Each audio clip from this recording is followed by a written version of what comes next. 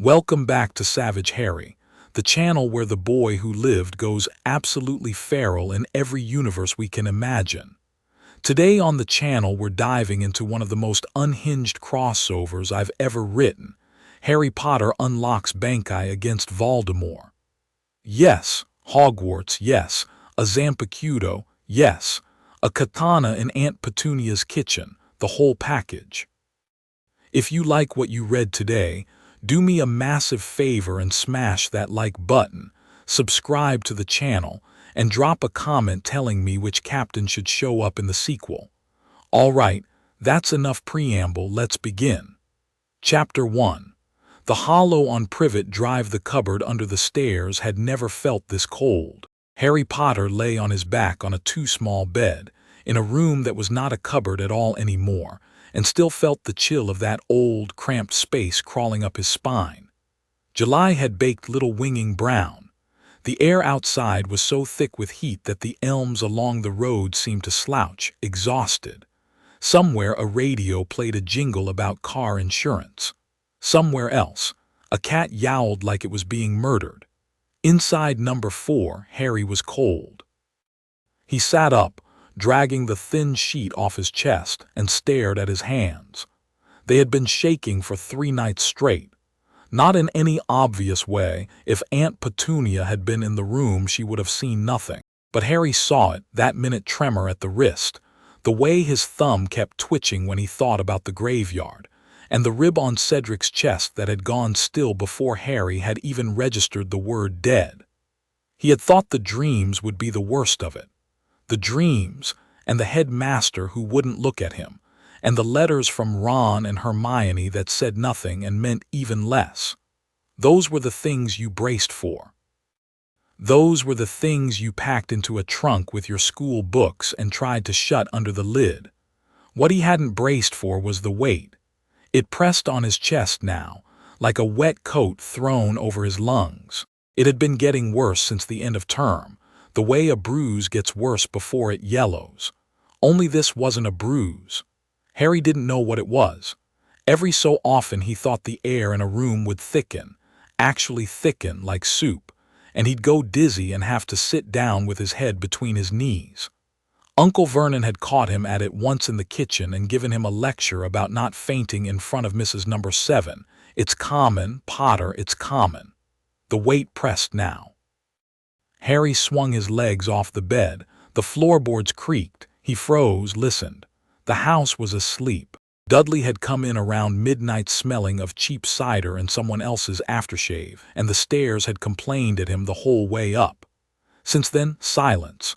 Only the pulse in Harry's own ears and the faint thrum of a streetlight outside his window and a click. Harry's head snapped up. He knew that sound. A window latch from downstairs, from the kitchen. For a second his mind went the easy way. Burglars. He'd have to wake Uncle Vernon.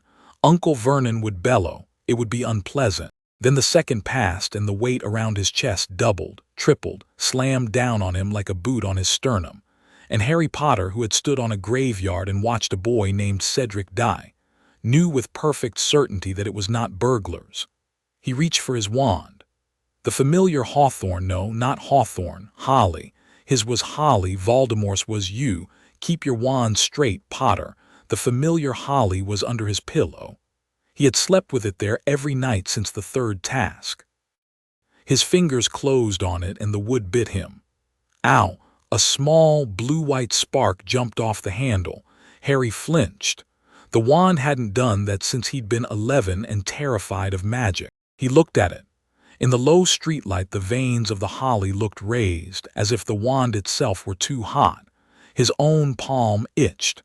He felt very faintly, the way he'd felt in the graveyard just before the priori incantatum, that strange, metallic taste in the back of the throat, that tingle at the base of the skull. Something downstairs was making the air buzz. Harry slid off the bed. He didn't bother with slippers.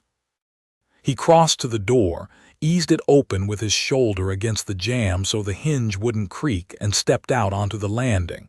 The house was still dark, but not dark enough. A faint green light was seeping up the stairs. Green. Harry's chest went tight. He thought stupidly of killing curses, because that was the color he associated now with every kind of ending, but this wasn't that green. This was swampier, sicker. It was the color of something rotten that had learned to glow. He went down the stairs one step at a time. The weight pressed harder. By the time he reached the bottom of the flight, his knees were trembling, and it was taking actual effort to breathe. It felt like being at the bottom of a swimming pool while someone held your head under. Only there was no water, only air, only the thing that was waiting for him in the kitchen, because there was a thing in the kitchen. Harry stood in the doorway. The kitchen of number 4 Privet Drive, Aunt Petunia's kitchen, with its scrubbed lino and its ceramic hen biscuit tin and the fridge magnets shaped like little Union Jack teapots, had rearranged itself around a hole in the air. It was not a hole. It was a shape. Harry's brain kept trying to make it flat, kept trying to make it a silhouette or a poster, because his brain didn't want to admit that something that size could fit between the cooker and the fridge. The thing had to be 8 feet tall. It was hunched because the ceiling wasn't. Its skin, if it was skin, was oil black and slick, the kind of black that holds light the wrong way. Its arms hung long, too long, and ended in fingers like the tines of rakes. And its face, Harry made a small sound. He couldn't help it. Its face was a mask, a bone mask, white with jagged bands of what looked like soot running along it, and it had too many teeth and not enough eyes, and the one eye it did have was yellow and old and awake. The swampy green light was coming from a crack down the center of the mask, and through the crack was a maw. The maw opened and a sound came out that was not sound. Harry felt it in his teeth, in his knees. The magnets on the fridge rattled. The hen biscuit tin fell off the counter and cracked in two on the floor. "Potter," said the thing. Not with its mouth, with the air. "Potter." Harry raised his wand. He couldn't remember what spell you cast at something that wasn't a person. His mouth was open. No words came. The thing lunged. It covered the kitchen in one step, a lurching glide more than a run, and Harry threw himself sideways on pure reflex. One of the long hands swept over his shoulder and slammed into the wall where he'd been. Plaster exploded. The little shelf of Crystal Rabbit's Aunt Petunia was so proud of went everywhere. Harry hit the floor on his elbow and rolled and hissed a curse whose name he did not remember learning, and blue sparks went up the hallway wall and the thing laughed. It laughed. It wasn't a laugh the way humans laugh. It was the sound of meat being dragged across a grill. "Potter," it said again. "So much, so much." Its yellow eye fixed on him. "Delicious." Harry scrambled up. His back hit the banister. He shouted the first spell his mouth could form, which was, ridiculously, Expelliarmus, and a jet of red light cracked out of his wand and struck the thing square in its bone chest. The spell splashed. It didn't deflect. It didn't fail. It splashed like a thrown glass of wine across the oily surface. Little droplets of red hung in the air where they'd hit, and then they, too, went out. "Oh," said Harry quietly.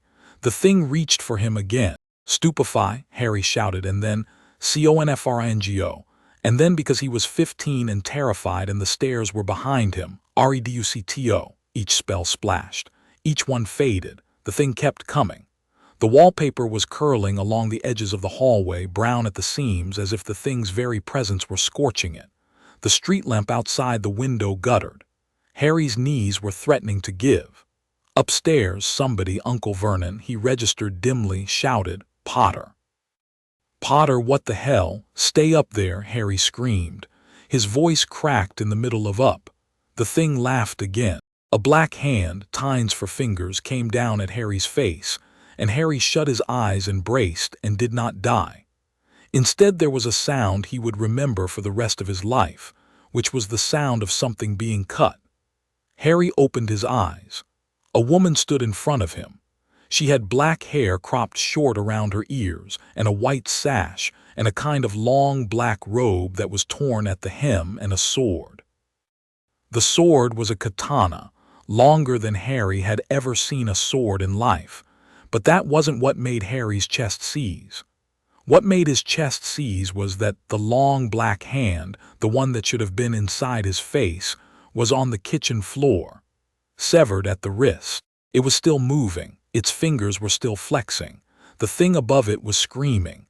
The woman with the sword did not turn around. "Boy," she said. Her accent was crisp and not English. Harry registered distantly the clip of Japanese vowels. "Get behind me." Harry got behind her. He couldn't have disobeyed her if he'd tried. There was something about the way her feet were planted on his aunt's lino. Something about the way her shoulders were squared. Harry had stood next to Sirius once when Sirius had thought Pettigrew was cornered, and this woman had the same quality. She expected the next move, all the next moves, and she had already answered them. "What?" Harry began. "Not now." The thing in the kitchen lunged again, off balance, one stump pouring green smoke. The woman pivoted almost lazily and her sword came down. It was a clean horizontal arc.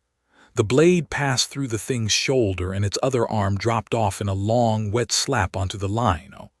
"Potter!" the mask screamed.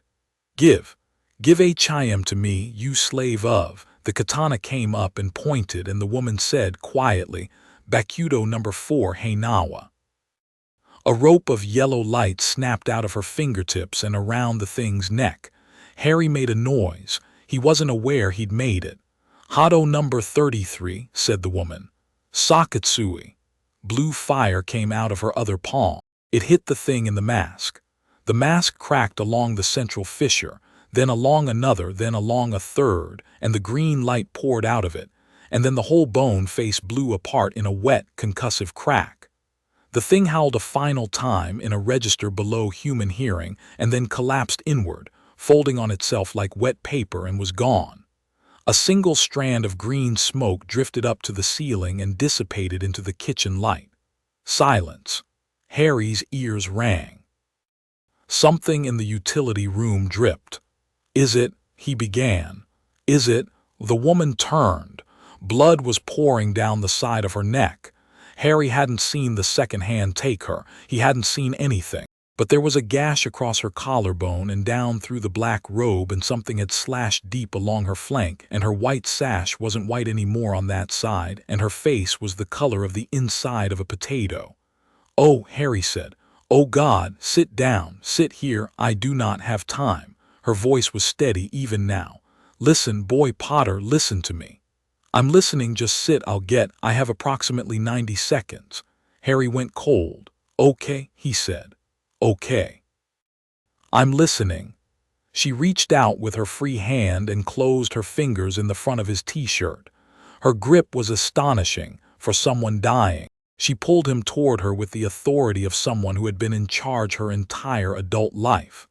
"My name," she said, "is I am Kurosaki, Lieutenant 10th Division. I was tracking that hollow. I didn't realize it was chasing you. I should have been faster." She coughed, and a little spray of blood fell on the lino, and Harry felt sick. "Boy, listen. I'm listening.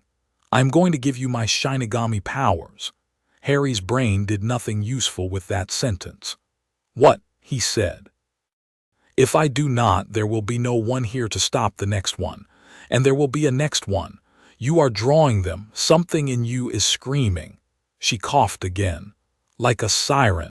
I have felt it since Nagoya. Do you understand? I don't. I will need you to stab me." "You will what?" "I will need you to stab me," she said patiently, "with my sword. Here." She pointed at her own sternum. "Through my saketsu and hakusui. It is the only fast way. I do not have a kaido strong enough left in me." "I am not stabbing you," Harry said. "Absolutely not." The lieutenant closed her eyes for half a second. When she opened them, the pupils were trembling. "Potter," she said. "There are at least 2 more of those coming. I can feel them. My badge went off 9 minutes ago. I am bleeding out on your kitchen floor. If you do not do as I ask, they will find you, they will find everyone in this building, and they will eat your souls, which," her mouth twitched into something that was almost a smile, "would take them a week with your uncle probably, but they are patient."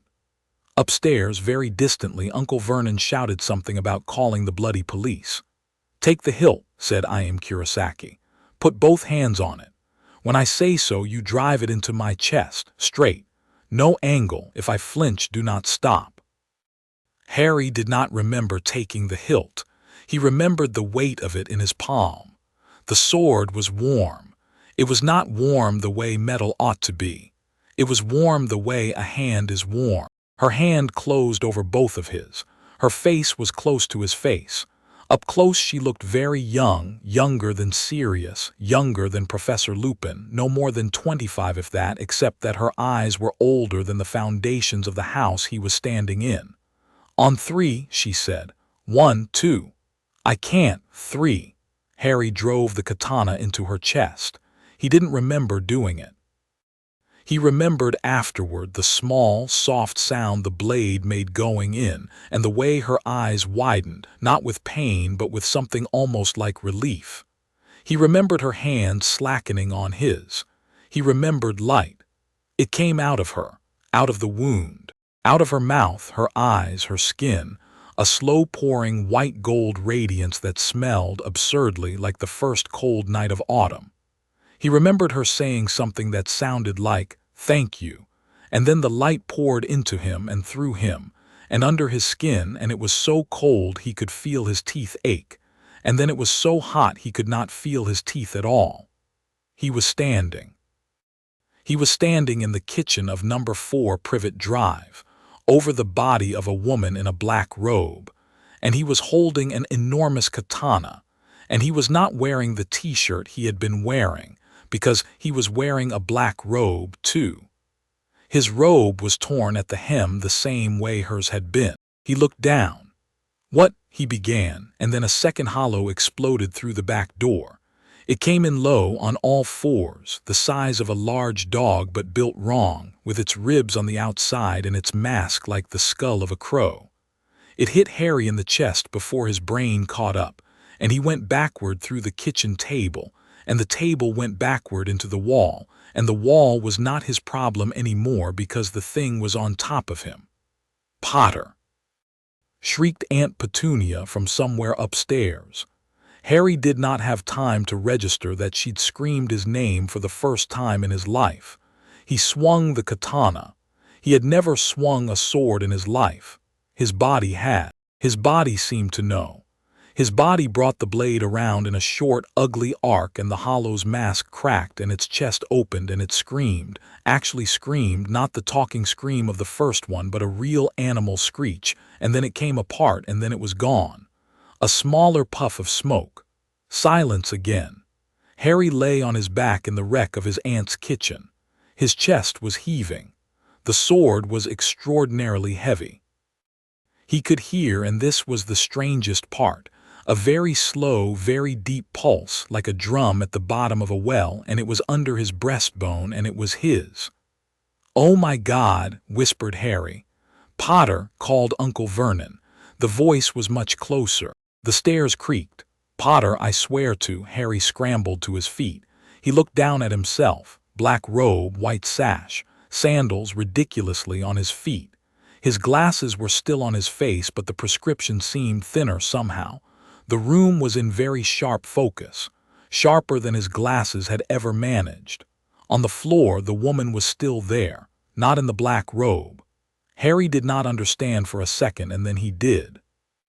She was still there, lying where she had fallen, but she wasn't in the black robe. She was in ordinary clothes now, a thin hooded jumper and jeans, and her hair was longer, and her face was older, and she was not bleeding. There was no katana in her chest. There were no wounds. There was only a small, peaceful woman, eyes closed, sleeping or dead, Harry couldn't tell. A separate shape, a pale, glowing outline was lifting itself off her, the black robe her, and it was fading as it rose, thinning and softening, and then it was dust, and then it was nothing. Harry stared at the empty air where I.M. Kurosaki had been, footsteps on the stairs, thunderous.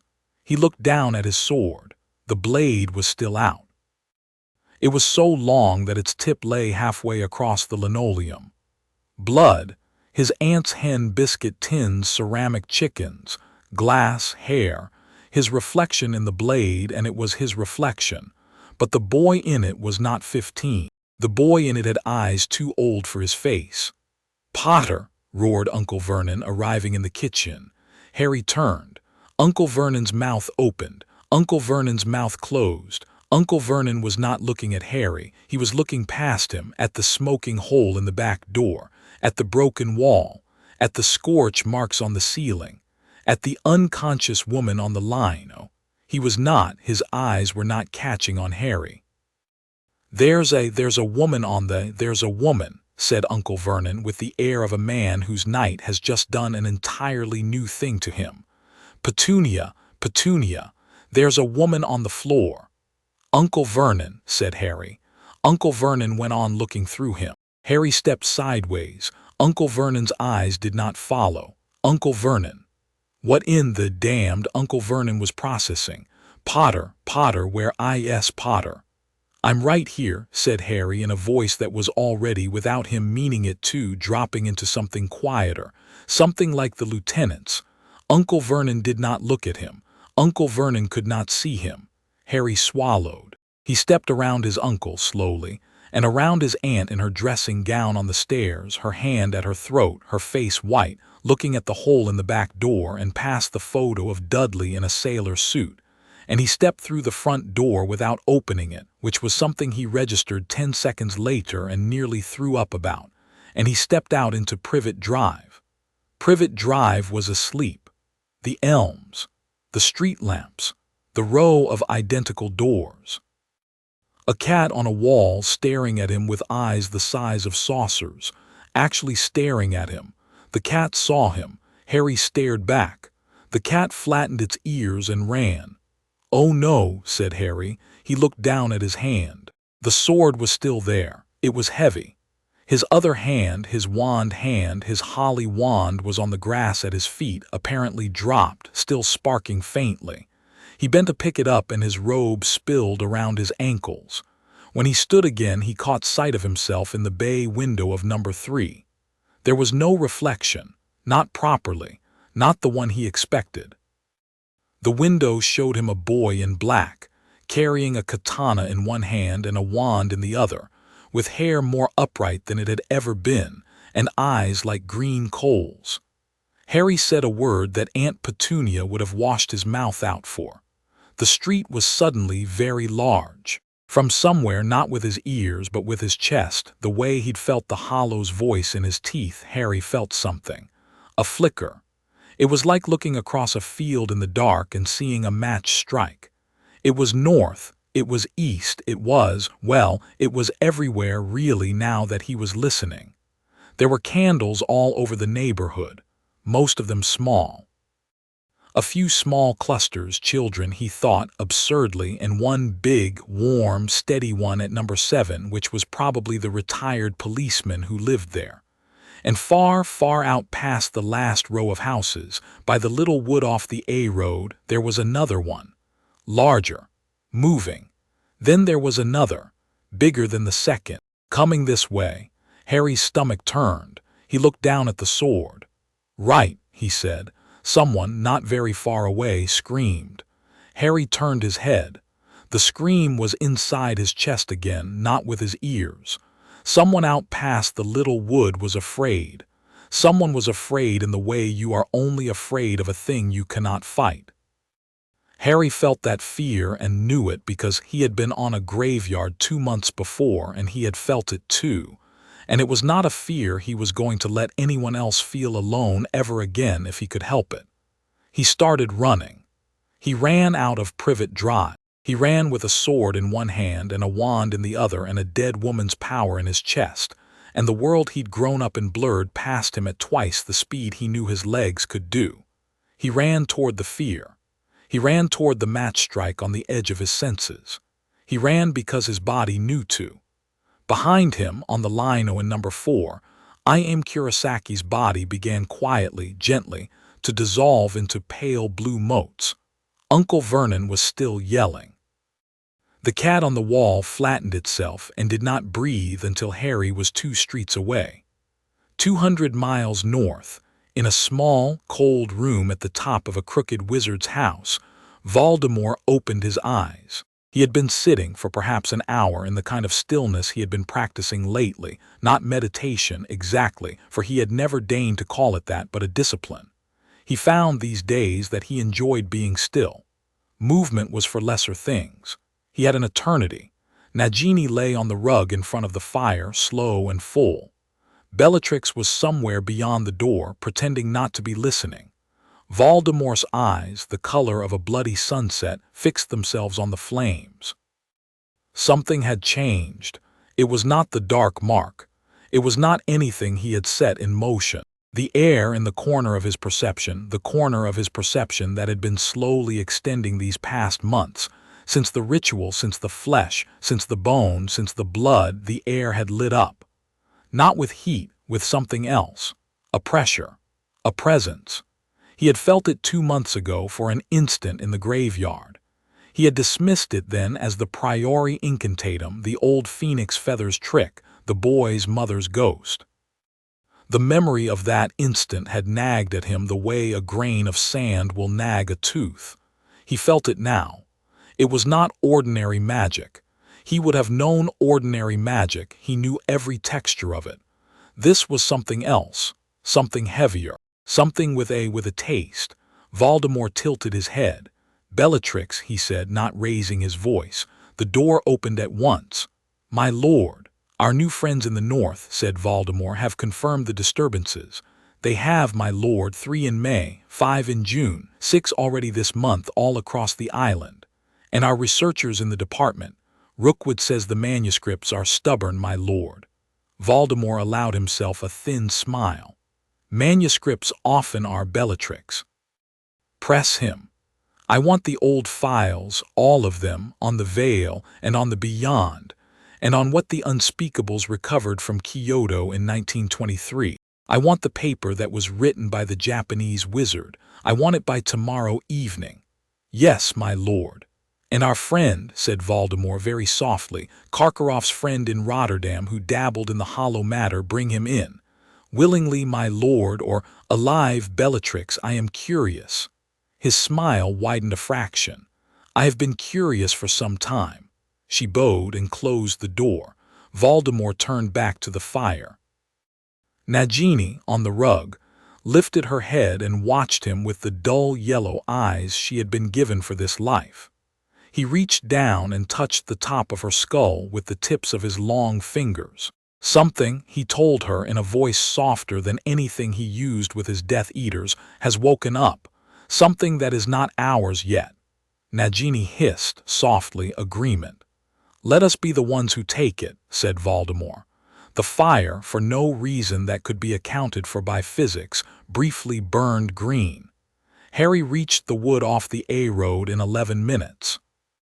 He knew this because a clock somewhere in Magnolia Crescent had chimed 2 as he left the drive. And another clock, a church tower at the far side of the green, was chiming the quarter as he plunged into the trees. 11 minutes to cover a distance he knew because he had walked it with Dudley 100 times in primary school was a 40-minute walk. He didn't have breath to be impressed. The match strike had brightened. It was close. It was frantic. It was human, he thought, or something close enough to human. There was someone out here. And something else was out here, too, and Harry's chest, which had never in his life been able to feel another person's fear, was full of it now, the way a cup fills from a tap. He slowed. He had watched enough of Aunt Petunia's police dramas to know you didn't charge a crime scene. He had watched enough Dudley on the playground to know when something stronger was feeding. He stepped between 2 elms. The leaves were very still. The weight in the air was back, that thick, pressing quality he had thought was in his own head all summer. It was not in his head. It was real.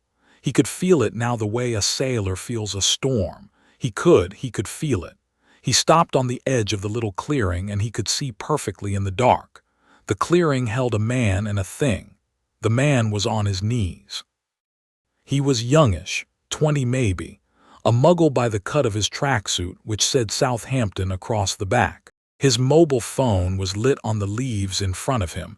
He must have been walking home. His eyes were open.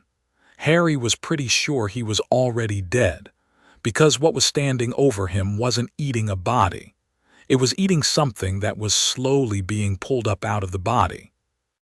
A thin, pale ribbon of light, thin as steam, and the thing, another hollow taller than the first, a thin one like a mantis with a mask shaped like an upside-down face, was drawing it up with its long, chitinous hand and pushing it into the green fissure in its mask. It turned its mask as Harry stepped into the clearing. "Boy," it said in the same throat-of-air voice. "You interrupt." Harry did not remember raising the katana.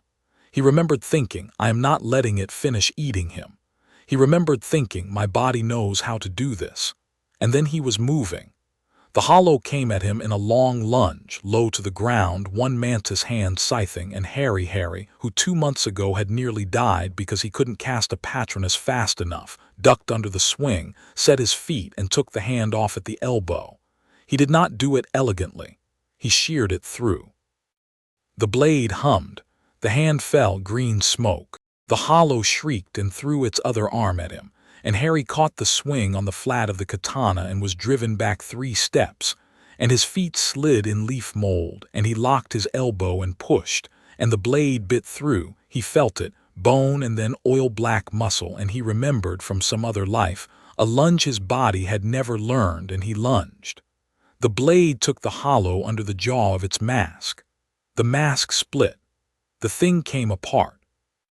A small blue light, clean, white blue, not green, lifted out of the man on the ground, wavered and rose. Harry watched it rise.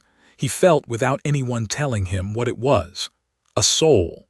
The light paused at his shoulder. It tilted. He had the sense, somehow, of a face turning toward him. He had the sense of gratitude and confusion and a kind of soft, sad release.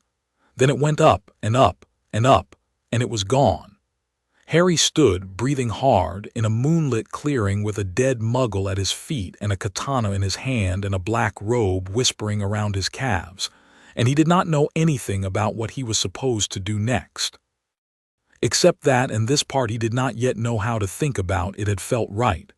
"Right," Harry said aloud, mostly to make sure he still had a voice. "Right, okay, okay." A twig snapped behind him. Harry spun. A man was standing between 2 of the elms. He was tall, taller than Uncle Vernon. He was also wearing a black robe, though his was neat and belted, and had some kind of flowing white thing over the shoulders, which Harry would later learn was a Hayori, marked with the number 13. His hair was long, black, gray at the temples, and tied in a tail behind his head. His sword was still sheathed at his hip. He had the hand of a man who had not had to draw a sword in a long time because everyone he met already knew not to make him. The man looked at Harry. He looked at the corpse on the ground. He looked at the scorch mark where the hollow had been. He looked at the sword in Harry's hand. He said, very quietly and not in English, a single word. "I am." Harry's heart broke a little for no reason he could name. The man closed his eyes for a long second. When he opened them again, he looked at Harry. "Boy," he said in careful, accented English. "What is your name?" Harry Potter." "Harry Potter," the man exhaled. "I am Captain Saraku Hibana of the 13th Division. I believe you have something of mine." Harry looked down at the katana. He began. His throat was thick. "She didn't have a choice. She said they'd keep coming. She said she said something in me was like a siren. I know what she said." The captain held up a hand, not angry, just done with the words. "She told me last week when she came through the Senkamen. She was right. You have a Ryatsu, young man, like a lighthouse. You have been calling hollows to this island for months. And Lieutenant Kurosaki, who was possibly the most stubborn officer I have ever had the honor of commanding, decided that the best solution was—" his mouth moved not quite into a smile, "to save you." "Sir," said Harry, "she's in my aunt's kitchen. I know." "Is she?" "I will retrieve her body shortly." The captain's eyes went to the sword. "And her weapon in time. You may not believe me, Mr. Potter, but a stolen soul power is not, in our law, an inconsiderable matter." "I didn't steal it," said Harry, and was surprised by the heat in his own voice. Captain Hibana considered him. "You did not." For a long moment the 2 of them stood in the clearing. A barn owl, somewhere behind the captain, made a low, annoyed noise. The muggle on the ground did not move. Harry could feel, very faintly now, the match strikes of other people out there, lit candles all across the south of England, and a bigger candle somewhere over the sea, and one enormous candle, like a furnace, far to the north of him on the top of a crooked roof. The captain followed his gaze as if he could feel it too. "Yes," said Captain Hibana. "That one we have been watching." "That's," Harry swallowed. "That's your Voldemort, yes." The captain's pronunciation was not quite right. "Voldemort, yes, we have a file on him." "You have a file?" "We have a file on everyone who makes hollows," said Captain Hibana, and suddenly the clearing was 5 degrees colder. Harry stared. "I am going to ask you," said the captain, "to come with me for now, not forever. Your world has people who will miss you. We are not in the habit of stealing children." He glanced down at the muggle. "Though the formalities have a great deal of paperwork after a night like tonight." "What about?" Harry gestured helplessly at the body. "What about him?" "My division will take care of him. The paperwork, as I said." The captain paused. "Will you come?" Harry looked down at his borrowed sword. It was still humming faintly against his palm, and it was not a hum he'd ever felt from his wand. His wand was humming too, now that he noticed, but in a different register. 2 songs, not one. 2 weapons, not one. 2 lives now, not one. "I have friends," Harry said. "I have my godfather. I have Dumbledore." "Yes, we know." The captain's face did an interesting thing at the word Dumbledore, a small, private motion that Harry filed away for later, and then went smooth again. "You will see them. I give you my word. But tonight, Mr. Potter, I would like to get you somewhere where nothing else tries to eat you before breakfast." Harry thought of the kitchen, of Uncle Vernon bellowing, of Aunt Petunia's hand at her throat, of the strange, settled, unbleeding body of I.M. Kurosaki on the line. Oh, he thought of the graveyard. He nodded. "All right," he said. Captain Hibana reached inside his robe and took out what looked, ridiculously, like a small wooden stake. He drove it into the air, into nothing, into empty air in front of him, and the air creaked open along a seam, and a thin, white, paper-like door slid aside in the middle of the clearing. Beyond the door Harry could see, impossibly, a corridor of white like the inside of a shoji lantern. "After you, Mr. Potter," said the captain. Harry hesitated. "One more question, sir," he said. "Yes." "Can," Harry looked down at himself, at the robe, at the katana. "Can Voldemort, can he do what you do? Can he feel this?" The captain was silent for a long second. "He is not supposed to be able to," he said finally. "Yes, but I do not think we will be that lucky." Harry nodded. He had rather thought that would be the answer. He stepped through the door. The corridor was warm and white and narrow, and it smelled, absurdly, of old paper and pine trees, and the walls of it were not walls. They were woven, he realized, out of strands of light, braided and rebraided, shifting as he passed, and each strand carried a sound he couldn't quite make out, like a choir heard from a long way off. Behind him the door swung shut on the English night. In front of him the corridor stretched away and then turned, somehow, around a corner that was not a corner but a direction his eyes refused to settle on.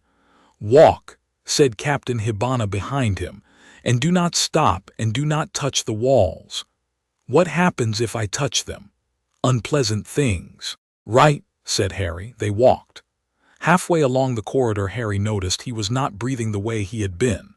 The panicked high breath of a boy who had just killed 2 things and watched a woman die had leveled out into something low and steady, without his permission, as if his lungs had been taken over by a competent adult. His shoulders had come down. His grip on the sword had eased. He kept catching himself being calm and then panicking belatedly about being calm. "This is her doing," he said aloud before he could stop himself. "Isn't it? She's her power," said the captain behind him, "is yours. You will not get her habits for free, but you have her body's memory for a time, her reflexes, her stillness." A pause. "It will fade as your own makes room for itself." "How long?" That depends upon you. They reached the turning that was not a turning. Harry felt the walls lean in and then straighten. When he came out the other side, the corridor widened, and abruptly there was an actual door, old wood with a brass bell, standing in the middle of the air. The captain reached past him and put a hand on the bell, which did not ring, but which chimed very faintly in Harry's chest. "A gatekeeper," the captain said by way of explanation, "will meet us on the other side. Do not speak unless I tell you to. Do not offer your sword. Do not bow more than once." "I wasn't. You may want to. You will find the impulses are not all yours at first." The door opened. It opened onto a city. Harry stood on a ridge of white stone looking down. The city went forever. Roofs upon roofs, curved and tiled, the blue of deep water in some places and the red of autumn leaves in others. A wall the color of bone ran in a great ring around the oldest part of the city and cut off a central keep. Not a keep, exactly, but a citadel of towers and black-tiled roofs, with avenues between them wide enough to drive carriages down. Beyond the wall, outside the ring, streets ran on like spokes, with markets and districts and lanes and bridges. The air was clean. There were no cars. Bells he didn't recognize were tolling somewhere in an order that felt like it meant something. Above the city, very far away, 2 moons hung in a sky that was not quite the right blue. "Mr. Potter," said Captain Hibana gently, "welcome to the Serete." Harry opened his mouth and closed it. There was nothing he could say that would not sound stupid. "Come," said the captain, "someone is waiting." Harry followed him down the ridge. He did not look back at the door. He had a feeling that if he did, and if he saw the old wooden thing standing alone in empty air, and if he remembered his aunt's lino and his uncle's shouting and his cupboard under the stairs, he might turn around and run. He might go back. He might try to give this whole thing to someone older and wiser and let them decide whether the world should have a boy who carried 2 weapons. But his hand was on the hilt, and the hilt was warm. And somewhere, under the weight of someone else's reflexes settling into his bones, Harry Potter, aged 15, a boy who had not been able to save Cedric Diggory, felt the small, stubborn, unfamiliar shape of a new resolution. He followed the captain down into the city. Behind him, far behind him, on a crooked roof 200 miles to the north, Voldemort tilted his head. Something just now had moved through a kind of space he had been learning to sense. Something had opened a door and gone somewhere he could not reach. Yet, "Interesting," whispered Voldemort. The fire in his grate went out all at once and did not relight. Chapter 1 end. Chapter 2. Soul Pressure. Sirius Black opened the front door of number 12, Grimmauld Place, at 4 in the morning, in a dressing gown that had belonged to his grandfather, and found his godson standing on the step with a sword. "Harry," he said in the tone of a man who has been planning since yesterday to say something completely different, you have a sword." "I know," said Harry. "Is that blood?" "Some of it." Sirius looked over Harry's shoulder. Behind Harry stood a tall, dark-haired man in a white heiori, holding a manila folder. The man inclined his head exactly once to Sirius Black. Remus Lupin, Harry noticed for the first time, was already behind Sirius in the hallway, wand drawn and half lowered, and his eyes had gone the particular steady shade they went when he was smelling something he didn't quite trust. "Mr. Black," said the stranger politely, "I have returned your godson to you at his request. I am Captain Hibana of the 13th Division, Godai 13. I believe you have standing correspondence with our office through Commander Dumbledore." "Dumbledore," said Sirius, looking at Harry. Lupin said at Sirius's shoulder very quietly, "Padfoot, let them in." "Lupin, let them in." Sirius let them in. The drawing room of number 12 was cold, because number 12 was always cold, and dusty, because Creature had not been told off for the dust in weeks, and smelled of old velvet and the small cooking fire Mrs. Weasley had got going before she had gone to bed 2 hours ago. Harry, still in the black robe, sat on the edge of the horsehair sofa and felt his own house-elf-shaped godfather staring at him from beside the fireplace. The captain laid his folder on the coffee table. "A condensed briefing," he said. "Captain," said Lupin finally, "if I may, please." Lupin sat down very carefully beside Harry. "Harry," he said, "look at me." He lifted Harry's chin with 2 fingers in a way that would have been gentle on a first year and was, on Harry, just steady. His eyes, pale and yellow around the edge of the iris, searched Harry's face. "Are you hurt? Number, are you? I think so, yeah."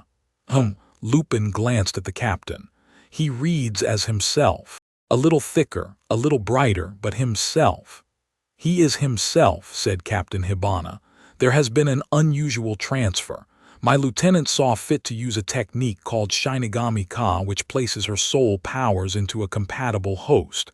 She did so at the cost of her life. Your godson had little choice in the matter." Sirius had gone very still. "Your lieutenant," he said, "handed my godson a sword." "She handed your godson," said the captain mildly, "the only thing between him and 2 hollows that had come to his aunt's kitchen to devour him. Mr. Black, I understand you are angry. I would be angry. I am angry. Iam was a good officer, and I will carry the telegram about her, as I have carried others, and I promise you—" The captain's voice did not rise, but there was a slate-colored note to it now, "that I will be angry longer and more thoroughly than you will. But tonight is not for that." Sirius looked at him. The 2 men sized each other up over the coffee table. Harry, on the sofa, had the small, tired impression of a dog and a heron meeting in a pond.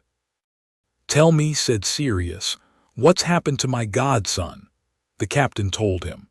Outside, a milk float rattled along Grimmauld Place and a cat, or a grim, yowled somewhere toward the square.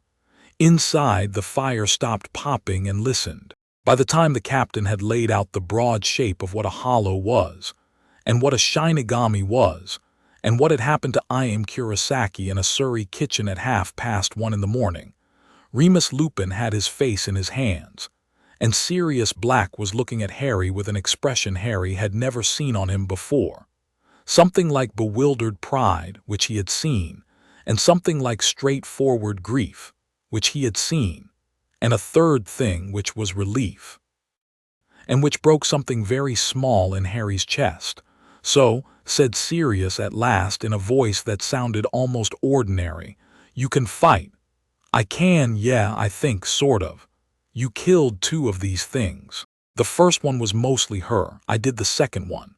"You did the second one," Sirius repeated. His voice had nothing in it that Harry could identify. Harry, listen to me." He sat down on Harry's other side so that Harry was suddenly very small between a werewolf and a convict, which felt oddly safe. "I am very proud of you, and I am very glad you are alive. And when we have had this conversation properly after breakfast, I am going to yell at you for about 40 minutes about walking into a woods by yourself." All right," Harry said, and his throat was thick. "All right." Sirius did not quite hug him. He put a hand on the back of Harry's neck and squeezed once. "Now, Captain, I will leave the file," said Captain Hibana, rising. "You will have questions. I suggest you speak to Commander Dumbledore. Mr. Potter will need training. That is not negotiable. I would prefer to give it to him in the Serete. I understand from his face that he does not want to leave these islands at this time." "You understand correctly, sir," Harry said before he could stop himself. "Yes." A faint, not unkind smile. "Then we will come to you. A training officer will arrive within the week. He will be, I think the word you use is abrasive. I apologize in advance." "Wonderful," said Sirius to the ceiling. The captain bowed. "Once, precisely. Mr. Potter," he said in parting, "you will think tomorrow that this was a dream. It was not. When the voice in your chest calls to you, listen, don't fight it. It is the only teacher I can leave you with between now and our next visit." "Yes, sir." And Mr. Black, Mr. Lupin, I believe the crooked house in the north is watching this house. Sirius's head came up. We know. Then you will understand when I say, do not be surprised if the things that watch your godson are now not only wizards. The captain considered the room. Good night. He slipped out the front door and was gone. Sirius closed the door behind him and set his forehead against it. Well, he said. Well, that wasn't on the schedule. Padfoot, said Lupin. Don't start, Mooney. I am doing my level best not to start. Sirius, said Harry. Sirius turned. Come here, Sirius said. Harry went to him. Sirius folded him into a proper hug, the kind Harry had only ever had about 4 of, and hung on for a second longer than either of them was comfortable with.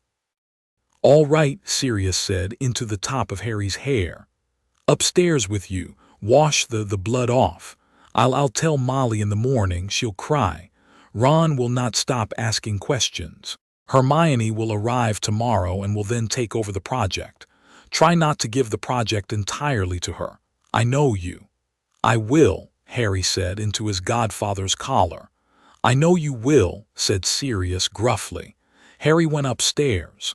The room at the top of the second flight had Ron in one bed and an empty bed waiting. The empty bed had been made. Ginny, Harry registered, or Mrs. Weasley had tucked the corners. He laid the katana across the bed like someone depositing a rifle at the end of a long day. He hung the black robe on the chair. He stood in I.M. Kurasaki's white sash in the middle of a room that was not his for a long moment and thought, I'm going to take it off, and then I'm going to put it somewhere safe, and then I'm going to go to sleep, and tomorrow none of this will be gone. He took the sash off. He laid it across the robe. He slept. In his sleep he walked. He walked a long, long time. He was walking in the dream that was not a dream, along a wooden platform built over water.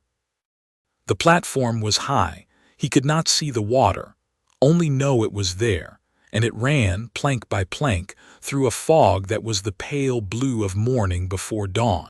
Lanterns hung off the uprights every 50 paces, and in each lantern there was a small, steady flame. Somewhere in front of him a bell was ringing slowly and regularly, the way you ring a bell to help a lost traveler find a door. Harry walked toward the bell. The platform widened. It ended in a clearing, a flat place, not a clearing because there were no trees, and at the far side stood a torii gate, red, tall, familiar from a picture in Hermione's travel book. And under the torii was a pool, and standing in the pool up to the hocks was a stag. Harry's breath went away. The stag was enormous. Its shoulder came higher than Harry's head. It was the color of bleached bone in places, and the color of early snow in others, and its antlers rose and rose and rose until they almost brushed the top bar of the torii. The antlers were not antlers quite, they were growing. Along the tines, as Harry watched, small forks of lightning crawled and snapped and grew back in. The stag turned its head and looked at him with eyes like green coals. "Oh," Harry said. The stag did not speak. It did not have to. Harry felt very strongly, the way you feel a conversation you are already in the middle of, that the stag had been waiting for him for some time. A long time. He felt a thread running from his own chest across the water and into the stag's, and he understood without anyone explaining it, that the thread was the only thing under his collarbone that was truly, entirely his. He stepped down into the pool. The water was warm. It did not wet him. He began and didn't finish. The stag tossed its head. A single fork of blue lightning curled off the tip of the tallest antler and grounded itself silently in the pool between them. "You're mine," Harry said slowly. The stag blinked. "And I'm yours." A second branch of lightning ran around the rim of the pool. "What do I?" Harry said. "What? Sorry, this is going to sound incredibly stupid. What do I call you?" The stag put down its head. It pressed its forehead very gently against Harry's forehead. A word dropped into Harry the way a stone drops into still water and rippled out. He knew the word the way he knew the color green. He could not have said it out loud yet. Something about his mouth was not ready, but he knew it, and the stag knew he knew it, and the stag's eyes softened. The bell rang one last time. "We'll fight together?" Harry asked. The stag let out a long, warm breath that smelled like summer grass and ozone. Harry took that for yes. He opened his eyes. It was 7 in the morning, and Mrs. Weasley was crying in the kitchen, and Ron was sitting on the edge of Harry's bed with a look that suggested he had been there, watching Harry breathe for the better part of an hour. "Blimey, mate," said Ron. Harry looked at him. "Your eyes," said Ron. "There they go, gold at the corner when the light catches, like cat's eyes. I thought I was imagining it." "Oh," said Harry. "Also there's a thing on the chair. Also there's a sword." "Yeah." "Mum's been crying in the kitchen for 10 minutes. Dad's upstairs with the captain's folder. Hermione's," Ron looked at his watch, "due in 40 minutes. Sirius said let you sleep." I couldn't let you sleep, mate, sorry. Are you all right?" Harry considered. He considered a lot of things in the space of 3 heartbeats, and at the end of them he said, "I'm not all right. Fair. I feel weird." "Yeah, mate, you look weird. Thanks." "You're welcome." Ron tried a grin. It came out wobbly. Also, before you ask. Yes, I am absolutely going to be the bloke who hangs out with the only wizard in Britain who's also a Japanese death god, apparently. I want that on record, before Hermione gets here and rules it out on technicalities. Harry laughed. The laugh surprised him. It came up his throat from some cleaner place than he'd thought he had left. Ron sighed with visible relief, as if he had been worried that Harry's laugh had also been something I.M. Kurosaki had taken on her way out. And then, after a second, he laughed too, and the two of them sat on the bed for a minute laughing the way boys laugh when they know they ought to be crying. Downstairs, the doorbell rang. Hermione Granger, it turned out, was 37 minutes early. "She apparated," Ron whispered. "She can't." "She can now." "Oh, wonderful," said Harry, and went downstairs to meet her, carrying, to his own mild horror, a sword. Hermione, once she had stopped crying, did what Hermione did, which was make a list. The list was written in a narrow notebook she had bought, she said, guiltily, from a Muggle stationer's the week before, because she had the feeling she might need somewhere to put things. By 10 in the morning the list had items on it like Shinigami, what, how, origin, hierarchy, and Hollow's definition, variation, spectrum. And Harry, Reiatsu control, does he drop? How do you drop? Why does Hermione suddenly feel a weird buzzing whenever she sits next to him? Is that her or him? "It's you," said Harry at the last one. "It's new for me, too. I keep feeling everyone. He paused, looking at her. "You're a very steady one, like a hearthfire." Hermione went faintly pink. "Ron," said Ron, who was lying on his back on the carpet with his feet on an ottoman. Harry looked at him. "You're a bonfire of branches, everything's clear at the edges." "I'll take it," said Ron. "Sirius. Sirius is a big, crackling, complicated one, like a bonfire made of books." "Sirius," said Sirius from the doorway, "is delighted by this characterization. Sirius would also like to know if any of you have seen breakfast." "Professor Lupin took it," said Hermione primly. "He said if we saw breakfast we were to tell it that it was on the dining table and would go cold if it did not materialize. Sirius, Harry wants to go up to the attic and try to, sense things." "Sense things," repeated Sirius, who was in the process of sliding into a chair. "What sort of things?" "The way the captain told him to, the voice in his chest." Sirius closed his eyes. "Harry." "Yeah, humor me. Eat breakfast first." "Yeah, all right," said Harry, and discovered to his surprise that he was, in fact, starving. He went up to the attic after breakfast. The attic of number 12 was long and low and smelled of mouse droppings and old lamp oil, and the ward pattern laid over it by Dumbledore and Moody was, Harry could feel now, a complicated one, a kind of crisscross of warm, steady light, buried in the floor and the rafters, flowering once a minute like a flower opening slowly. He sat down in the middle of the floor. He crossed his legs. He put his katana across his knees. He put his holly wand on the floor next to him, parallel to the blade. He closed his eyes. The voice in his chest was not, strictly speaking, a voice. It was the thread. It was the thread that ran across the pool to the stag, and when Harry listened for it, he felt it tug, and he went, wherever he went when he went. He went slowly this time. The platform, the lanterns, the torii, the stag in the pool, the stag was waiting. "I've got a few questions," Harry said. The stag lowered its head. "First one," said Harry. "What are you?" The stag considered him. The stag's answer was not words, it was an impression. The impression of a long, old, gentle thing. Older than Harry was, older than Sirius was, older than Harry had the feeling. The oldest tree in the oldest forest Harry had ever been in. A thing that had been waiting. A thing that had been called into being a long time ago by something that had loved someone else very, very much. "My dad," Harry said with a strange, flat certainty. "You have something to do with my dad." The stag bent one knee. Harry understood with a second's delay that it had bowed. He sat down hard on the platform behind him. "Oh," he said. "Oh, oh." He put his face in his hands. The stag nosed the top of his head, very gently, the way you nose a foal. "All right," Harry said after a long moment. All right, I'm listening." Second question.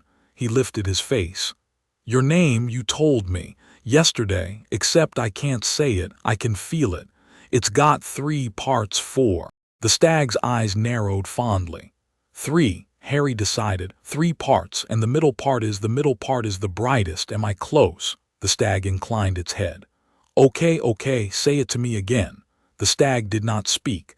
But Harry felt the word, the real name, not a secret but a trust, lay itself on the inside of his sternum. He felt his tongue for a second know how to say it.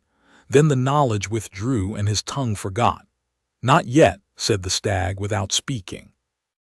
"Not yet," said Harry out loud. "Right." He opened his eyes. The attic of number 12 was colder than when he had closed them. The ward pattern in the floor was humming gently as if responding. Somewhere below, Creature was muttering to himself in the scullery, and a single black, oily spot had appeared on the far wall near the rafters, the size of a hen's egg, and was very slowly growing. Harry stood up. He felt his legs go light and steady at the same time. His hand found the hilt of the katana of its own accord. His wand came up off the floor. "Sirius," Harry called calmly. Sirius, Remus, Hermione, Ron, everybody up to the attic now. He felt the ward stretch. Then he felt something oily put a finger through. The ward sighed. A crack opened in the air. Out came a hollow. This one was small, the size of a large cat, but it was fast, and there were 3 of them coming through, one after another like beads on a string, and their masks were simpler than the ones from Privet Drive crack plate things, as if a smaller, weaker hollow had been the first to find the chink in Grimald's wards. They dropped from the rafters and the floorboards shook. On the stairs Harry heard Sirius, already halfway up, snarl, "Moody, Mooney, U.P. Up." The first hollow came at Harry. Harry moved. He had not yet practiced, really, with his body. He had only the borrowed reflexes of a dead lieutenant and the deep, green, patient rhythm of the stag in the pool. It was enough. He stepped into the lunge and not away from it. He brought the katana up in a short, flat sweep that took the hollow across the mask and out the jaw. It shrieked and went a smoke on the rafters. The second one came sideways along a beam. Harry pointed his wand at it without thinking and said, it was the first word that came, "Protego." A shield of blue light flowered across the hollow's path. Only it was not the blue light he had cast 1,000 times in defense against the dark arts. It was a thicker, slower, silver blue, and the hollow hit it and slid off it and left a scorch on its outer face. And Harry saw, with the corner of his eye, a thin trail of glowing dust following his blade as he swung. "Ryatsu," he whispered. "Ryatsu in the spell. Hermione, don't let me forget." The hollow twisted in the air and came back. Harry took it under the ribs. The third one was not a hollow, not quite. It was a hollow wearing something else.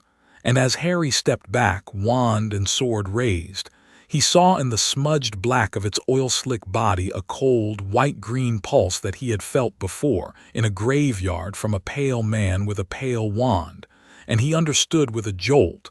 It had been sent. "It's been sent," he shouted. Someone's been using one of them." He shouted it the same moment Sirius Black came up through the attic hatch at a full run, a wand in each hand, his own and a backup, and took the hollow that had been sent through the skull with a curse Harry had never heard before. The hollow screamed. It turned toward Sirius, and whatever was steering it got a good look at him. Harry felt in his own chest, the thing behind it pause, and then Lupin was there on his right with a banishing hex, and Moody, unbelievably already up and moving, was on his left with something that was not, by any stretch of the imagination, a ministry-approved spell, and the attic was full of silver. "Together!" Harry shouted. Sirius, Lupin, Moody hit it at once. Harry took the head off with the borrowed sword. The room, abruptly, was quiet. The warding pattern in the floor flared, briefly, angry. Then it settled. Then, after a moment, it began slowly to reweave itself over the hole in the rafter. Sirius turned to Harry. "Harry," he said, "I know. You're very quick, I know." "Also," said Sirius, "I told you we would not do this until after breakfast." "I had breakfast," said Harry. "Don't be clever." "Sorry." Moody was looking at the last scorch on the floor.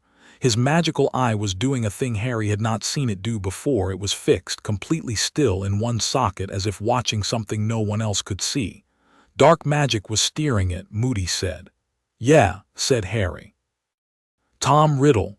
"I'd bet my wand," said Harry. "I felt him, just for a second, I felt him look." Sirius and Lupin exchanged a look Harry did not quite catch. "Constant vigilance, you useless lot," Moody growled at the empty air and stumped off to find a bottle of something restorative in Sirius's bottom cabinet. Hermione appeared in the hatch. Her hair was enormous. Her eyes were enormous. "I'll get a book," she said. "You'll get many books," corrected Sirius with a weary affection. "Yes," said Hermione and disappeared. Far to the north, at the crooked house, Lucius Malfoy was reporting. It was not the report Voldemort had sent him for. It was not even the report any of them had thought Lucius would be the one to give. But Rookwood was, Lucius had said carefully, in the department all day, and Bellatrix was interrogating a very slow Dutchman who had not yet learned to scream in English, and someone, my lord, had to bring the news. "I am listening," said Voldemort. "The creature you sent through the gap at Black's house, my lord." "The Cusagitch," said Voldemort, who had learned a new word today. "Yes, my lord." A pause. "It was destroyed." "I felt," said Voldemort, "it being destroyed." "Ah." "By the boy." "Yes, my lord." "With a sword." "Yes, my lord." "And by 3 adults, my lord, but the boy struck the killing blow." Voldemort had been sitting by the window. There was no window open. There was no wind. Nevertheless, the curtains moved. "So," said Voldemort, and his voice to Lucius Malfoy was the quietest it had been all week, which was not a thing Lucius particularly wanted. "Let us see." He rose. Nagini on the rug lifted her head. "Rookwood by 7, said Voldemort. "The Dutchman by 9. Send my apologies to Bellatrix if she has not yet finished her session. I shall need her for another matter before supper." Lucius bowed very low. "And Lucius?" "Yes, my lord." "Tell your son," said Voldemort almost fondly, "to watch his classmate this term with a little more care. I should like to know which books he reads." "Yes, my lord." "And Lucius?" "My lord, do you know what a Zampicudo is?" "No, my lord." "Neither," said Voldemort, "did I 2 weeks ago." He smiled a thin, almost pleased smile. "That is what I love about this world, Lucius. It has so many things in it I have not yet consumed." The fire in the grate, for no reason, dimmed. Dumbledore came in the late afternoon. He did not come through the front door. Harry had been sitting in the drawing room with Hermione's notebook open on his knee, and the katana balanced across a cushion when the air by the bookshelf, politely, pleaded. A door of light opened, let out a very tall, very old wizard in plum robes, and shut behind him as if embarrassed to have been noticed. "Good afternoon, Harry."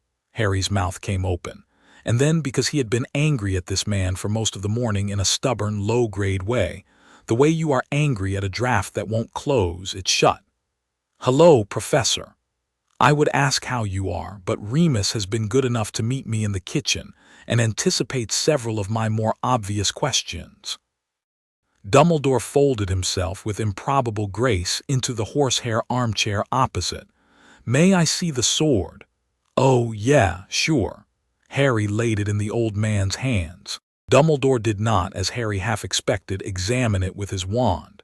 He did not light it or prod it or weigh it. He sat with the katana across his palms and closed his eyes for a moment and then opened them, and Harry was surprised to see in those blue eyes the beginnings of tears. "She was a very fine officer," Dumbledore said softly. "I had the honor of meeting her twice, once in 1979, once at midsummer this year."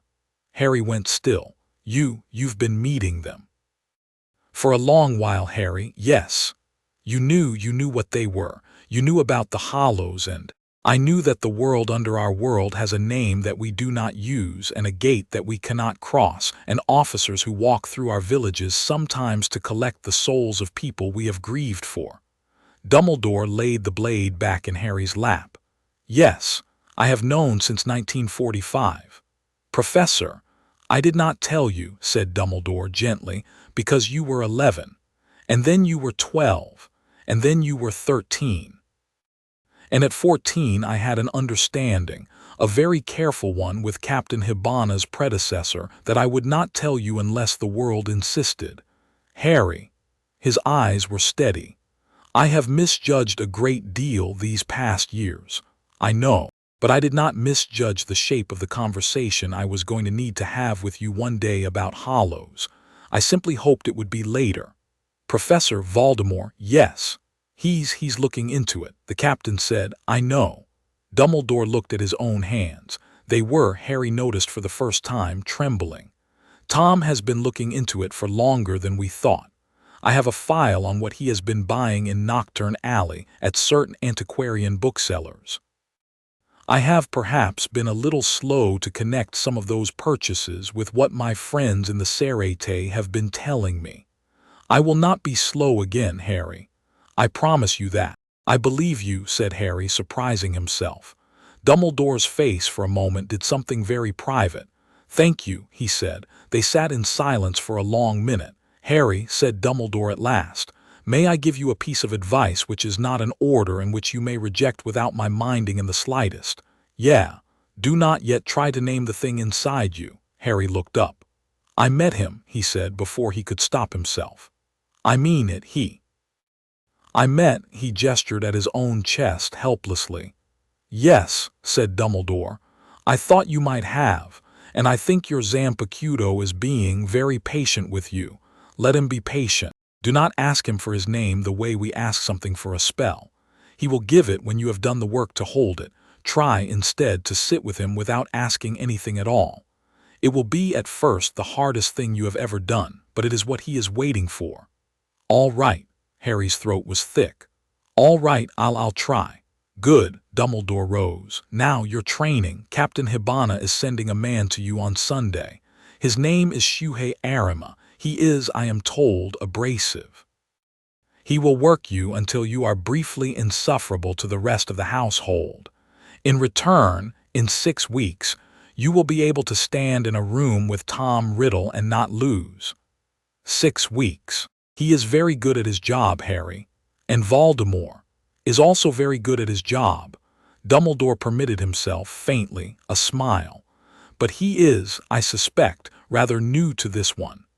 Shuhei Arima arrived on Sunday at 6 in the morning and broke Harry's nose inside 45 seconds. He was a small, wiry man with a scar down his left cheek and an expression of profound, settled irritation, as if the universe had handed him, many years ago, a slightly worse universe than the one he had ordered. He wore the black robe and a sash that had nothing on it, and a sword that was so long it trailed behind him like an insult.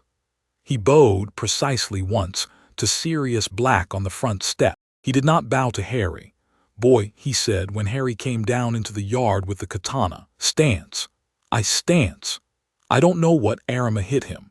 Harry woke up 7 seconds later on his back in the grass with blood running down his chin and an expression on his godfather's face that was, from the angle Harry was seeing it at, upside down and extremely unhappy. "Up," said Arima. Harry got up. "Stance," said Arima. "I don't know." Arima hit him. The third time Harry got up. He did not wait for Arima's instruction. He raised the katana, set his feet the way the borrowed memory under his skin said to set them. Right foot back, left foot forward, blade angled slightly, and Arima stood with his head cocked, examining him like an art dealer examining a copy. Said Arima. "Lieutenant Kurosaki taught this. It is her 5th kata. The 5th is for cavalry. You are not cavalry. You are 15 and short, and have the upper body of a child who has been fed by 2 starvation households in a row. We are not using her stance, we are using mine. Which is, watch." Arima adjusted his own feet half an inch. It was, to Harry's eye, a negligible motion. It made Harry realized with slow horror an enormous difference. Arima's whole center of gravity changed, and with it the way his shoulders sat and the way his wrist hung and the way his sword's tip seemed to almost disappear into a plane Harry couldn't see. "Copy," Harry copied. "Wrong," Arima hit him. "Boy," called Sirius from the step, "you might want to eat in the course of this week if—" "Black-san," said Arima, not turning, "your godson will eat. The boy has a ryatsu that will, if he does not learn not to leak it, cook him at his own pace. He will eat a very great deal, in fact, in the next 4 weeks. And he will also, every morning, get back up. Yes." He turned to Harry. "Yes," said Harry. "Good." A tiny, not quite smile. "Stance." Harry said his stance. Arima did not hit him. "Ah," said Arima. "There." Harry, astonished, held the form for 15 seconds and then collapsed onto his own knees. "Breathing," said Arima. "Tomorrow, 10,000 words on how you breathe. Until then, you will not raise the blade above waist height. You will not swing. You will stand and you will stop leaking. If I catch you casting wizardry out of that holly stick before I tell you to, I will put the stick in the river. Do we understand each other, Potter-san?" "Yes, Arima-sensei," said Harry, and did not know where the honorific had come from. Arima, for the first time that morning, looked, briefly, pleased. "Good," he said. "Tea, please, Black-san. My student is about to faint." By Tuesday, Harry could breathe. By Thursday, he could stand for 40 minutes without leaking, which Arima had discovered, the previous Friday, by the ingenious method of setting 3 candles around Harry at the edges of a triangle, and noting that 2 of them went out and the 3rd guttered every time Harry relaxed. "A lieutenant," said Arima on Thursday evening, "will kill you from a mile away on a leak. A captain," he pursed his mouth, "will kill you from the opposite island." "Is Riddle a captain?" Arima considered the candles. "He is learning to be. How long do I have?" "You have until he learns."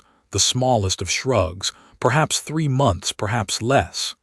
Harry went to bed at 10. He slept like a stone. And in the pool at the foot of the torii every night the stag waited. Harry, obedient for once, did not ask for a name. He sat with the stag in the warm water in the blue morning light under the gate, and for the first time in a long summer, his own heart slowed in his chest to the rhythm of a thing that was not afraid. Far to the north, Rookwood laid a single, cracked, leather-bound book on the table in front of Voldemort and took 3 careful steps back. "The report from Kyoto, my lord. 1923. Full text. Translated into English by the author who, unfortunately, passed away in 1931. Voldemort opened the book. He read for 20 minutes in perfect silence. His long, white fingers turned each page with the care of a man who had once in childhood been taught to respect books because no one else would respect him. At the end of the 20 minutes he looked up. "Rookwood." "Yes, my lord." "A Horcrux," said Voldemort slowly, as if tasting the word on his tongue for the first time, is a container for a fragment of a soul. Yes, my lord. A hollow, said Voldemort, is a soul that has consumed itself. So the book says, my lord. Then, said Voldemort softly, one might theoretically fuse them. Rookwood said nothing. It was the sort of silence a man uses to imply that he had thought of this, but that he had waited for his master to say it first, because Rookwood had been a civil servant for 20 years before he had been a Death Eater. Voldemort closed the book. Bring Nagini, he said. Nagini came. She looped the room twice and lay at his feet. He bent down and laid his palm very gently on top of her skull. The great snake, who had served him for a long time, and who carried a particular, delicate fragment of him in her old, slow blood, looked up at him with the dull yellow eyes he had given her. Soon, my love, said Voldemort in Parseltongue, soon you will be more than you have ever been. Nagini hissed contentedly and closed her eyes. Voldemort looked up. Rookwood, he said, find me a dying hollow, a small one, alive, bring it to me tonight. My lord, said Rookwood, bowing low, at once. The curtains in a room without wind moved.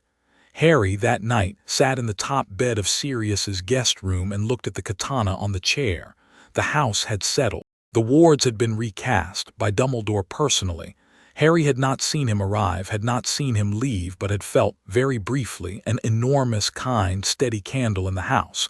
A candle with a strange, patient cast to its light, and had understood that Dumbledore knew more about all of this than Dumbledore was saying. The meeting had run long.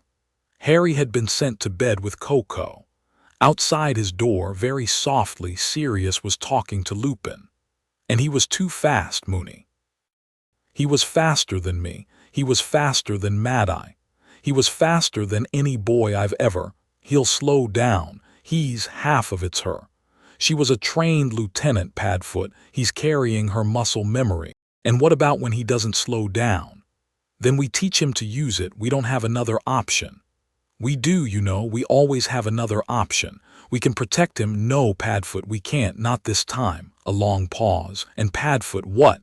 He felt Voldemort through the thing. That's not one way. Silence. Harry heard Sirius swear softly. Harry got out of bed. He picked up the katana. He carried it across the room.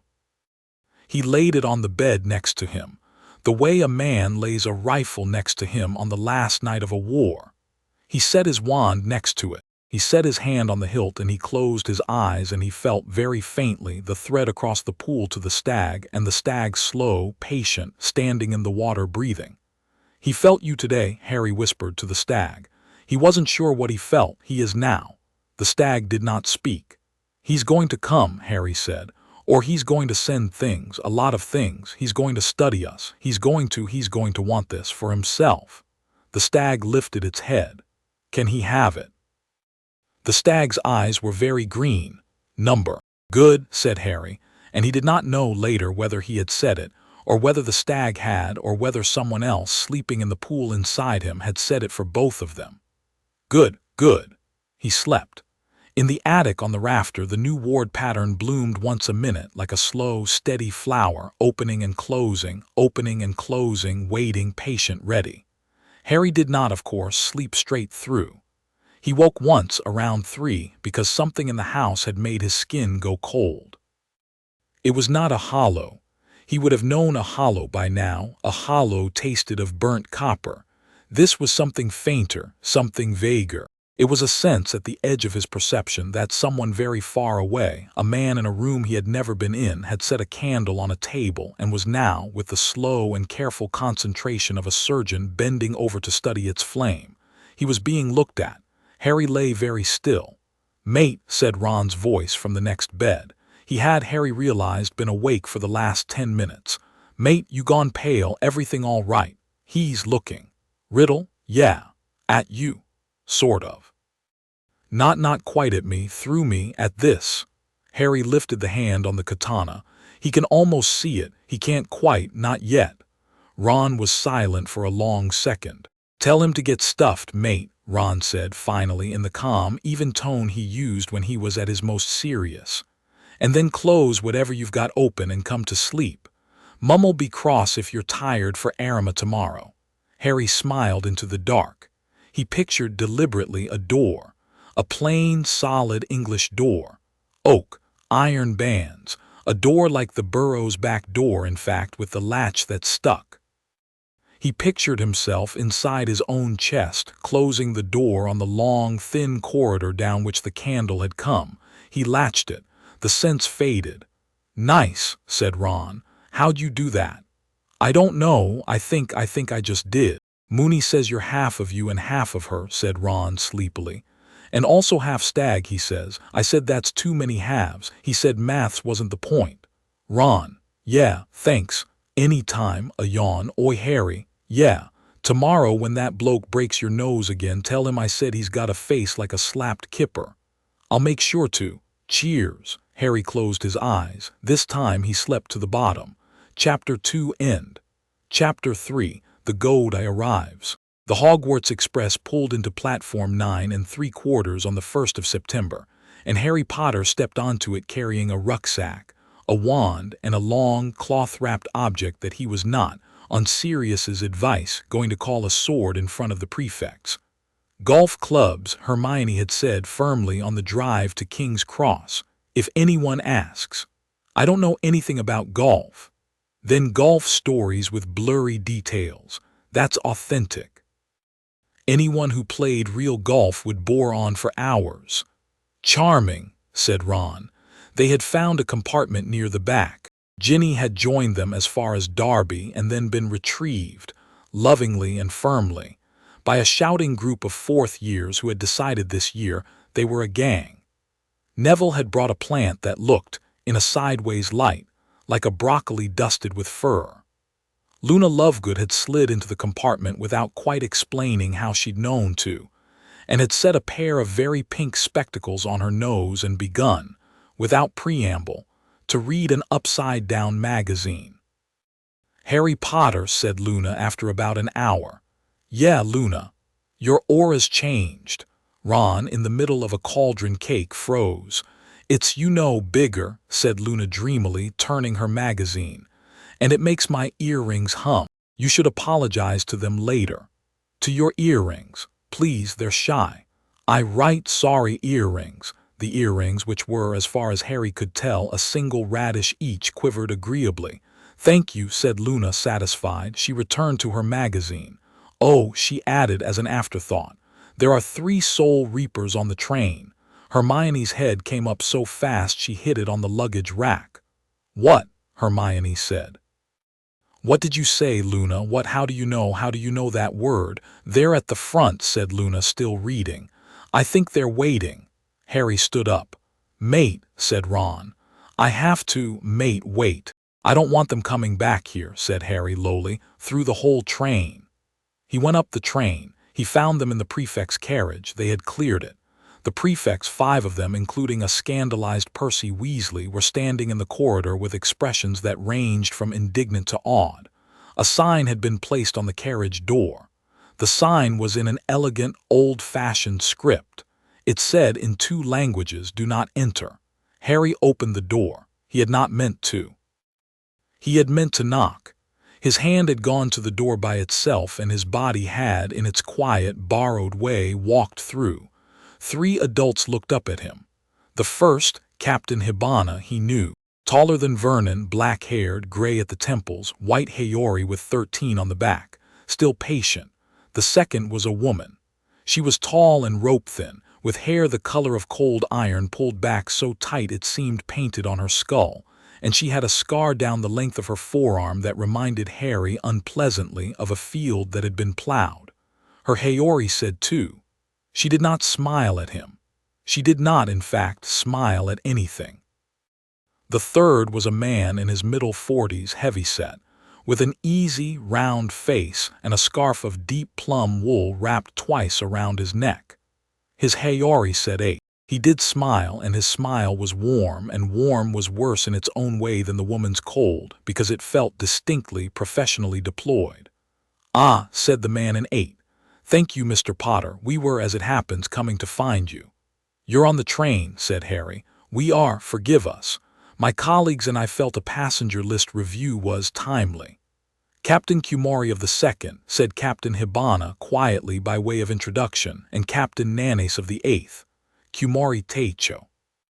Nanes Taicho, this is Harry Potter. Yes, said Captain Kumari. Her voice was dry and very even. We can see. Please, said Captain Nanes, spreading a broad hand at the seat across from him. Do sit. Harry sat. He realized, still clutching the cloth-wrapped katana. He put it awkwardly across his knees. Nanes's eye flicked to it and flicked away.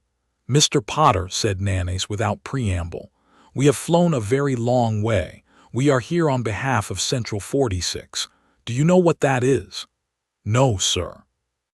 Think of it, Nanes said, as a body of old men in a room who make the laws my colleagues and I enforce. They are, as a rule, cautious. They have taken 12 weeks to issue their orders. Those orders are 3. He raised a finger. 1. We are to evaluate you. A second finger. 2. We are to train you further if we deem your retention of Lieutenant Kurisaki's power to be stable. A third. 3. If we do not deem you stable, or if we determine you to be a danger to the living or to the dead, we are to remove the power from you by whatever means we see fit and return it to the Seraite. By whatever means, Harry repeated. Nanes's smile did not waver. I am told your English expects me to sugarcoat it. I prefer not to. It means they'll kill him, said Captain Kumari flatly. Let the language not be a kindness, Mr. Potter. Harry swallowed. All right, he said after a moment. That's clearer, thank you. Nanes laughed, a short, surprised laugh, as if Harry had said something impressive. He is polite, at least, he told the other two. Soraku, I begin to see your regard for the boy. Please, said Captain Hibana, do not patronize him. Peace, old friend, I was not. Harry sat with his borrowed katana across his knees and tried, very deliberately, to breathe. He heard Arima's voice in the back of his head, breathing, boy, breathing, and he dropped his shoulders. He felt very faintly the bloom of the ward around his own chest. His Ryeyatsu, at Arima's insistence, had been learning over the past month to sit behind a door. Said Captain Kumari. There, good, good, said Harry. Your pressure just dropped, she said. You noticed yourself leaking, you closed the door. That is not bad, Potter, for 10 weeks. Arima-sensei, yes, Captain Kumori said. We know. Hibana, across the carriage, gave Harry the smallest of encouraging nods. Now, Mr. Potter, said Nanes. Evaluation. He stood. The carriage, to Harry's astonishment, became larger around him. It was not that the walls moved. It was that the captain's presence arranged itself in such a way that the room accommodated him. Harry could feel it along his skin, the way you feel pressure change before a storm. Rise, said Nanes. Harry rose. Unwrap. Harry unwrapped. I am Kurisaki's katana lay across his palms. In the electric light of the carriage, because the Hogwarts Express ran, of course, on oil lamps, but this carriage had lit itself up with something else the moment the captain sat down. The blade had a faint, steady shimmer along its edge, the way a summer road shimmers at noon. Nanes's eyes went soft. Ah, he said, there she is. Harry did not quite understand. He bowed his head. Her Zanpakuto, sir, he began and stopped. Not hers, said Hibana quietly. Not any more. Look. Harry looked. The blade, which had been, since Privet Drive, a long, cold, ordinary-seeming katana, had changed. Slowly enough that he had not noticed. Pommel was the same. The handle was the same. But along the spine of the blade, very faintly at the depth of the steel, 2 thin parallel lines had grown, like the lines you see in cross-section on a tree. And in the guard, which had been a plain iron oval on the night he had been given it, 2 small, discrete points had grown. They were not sharp. They were the beginnings of something. Antlers. Oh, Harry said. Your Zanpakuto, said Nanes with real gentleness, has been teaching the steel, Mr. Potter. This is his work. He is a patient teacher, and he has been, if I am not mistaken, very busy. Stand, said Hibana, and draw. Harry stood. He drew. The katana came out of its cloth, wrapping in a single clean motion that his arms, borrowed and not borrowed, knew. He felt under his ribs the thread across the water go taut. Captain Nanny stepped back. "Mr. Potter," he said, "at your convenience you will try to kill me. Sir, try hard, I would be disappointed by less." Harry blinked. "In here. In here." "Won't I? I mean the train."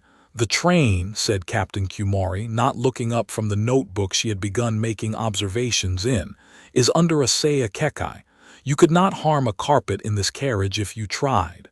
Nane smiled. So, Harry's grip on the hilt tightened. He set his feet in the stance Arima had taught him, Arima's stance which used, as Arima liked to say, what little he had. He breathed. He felt the ward behind his ribs thin a little, deliberately, just enough. He moved. He did not move the way a 15-year-old moves. He did not move the way I Am Kurosaki had moved, either. He moved in the rhythm Arima had scolded into him for 10 weeks, a short, low, clipped rhythm that rejected flourish and simply pushed straight into the center of an opponent. Nane stepped aside, once, gently, as if evading a polite sneeze. Harry's blade passed an inch from his ribs. "Again," said Nanes. Harry came again.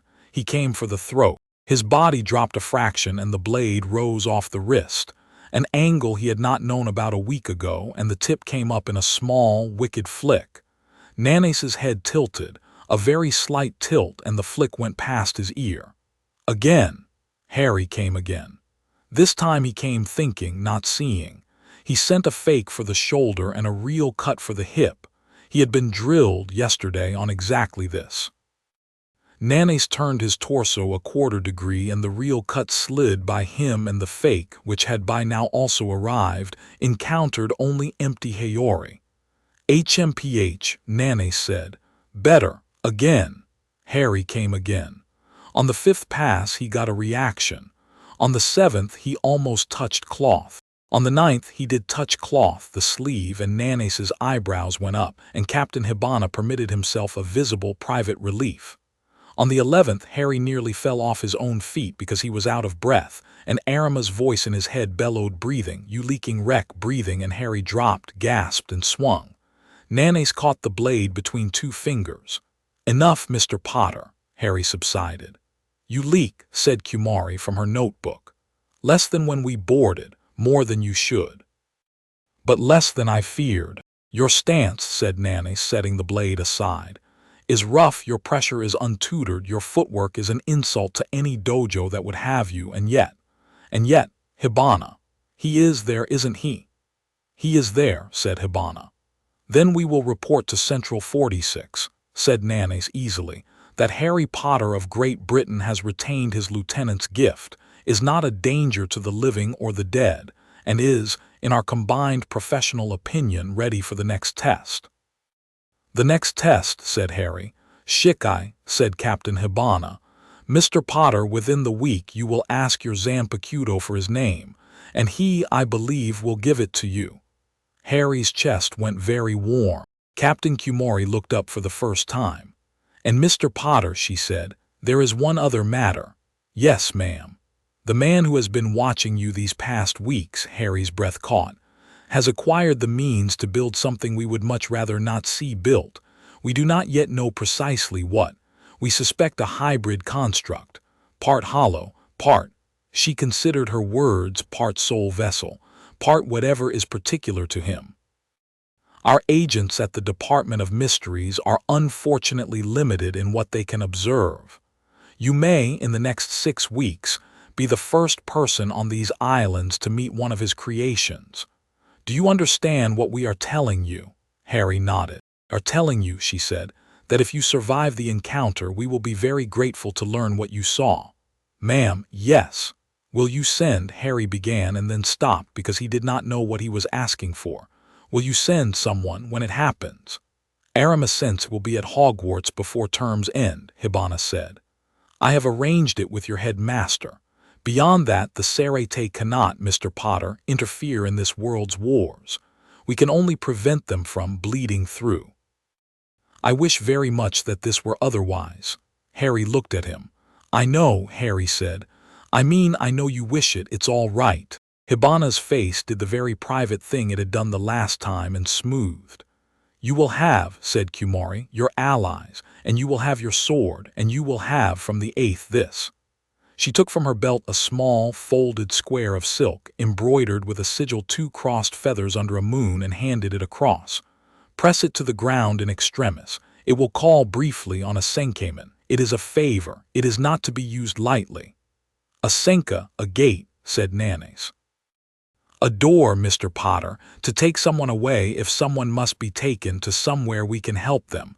One use, no more. Harry took the silk.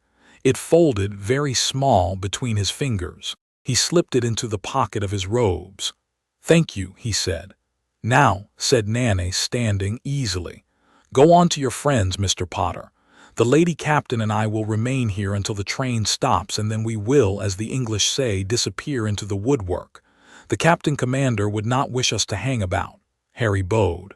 Once. Precisely. The 3 captains, all 3 of them, returned the bow, a fraction of an inch deeper than the one Harry had given. Harry Potter, aged 15, who had come into their carriage expecting to be condemned, went out of it as something else, not yet certified, not yet trained, not yet named, but something that had been evaluated and had, in the judgment of old and very cautious men, passed. He was still extremely nauseated by the time he got back to his compartment. Well, said Ron. We're fine, said Harry. Fine, said Hermione. Fine for now, Harry amended. Also, he pulled the silk out of his pocket. Keep this safe for me, please. Hermione took it. She looked at it. Her eyes went the size of tea saucers.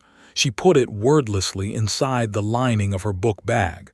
What did they say? Neville asked. They said Harry, that I have a week. To do what?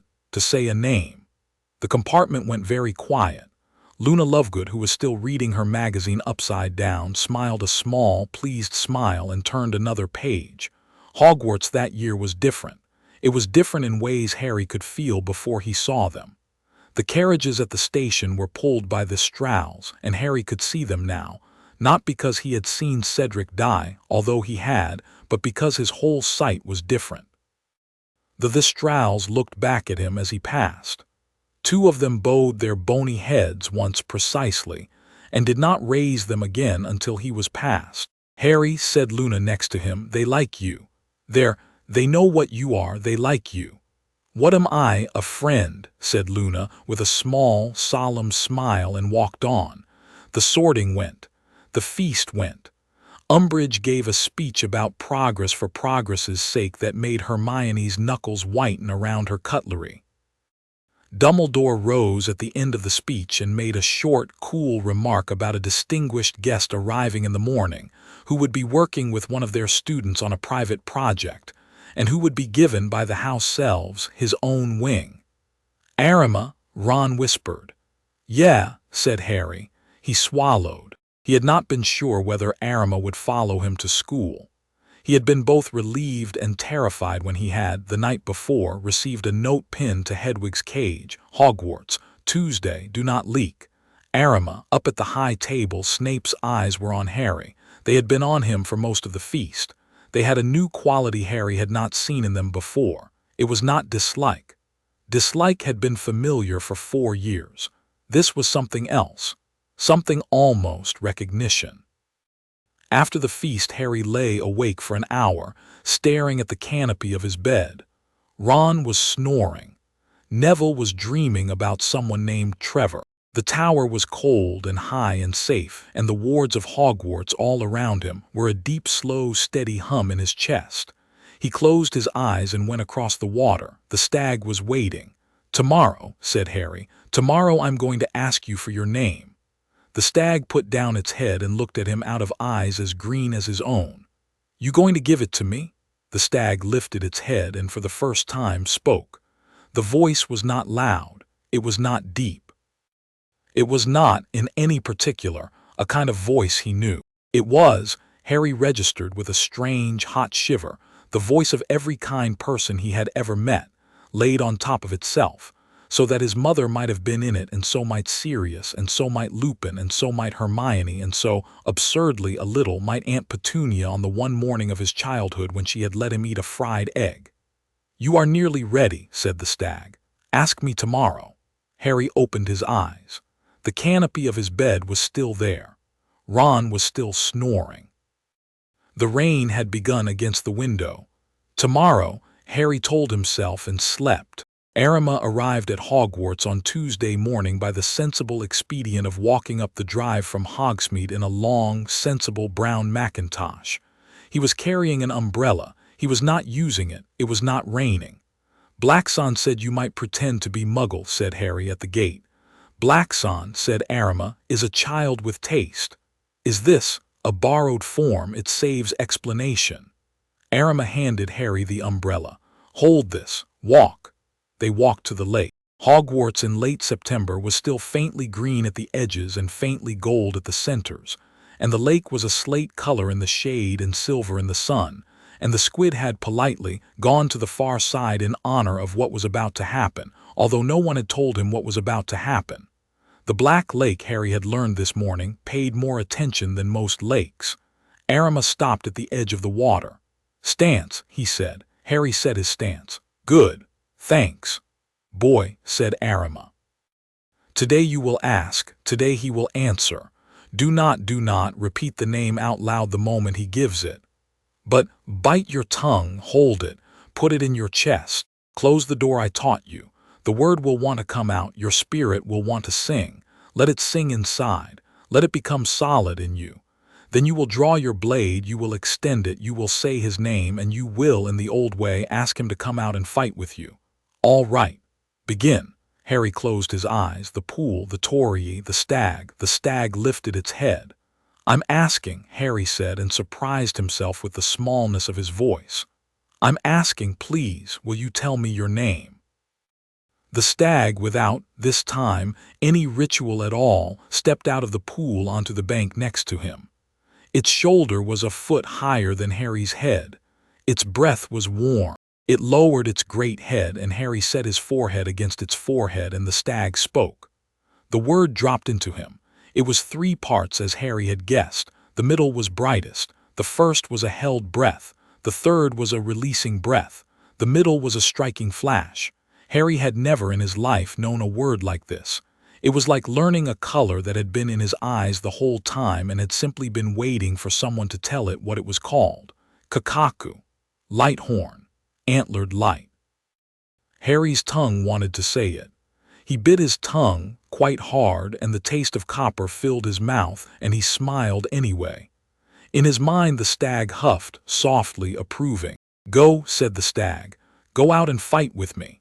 Harry opened his eyes. The lake was still. Arima was watching, unblinking, his umbrella still unused. "Slowly," said Arima. "Draw." Harry drew. I am Kurisaki's old katana came out of his scabbard. No, not hers any longer, Hibana had said, because the blade had been teaching itself. And in Harry's 2 hands it felt, suddenly, not like a sword he had borrowed. It felt like a sword that had been waiting patiently all its life to be picked up by exactly these hands. The thread behind his ribs was taut. The ward behind his chest was open. He extended the blade. He did not yet speak. He let the name fill him. He let it rise like hot, slow water in a cistern. He let it come up from his feet, from his gut, from his heart, from his throat. When it was at his lips, he opened his mouth and said it.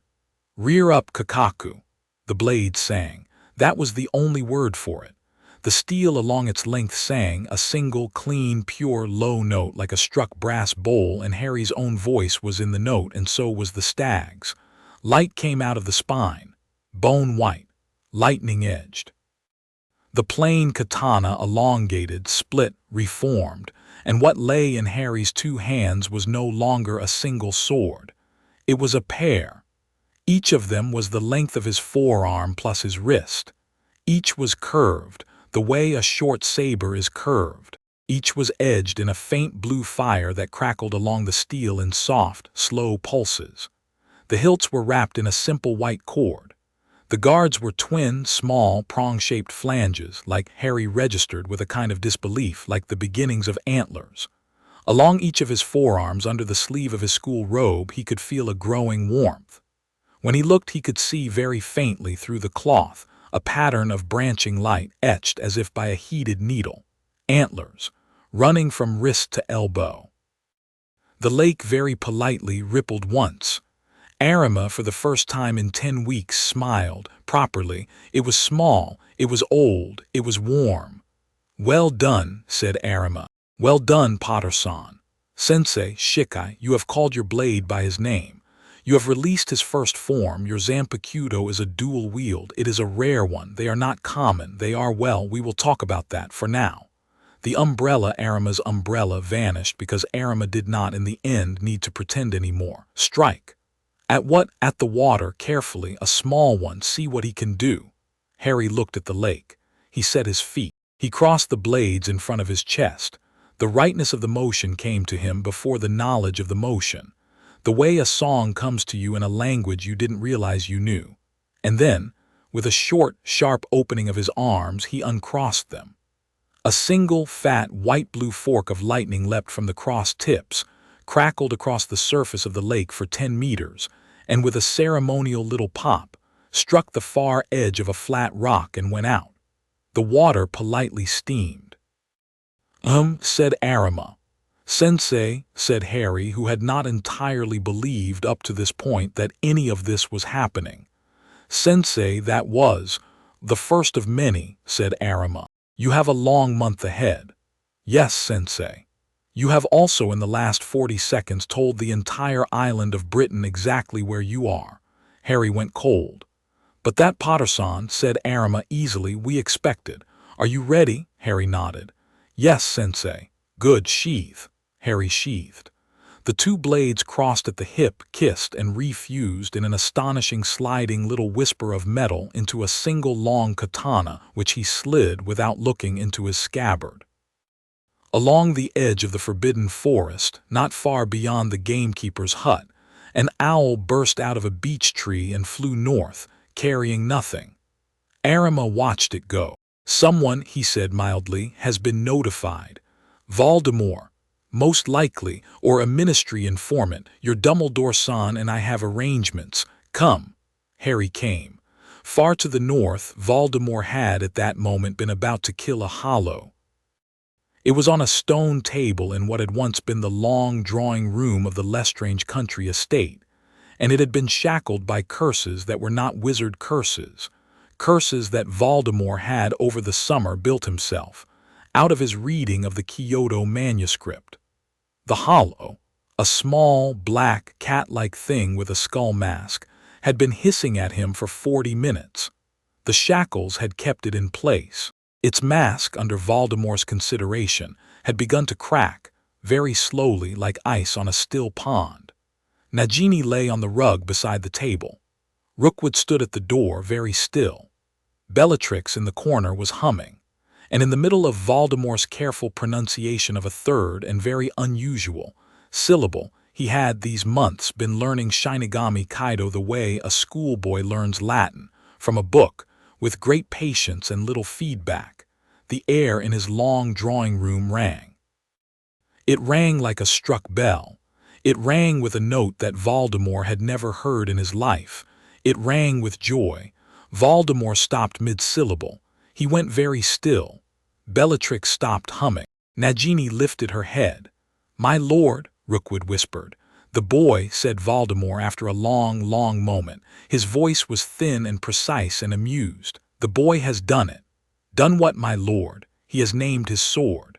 Voldemort's lipless mouth curved very slowly into a smile Bellatrix had not seen on him since the first time he had killed in front of her. Oh, Harry, oh, yes." "My lord." Voldemort turned slowly from the stone table. The little cat hollow shrieked at the shift of pressure. "A change of plan, Bellatrix," he said. "Rookwood, Bellatrix. I want the ritual moved to tonight, not next week. Tonight." "My lord," said Rookwood with the careful intake of breath of a man who had spent the last week preparing next week's ritual and was thinking about how much of it would now have to happen in the next 4 hours. "Of course, my lord." "Bring me," said Voldemort almost tenderly, "a gift." "What gift, my lord?" "The Dutchman. The Dutchman is still alive, is he not?" "He is, my lord, just." "Perfect, perfect. Bring him to me. And bring me, Rookwood, bring me from the department what I asked Dolohov to bring back from Tokyo last month. You know what I mean." Rookwood, who had been pretending for 3 months that he did not know what Voldemort meant, bowed. "Yes, my lord. And Bellatrix, my love." "Yes, my lord. Bring me," said Voldemort gently, "a mask." Bellatrix's smile, when it came, was radiant. "Yes, my lord," she said. Voldemort turned back to the stone table. The little cat hollow was whimpering. Voldemort laid a long, white, patient finger on the crack in its mask. "Do not be afraid, little thing," he said kindly. "You will not be alone for much longer." The fire in the grate, this time, went out and stayed out. Harry walked back up from the lake with Arima beside him, and with an uncomfortable, rolling sensation under his sternum, as if his chest were a room that had just had the furniture rearranged by a cheerful stranger. "It will ease," said Arima, reading him. "Most do that the first day. Some feel sick." "It's not sick, it's full." "Yes." Arima gave him a sideways look. "That is a good word, yes, full." They passed the whooping willow, which seemed to still itself as they approached, and Arima permitted himself a small, appreciative nod at the tree, the way a professional acknowledges another professional. The castle rose above them, and the bell for the end of third period rang, and somewhere in the entrance hall a very unhappy voice was saying, in absolutely exquisite, precise tones, that she did not care what the headmaster had been told. She had not been told, and an unauthorized adult did not, simply did not, walk up the drive of Hogwarts School of Witchcraft and Wizardry without being signed in by the High Inquisitor in triplicate.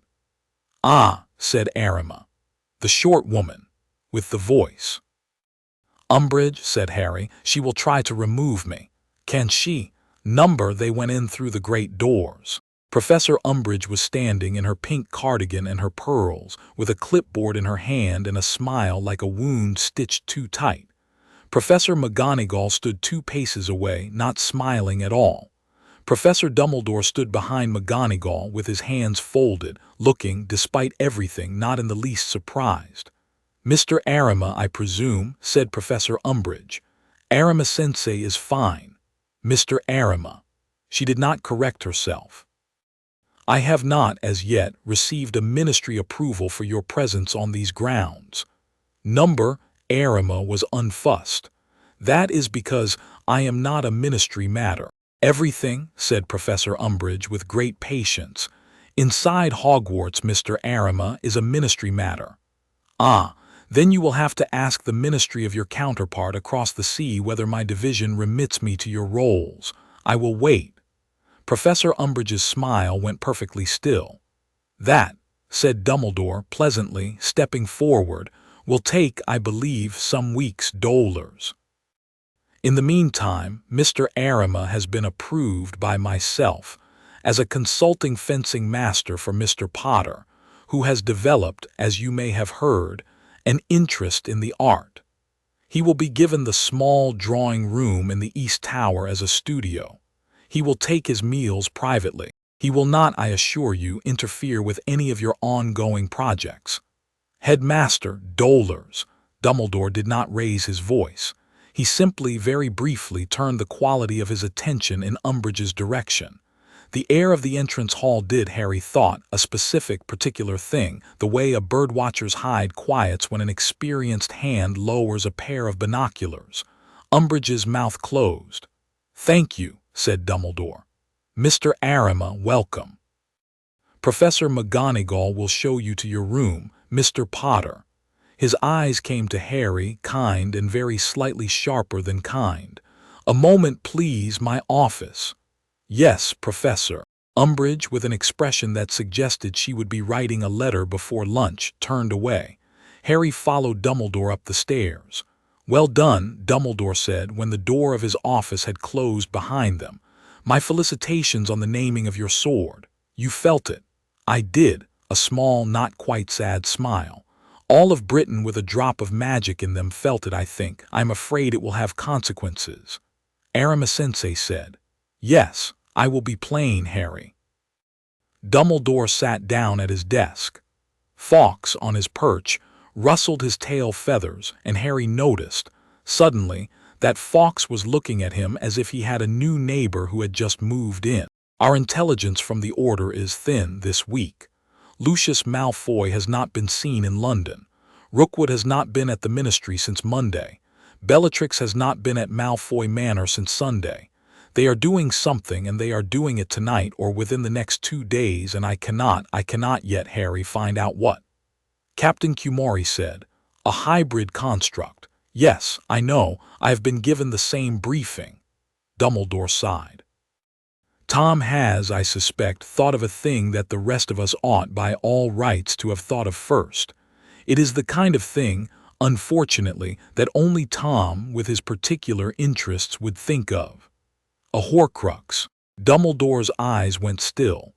"I had not planned," he said, "to have that conversation for another 2 years, but I see you have been listening to Arima when he gossips at bedtime." "No, sir. Sirius let me read some of your file." "Ah, Sirius is many things, but not subtle." "Precisely." A small smile. They were quiet for a moment. Fawkes very deliberately turned his head and looked at Harry, and Harry had the very specific sense of being introduced to someone as a close friend, despite not having been in the room 40 seconds ago. "Sir," Harry said, "there's one more thing on the train." "Yes." "Captain Cumari gave me a silk. She said 1 centiamen a gate, a single use." Dumbledore's eyebrows went up a quarter inch. It was, for Dumbledore, a significant movement. "She did," he said. "Yes, sir." He considered the air above his desk for a long moment. "Harry, that is not a small favor. Keep it close. Do not use it lightly. And do not tell anyone outside your closest circle that you have it until you need it." Yes, sir, I won't." "Go on back to class.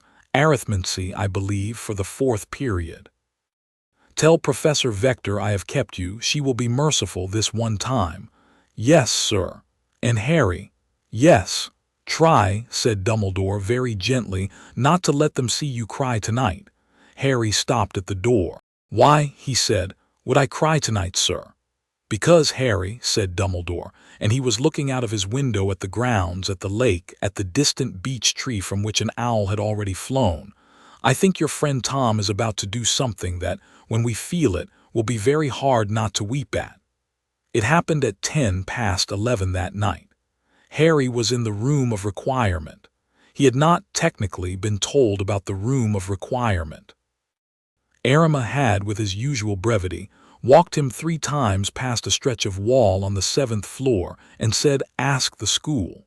Harry had asked. The school had given him a room with a dueling mat, a rack of wooden swords, 3 candles at the corners of a triangle, and on the wall in an elegant ink stroke the single word "breathe." He had been on the mat for an hour. Arima had left him to his own devices for the evening.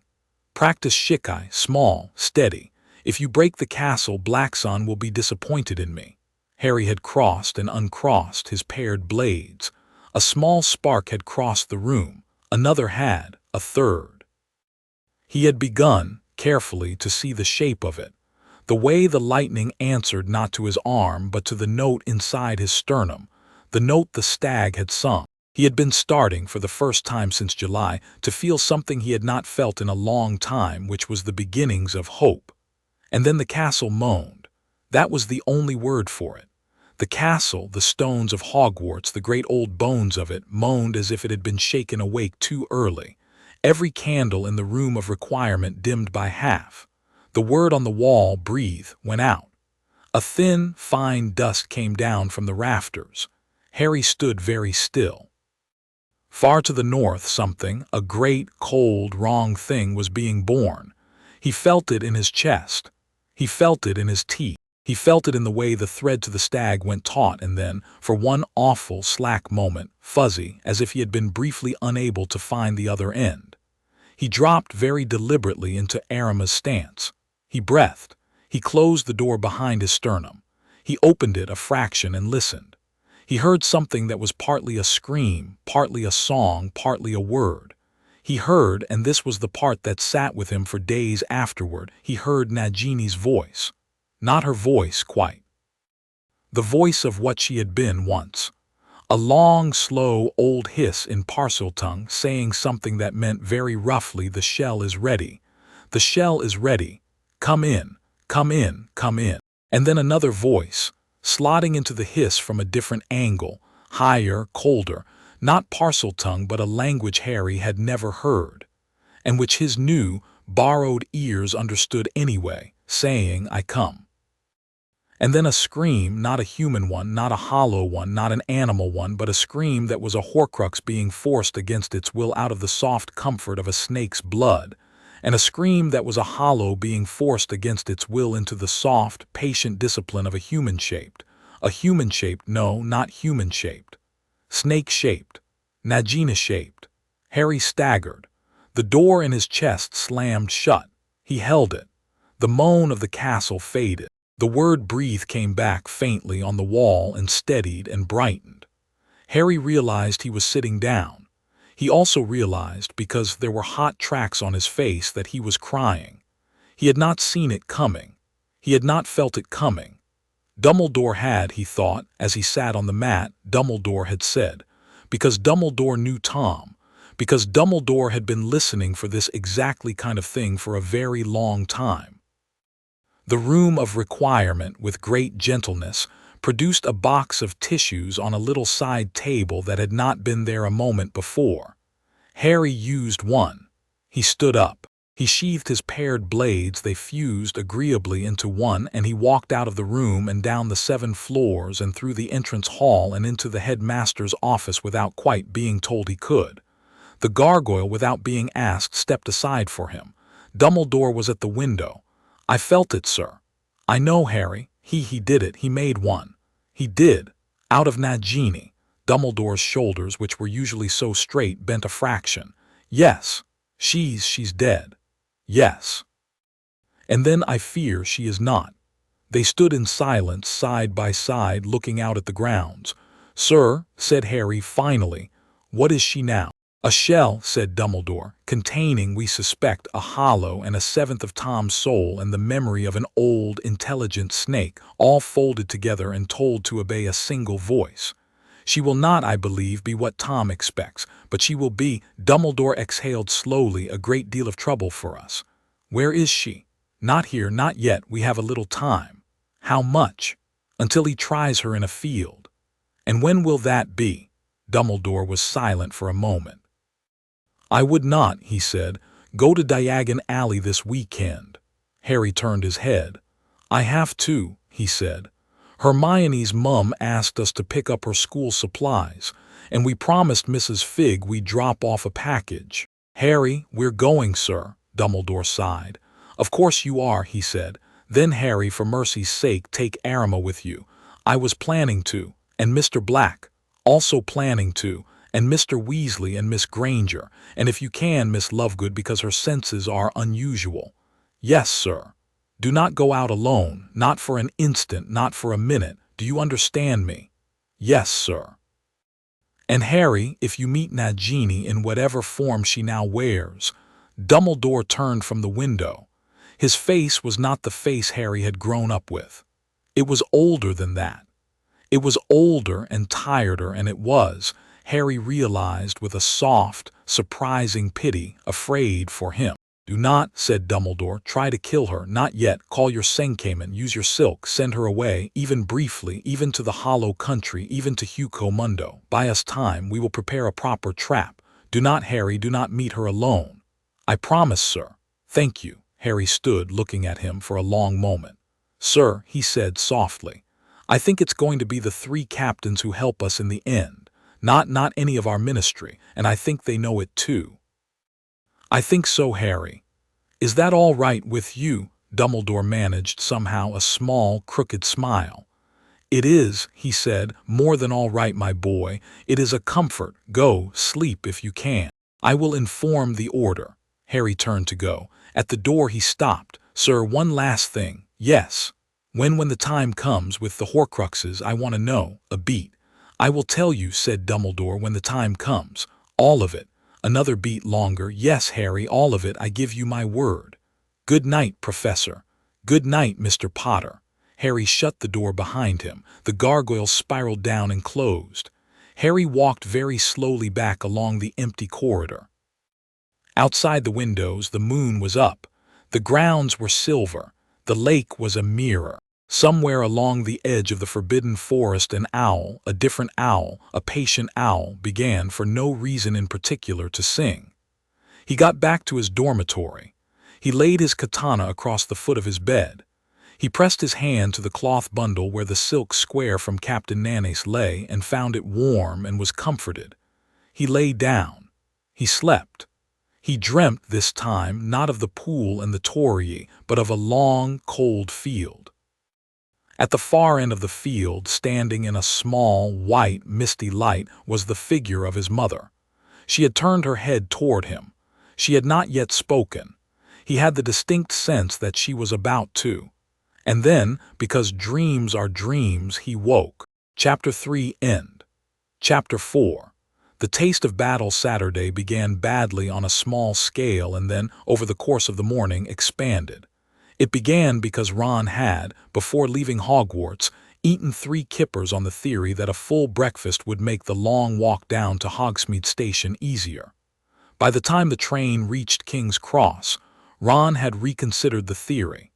By the time the group had reached the leaky cauldron, he had, in his own words, repented.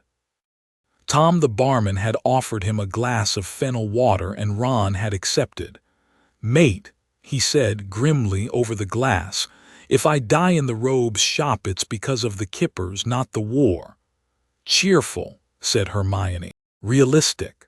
Arima, sitting at the next table with a cup of green tea he had produced out of his own mackintosh, was watching the door.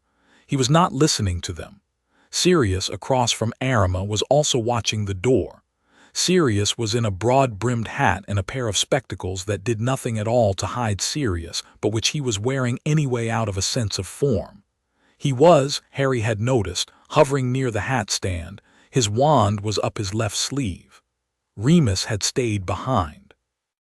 "If both of us go," he had said gently, "and if it happens to be today, we've put all our eggs in one shop, Padfoot." Sirius had reluctantly agreed. They had shaken hands at the leaky cauldron door. It had been a long, serious handshake, and Harry had looked away. Luna was sitting on Hermione's far side, humming. The earrings, still radishes, now with a little silver chain, were, Luna assured them, warning her about something, although she was not sure what. "Which way is the warning coming from?" Harry asked. "It isn't coming," Luna said. "It's going."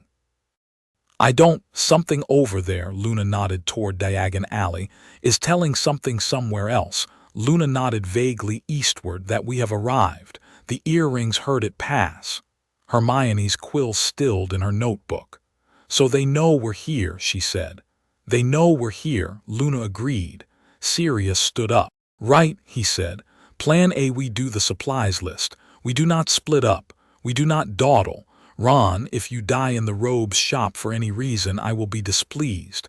Arima, I will stay with the boy." "Right." They went into the alley. Diagon Alley in October had always been one of Harry's favorite places in the world. It smelled of dragon dung fertilizer from Sprout's suppliers at the corner, of melting caramel from Florian Fortescue's, of the particular dusty sweet dust that comes out of a new stack of school books. This morning it smelled very faintly of something else, a wet, metallic, under-the-tongue kind of smell, the kind of smell Harry now associated with a Hollow's arrival about 30 seconds before one appeared. It was present and absent. The stalls were up. The crowd was thin. The ministry had been, it seemed, encouraging people not to linger. "Madame Malkin's first," said Hermione, consulting her list. Flourish and blots is closer. I know. Robes are tighter fit. We get them done first, get out first. Right, said Ron, who had begun to perk up on the fennel water. Madame Malkin, who had been 10 years older every year since Harry had first met her, was glad to see him. Her glance went to the cloth-wrapped katana he was not attempting to hide and did not flicker. She had also seen a great deal over the years. She pinned up Harry's new sleeves and Ron's and Hermione's and tutted not unkindly over Ron's shoulders and his growth in them. "You're getting broad, Mr. Weasley," she said. "Either you'll be a keeper or a bouncer." "I'm going to be both," Ron said gravely. "I have ambition," she laughed. "Ambition in this shop today is a fresh thing." Sirius stood by the door, looking out at the alley. Arima stood by the window, also looking out. Neither of them looked in. It was, Harry thought, a very specific, unpleasant kind of comfort to be guarded by two men who were that focused elsewhere. They had just paid when the alley went quiet. Harry felt it with his chest, not his ears. He felt the way Diagon Alley, the 800-odd witches and wizards and tradespeople in it, dropped their voices at once. He felt Madame Malkin beside him stiffen. "Padfoot," said Sirius softly. Sirius had said Padfoot to himself, out loud. It was, Harry realized, a steadying word, a handhold. "Back door," said Arima. Madame Malkin did not need to be told. She unlatched the back of her shop, slid open a curtain and shooed the children through. Harry had the brief, unhelpful sense that he was 5 years old and being tucked into a pantry during an air raid. He went. Sirius went last.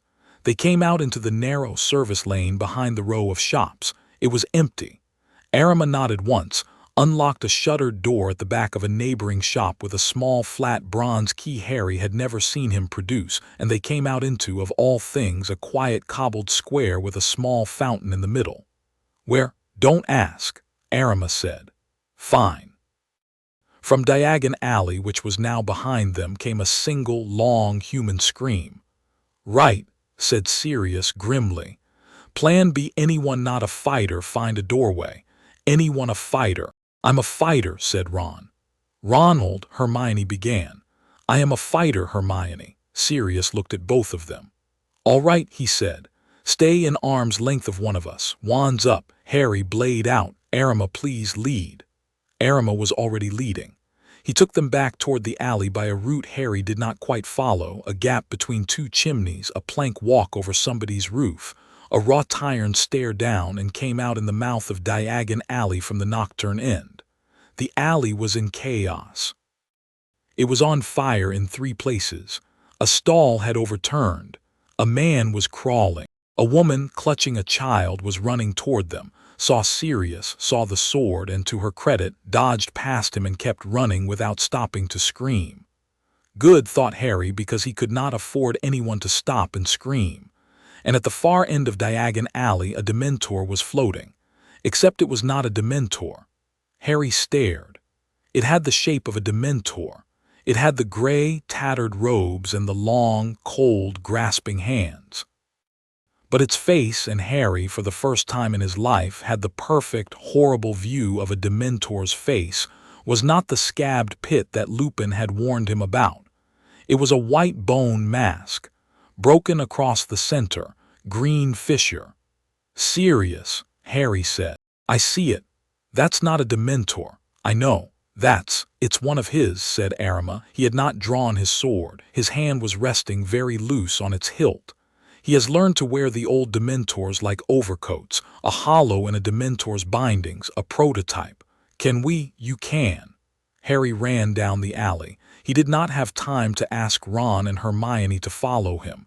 He trusted that they would. He did. Hooded figures were moving between the stalls, 6, 7, and Harry realized as he ran that they were not Dementors. They were Death Eaters. Under the hoods. The Dementor-shaped thing was their anchor. They were, he realized, using it the way someone uses a bloodhound. "Stupefy," he heard Ron bellow behind him. A Death Eater dropped. "Impedimenta," Hermione's voice clean, furious. Another figure staggered. The Dementor hollow turned. It saw Harry. It saw, Harry understood later, the shape of the new pressure coming up the alley at it. It raised its tattered hands. A wave of cold, a real bone-deep Dementor-style cold, rolled down the cobbles toward him. Harry smiled. He smiled because his stag had been waiting for this. He felt in his sternum the thread snap taut, and he felt the borrowed body memory of Iam Kurosaki slide into his feet, and he felt the patient, hot discipline of Arima's breath slide through his chest. "Rear up," he said quietly, and then, because he had learned over the weeks that his shikai came louder if he shouted, "Rear up Kakaku." His katana sang. It sang along the whole length of Diagon Alley. Every window on the left side of the street briefly lit up blue. His twin blades came out, crossed, uncrossed, steady, warm, fire at the edges. The wave of cold hit them and broke around him the way a wave breaks around a rock. Behind him, somewhere, a Death Eater Harry did not know said softly, "Merlin." Harry closed with the Dementor hollow. It was faster than he had expected.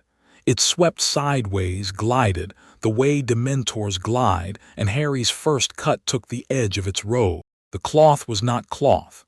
It was something slick and oily, and it screamed where the blade passed, the way a hollow screams, and Harry stepped through the scream and brought the second blade up. The mask cracked. It did not shatter, it cracked. The green fissure at the center widened by a hair. Bone-white fingers came for Harry's neck. He caught one of them on the flat of his left blade, feeling the cold bite through his sleeve, and he drove his right blade up through the hollow's open jaw. The body went. The cold fell off the alley. Harry stood in the middle of Diagon Alley with two blades out and a tide of little black motes running away from him into the gutters. "Harry!" shouted Hermione. "Harry, behind you!" Harry turned. Bellatrix Lestrange was standing 15 feet away. She was not hooded, she had taken the hood off. She wanted to be seen. Her hair was still the mad, matted Azkaban black. Her eyes were still too bright and too still. In her hand, in a loose, negligent grip, was her wand. She looked at Harry with an interested, patient fondness, as if she had been waiting for a very long time to get a look at him like this. "Oh," she breathed. "Oh, look at you." "Lestrange," Harry said. His voice had gone flat.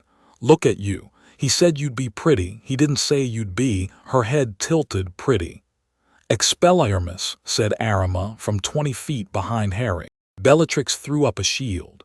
Arima's disarming charm, which Harry had not previously known Arima could cast in English, with the fluency of a man who had practiced it every morning as a loosening exercise, splashed off the shield. But the shield, Harry noted with a small, interested part of his mind, flared and thinned by a visible fraction under the pressure. "Oh, a new friend," Bellatrix sang. "Oh, Potter, you do make new friends." "Where?" Her eyes flickered past Harry to Arima. "Where did you pick him up?" "Diagon Alley," Arima said unhelpfully. "How charming." Another Death Eater dropped behind her, taken out by Sirius. Harry saw the black-haired form at the edge of his peripheral vision, lunging. Sirius was a beautiful dueler. Harry had always known that. He had just never had the pleasure of watching him work. Sirius's footwork this morning was impeccable. His curses were short and savage. He took a Death Eater's wand arm off at the elbow with a sectum that Harry would not have asked him to use. He did not, thankfully, take a head. Bellatrix's eyes flickered to Sirius. "Oh, cousin," she said, delighted. "You are here, how lovely." "Bellatrix," Sirius said levelly. "Go home, Bella. You know I can't." "I know you won't," she laughed. Then, her expression not changing at all, she slid her wand down at her waist and shouted a spell Harry had never heard. And the stones of Diagon Alley, 40 feet across from her, under the feet of a small family who had hidden behind a wagon, bucked. The family, a father, a mother, 2 children, went up into the air. Harry moved. He did not think. He moved. He flung one blade, underhand, across the alley. He had not known up to this moment that one of his blades could be thrown, and the twin cord of blue lightning that followed it struck the wagon under the family and held them, for a suspended, incredible second, in midair. as if a giant hand had caught them. The second blade in his other hand came up and he shouted, because there was no other word in the language, "Protego." The shield flared across the end of the alley. Bellatrix's follow-up curse hit it and skipped off. The family came down, dropped the last foot, hit the cobbles, and the father snatched both children to his chest and ran, correctly, sensibly, toward Gringotts. Bellatrix clapped. "Oh, Potter, that was stupefy," Harry snarled. His wand, which was still in his hand, despite the two-bladed shikai, because his wand hand had been trained by Arima to grip wand and hilt simultaneously, flashed red. Bellatrix caught it, redirected it, and sent it back. Harry caught it on his blade. The red spell hit the blade and burst like a firework across the steel. The lightning along the edge of Kakaku drank the spell. It drank it. Harry felt along his forearm the tattooed antler light warm. "Oh," Bellatrix said, pleased. "Oh. Harry," Sirius called. "Stand down, she's stalling." And at the other end of the alley, from the direction of the apothecary, something came. It moved between the stalls. It did not make the ground shake. Exactly, it made the ground remember being shaken. It was long. It was very long. Harry's sight reached for it and refused briefly to resolve. He had to blink before he could see it. And when he did, what he saw was a great, long, silent, white-scaled snake, 20 feet long, with a bone mask, broken along the snout, and a single yellow eye and a single green eye, and a mouth that was not a snake's mouth, not quite, and a coil that was not a snake's coil, not quite, and a hissing in parcel tongue that went right through Harry's ears and lodged in his back teeth. Nagini. What was left of Nagini? She was not, thank Merlin, thank Iam, thank the stag, full-grown yet. She was still forming.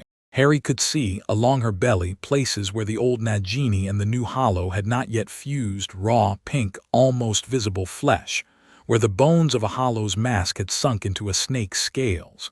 She was, the phrase fell into Harry's head with a nasty thud, a prototype. Her voice was many voices.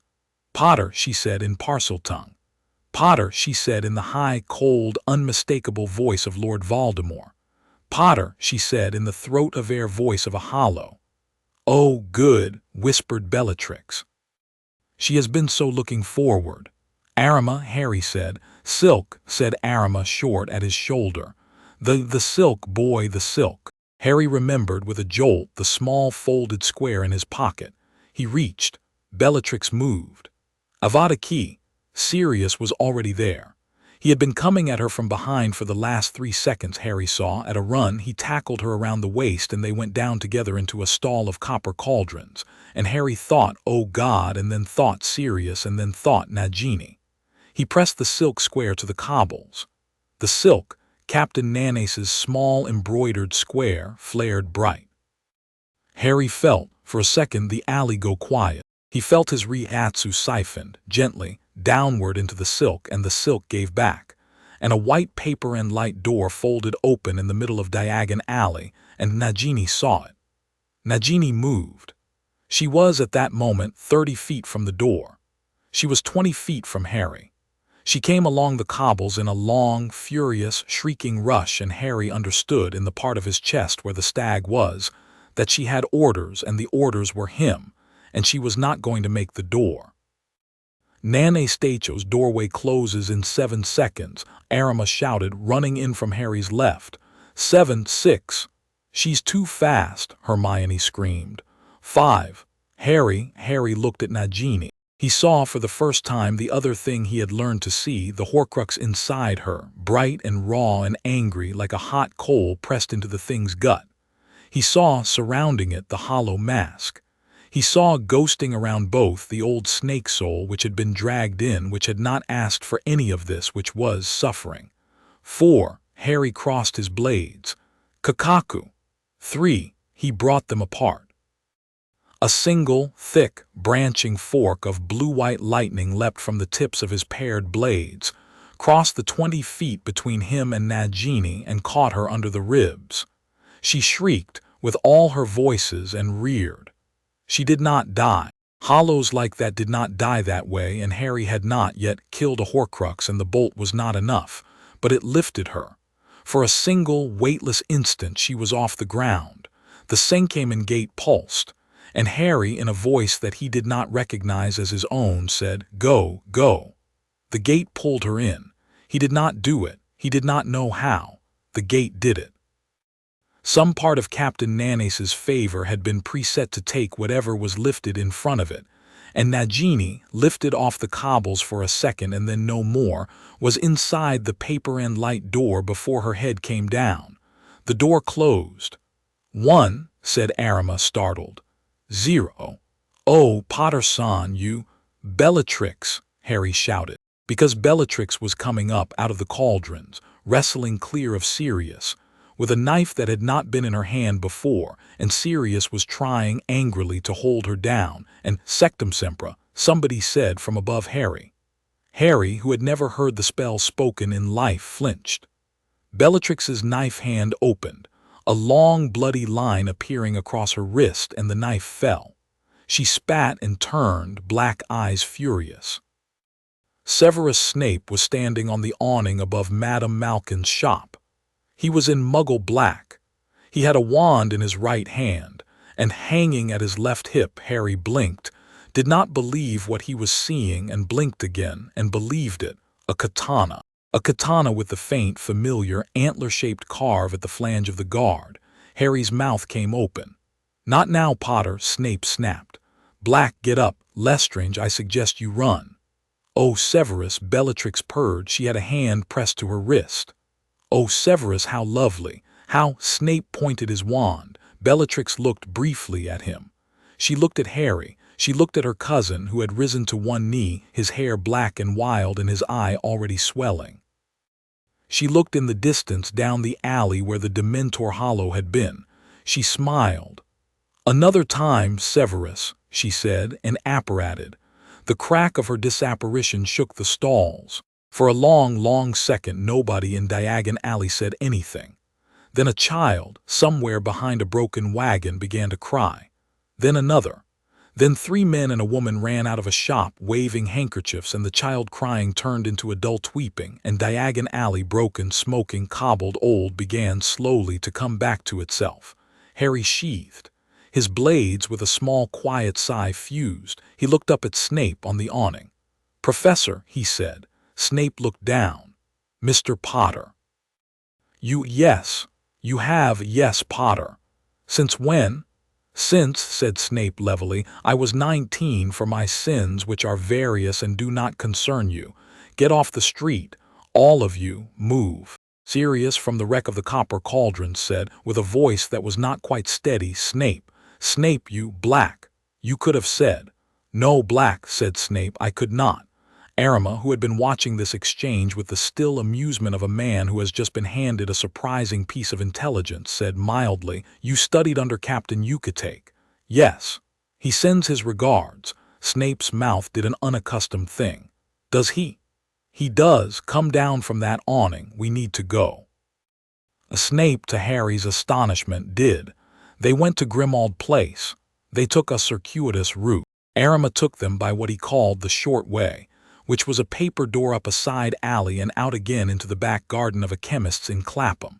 Sirius, whose eye was swelling very badly, made a noise when he saw Grimmaud's front door. Harry, walking beside him, did not know whether the noise was relief or pain or love. Remus opened the door, took one look, and said without surprise, "Who needs a sitting down?" "All of us," Sirius said. "Kitchen, then." They sat at the kitchen table.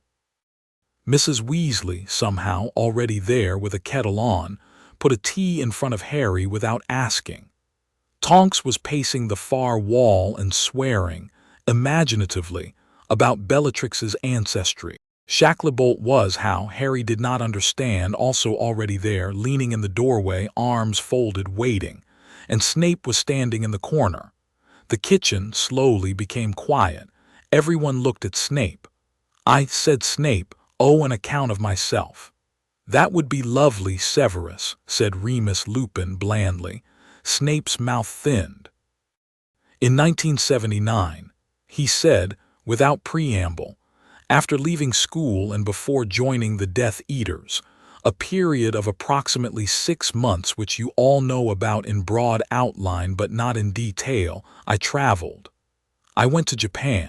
I went with a letter from a graduated Slytherin of the class of 1972 to a man named Jushiro Yukitake. I trained with him for 6 months.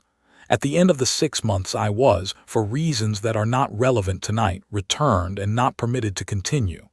My Zanpakuto, which I had obtained by an irregular route, was sealed. I have carried it since. Sealed, said Harry. Unable to release, Snape said patiently. Until this month. What happened this month? Snape looked at him. He said, Potter, happened this month. Harry looked down at his tea. Snape's throat worked. The arrival of Captain Hibana in Britain and the visible ripple of I. M. Kurasaki's transfer to a 15-year-old boy removed certain seals from my own blade.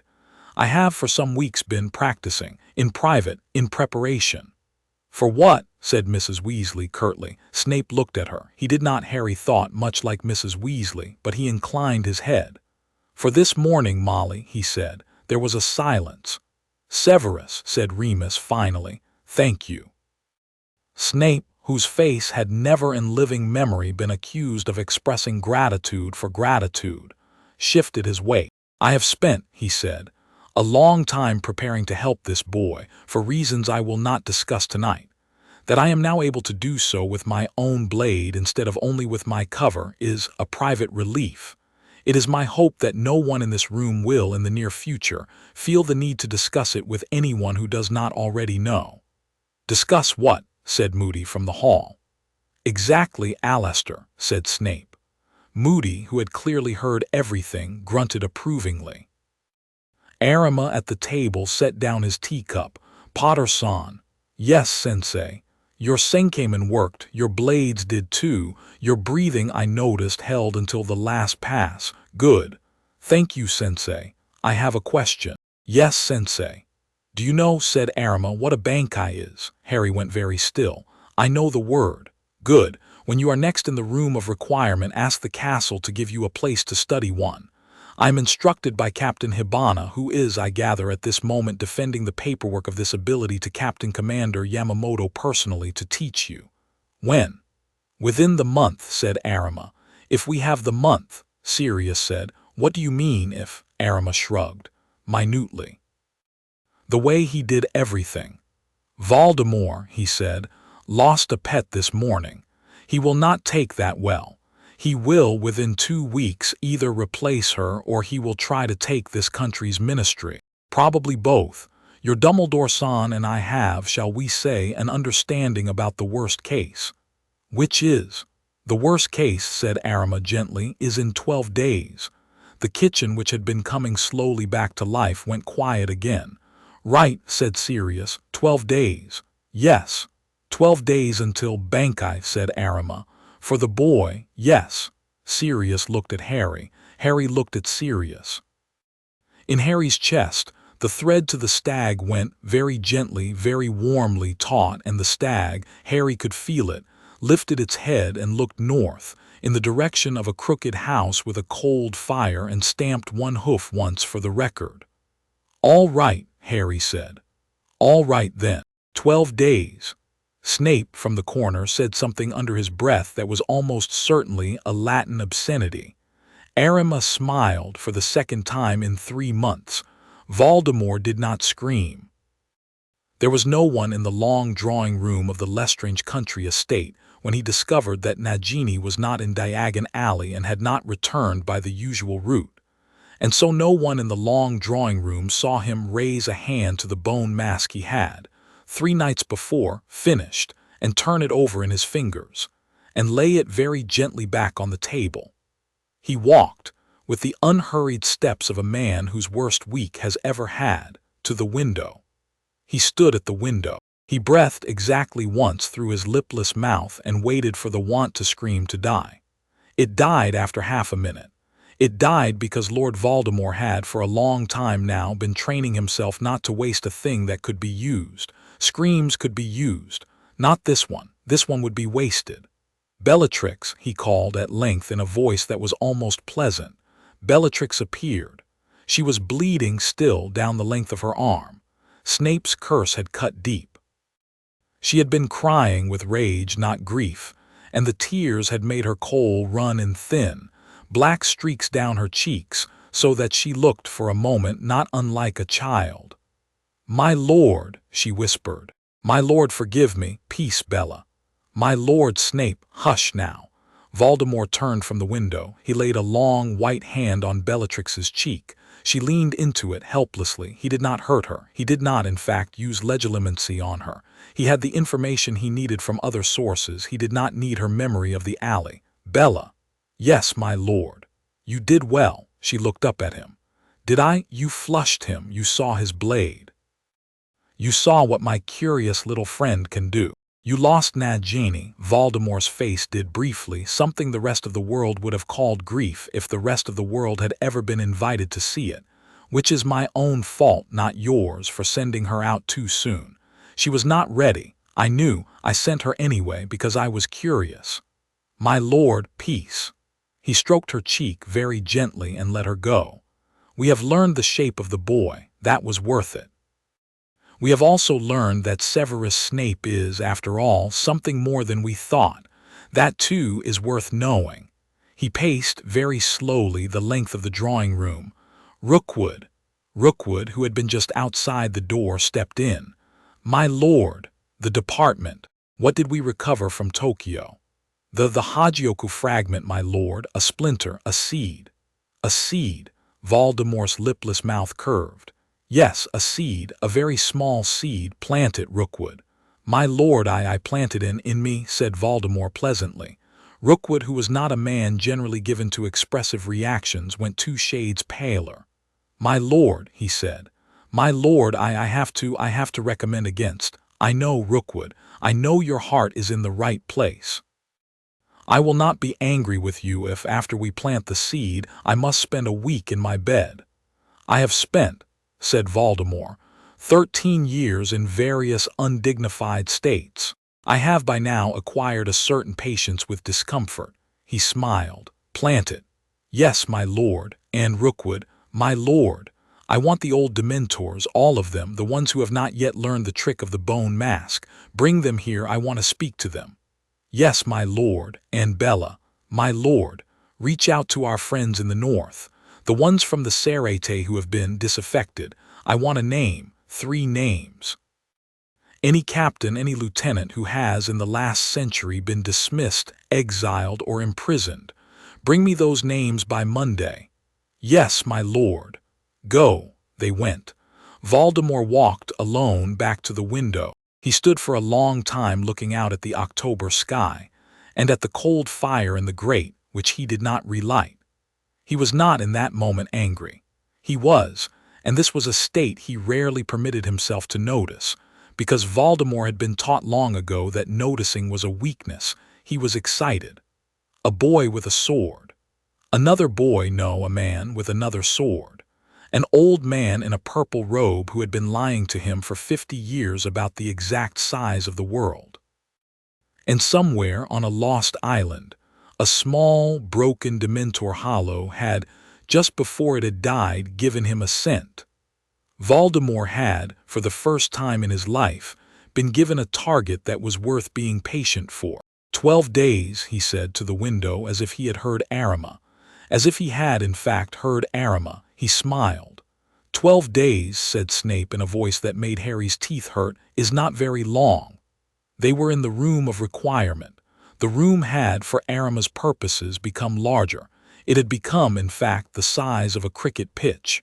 The floor was of packed earth. The candles at its corners now numbered 8, not 3. A wooden wall had risen along the far side, with a long, straight black line at head height for a target. Harry stood in the middle of the pitch. Arima stood at one corner. Snape, of all people, stood at another.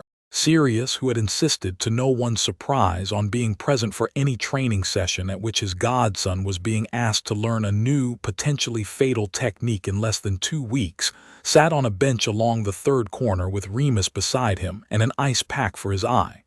"I will," said Arima, "teach you Bankai." "Yes, sensei."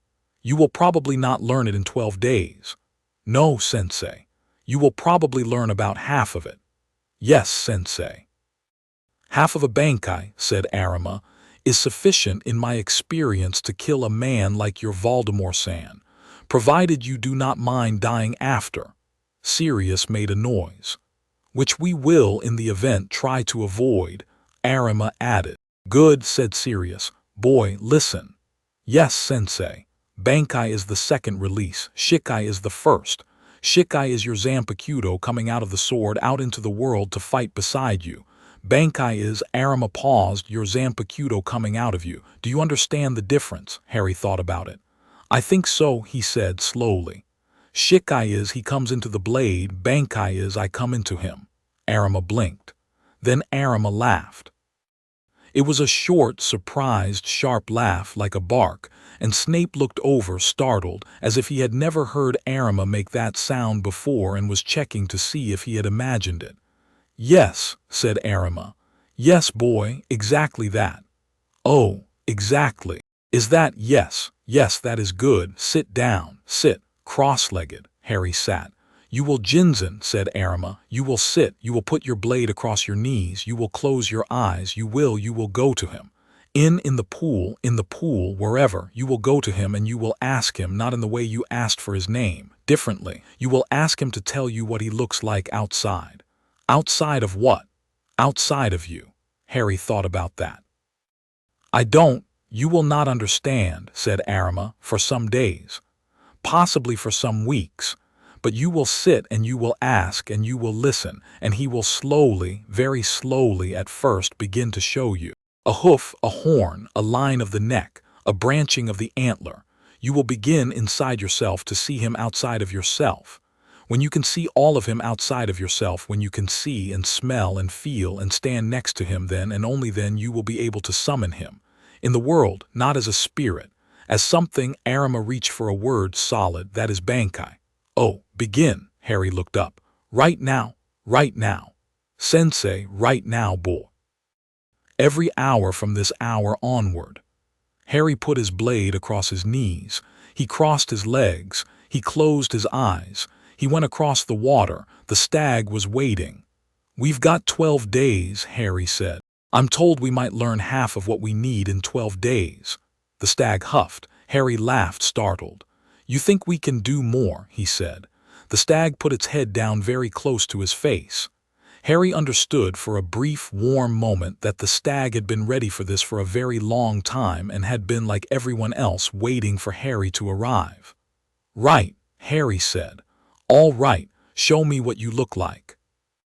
The stag blinked once slowly, and it was so small a movement that Harry almost missed it, turned its head a quarter to the right, so that Harry could see the line of its neck, the fold of its shoulder, and the place where the shoulder met the withers.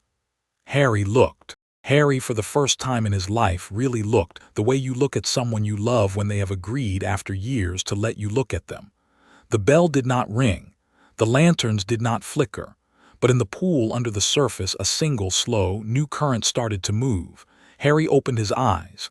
Sensei, he said, astonished. Arima's face was very still. You saw, he said, the line of his neck. Good, said Arima. Good, again, boy, same posture, every hour. Harry closed his eyes. He went back across the water. He sat with the stag. Over the next 8 days, Harry did 3 things at once. He went to classes, because Dumbledore had been firm about the appearance of normalcy. He sat in Transfiguration and in Charms, and in Defense Against the Dark Arts, where Umbridge read to them from the textbook, and Harry, on Dumbledore's advice, nodded and took notes and pretended to be the least troubled boy in Britain. He had come in one morning to find that his hand had, overnight, stopped trembling entirely. Iam's reflexes had settled. His own had come up under them. Arima's pressure exercises had arranged his Reiatsu into a thing that could be, for 2 hours at a time, indistinguishable from an ordinary 15-year-old's. He went every afternoon to the pitch in the room of requirement. Arima was there. Snape was there some days. Sirius was there almost every day. He had, with the cheerful help of Remus Lupin and the reluctant cooperation of Kingsley Shacklebolt, begun a campaign to be at Hogwarts as much as humanly possible, in the second-hand form of an enormous black hunting dog he was borrowing from no one in particular. Harry drilled. He sparred Arima. He sparred Snape, who, unfairly, fought exactly the way he taught potions, in cold, economical, vicious little cuts that made Harry very grateful not to be a pewter cauldron. He learned 3 more Kaido, Sai, a short restraint, Bakudo 61, a 6-rod light binding that pinned briefly a target in place, and a minor Hado, the first real flame spell which Snape, stone-faced, said was adequate. Potter, try to miss your shoes next time. And every hour on the hour, at Arima's stern insistence, Harry sat. He sat in the pitch. He sat in his dormitory.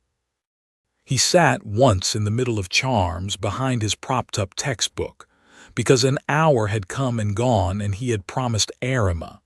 Flitwick had looked over, seen a boy with his eyes closed, and being Flitwick, had not drawn attention.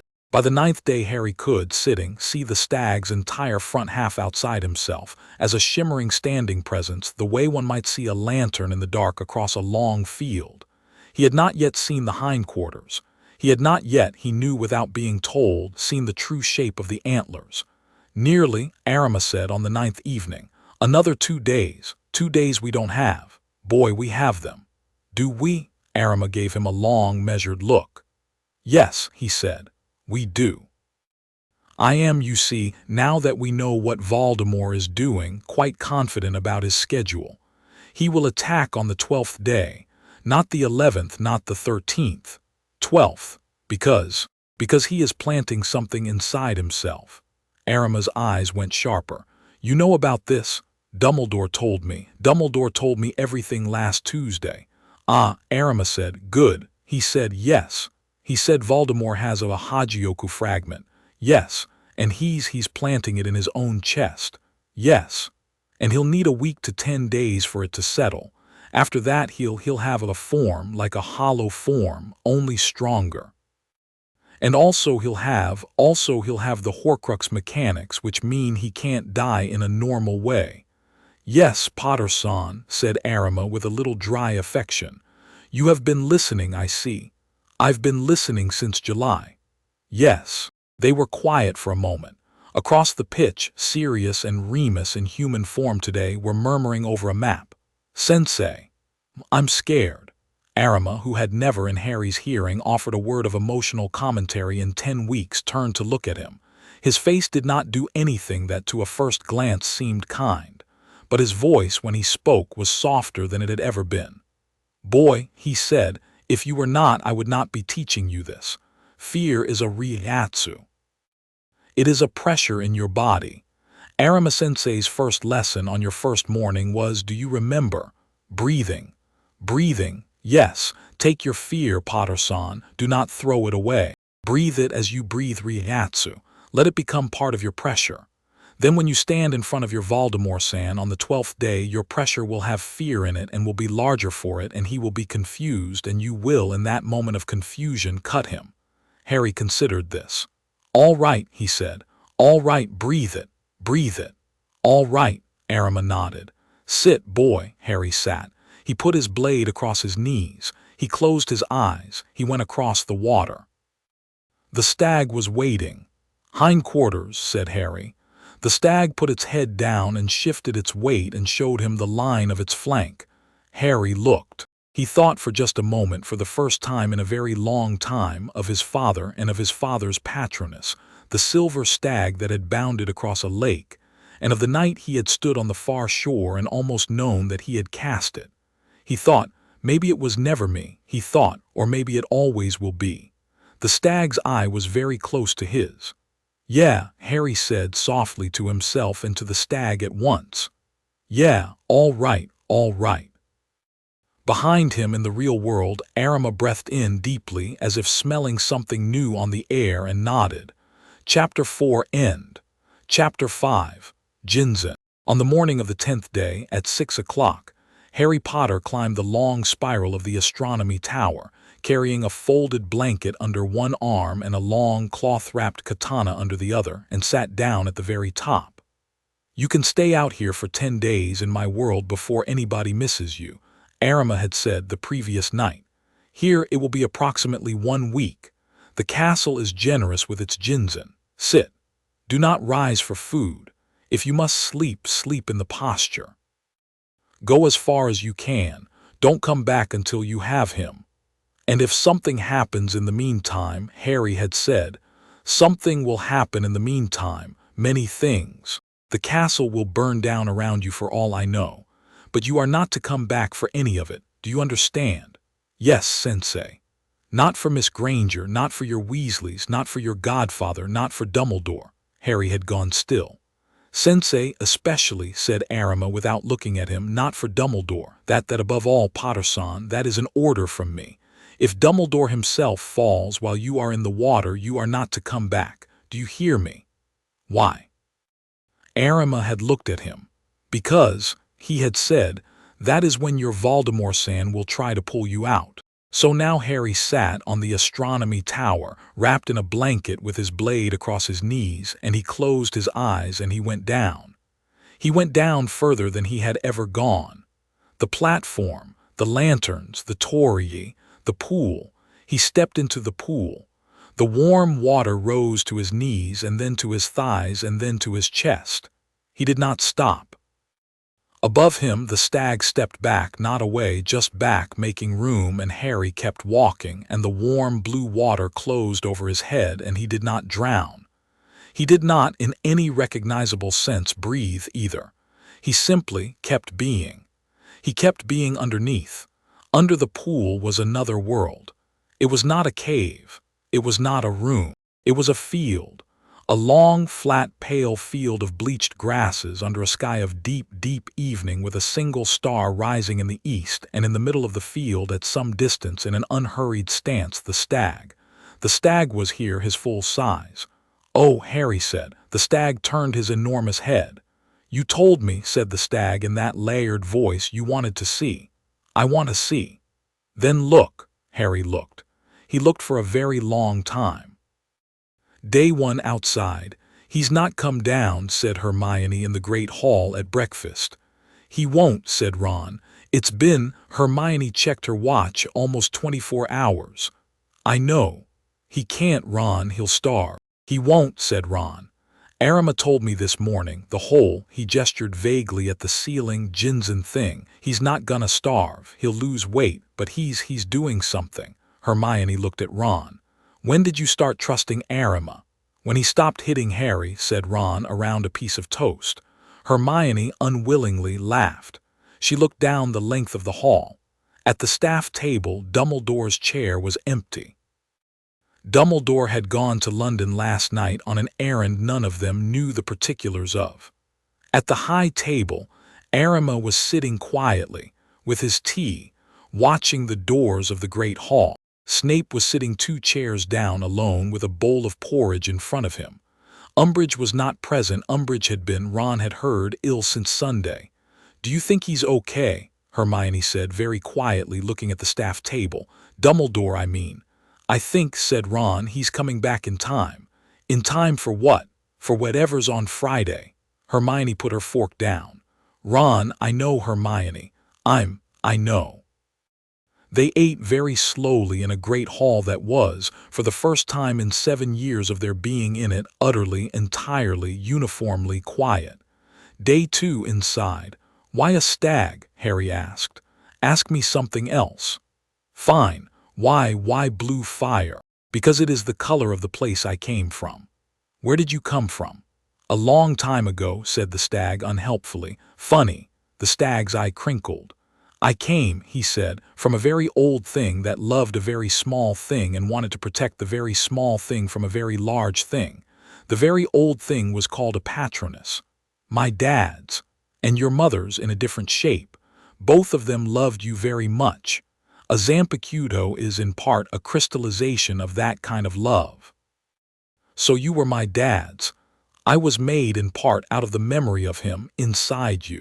and in part out of something that was waiting for you in a pool I have been in as long as I have been, long before you came to stand on the edge of it, and in part out of Lieutenant Kurisaki's patience for 4 months as her power settled inside your body. I am, Harry, 3 things. I am the boy's father's love, I am the thing that waits for the boy, and I am the soul pressure of the lieutenant who gave her life for the boy on a Tuesday night. Do you understand? 3 in 1. Yes. Like a patroness. Yes. Do you have a real name? I mean more than Kakaku. The stag was quiet for a moment. Kakaku is my name, he said. It is enough of a name for what you have to do today. Someday when we have both grown, I will give you the other parts of it. Not today. Today we have work. Right, said Harry and closed his eyes and lay back in the long, pale grass and went deeper. Day 3 outside. Attack pattern 4 blue channel converging north, said Moody, rapping the map on the kitchen table of number 12. Tonks, you're on the south gate. Kingsley at the 3 broomsticks with the oar detail. Molly, no, Molly, I know. You're at the hospital wing with Pomfrey with a portkey hot in your pocket for any of the children. Arthur, you're at the stone circle with McGonagall. Minerva, Professor McGonagall at the head of the table looked very old and very straight. I will hold the front gate, she said, with the heads of house. Snape. Severus is at the North Tower, said Dumbledore quietly without looking up. He had come back from London that morning. He had come back with a long, thin, black leather book under one arm and a hand, his right hand that was wrapped in a bandage, and he had not yet told them what was in the book or what had happened to the hand. He had asked only to see the plans for the defense of Hogwarts. Professor, said Hermione, who had been allowed to stand at the back of the room because she was, according to Moody, who had never praised anyone in his life, the sharpest head in the order, Dumbledore, and I would not bother to be polite about it. Professor, what's in the book? Dumbledore's eyes came up to hers. A thing I would rather not have had to fetch, Miss Granger. Nothing more. You will, when this is over, have the chance to read it. Will I? A small, tired smile. I hope so, yes. And your hand. A mistake I made in the fetching. Dumbledore flexed the bandaged hand once. It did not move the way a hand should move. Corrected, with a small cost. Nothing you need to concern yourself with, Miss Granger. Minerva, if I may. McGonagall folded her arms. Tell me honestly, Albus. Minerva, tell me honestly whether Potter will be down off the tower in time. Dumbledore was silent for a long moment. I believe, he said at last, that he will be down. I do not know whether he will be down in time. Sirius, in the corner in dog form, because Sirius was always in dog form these days, whined once and laid his black head on his paws.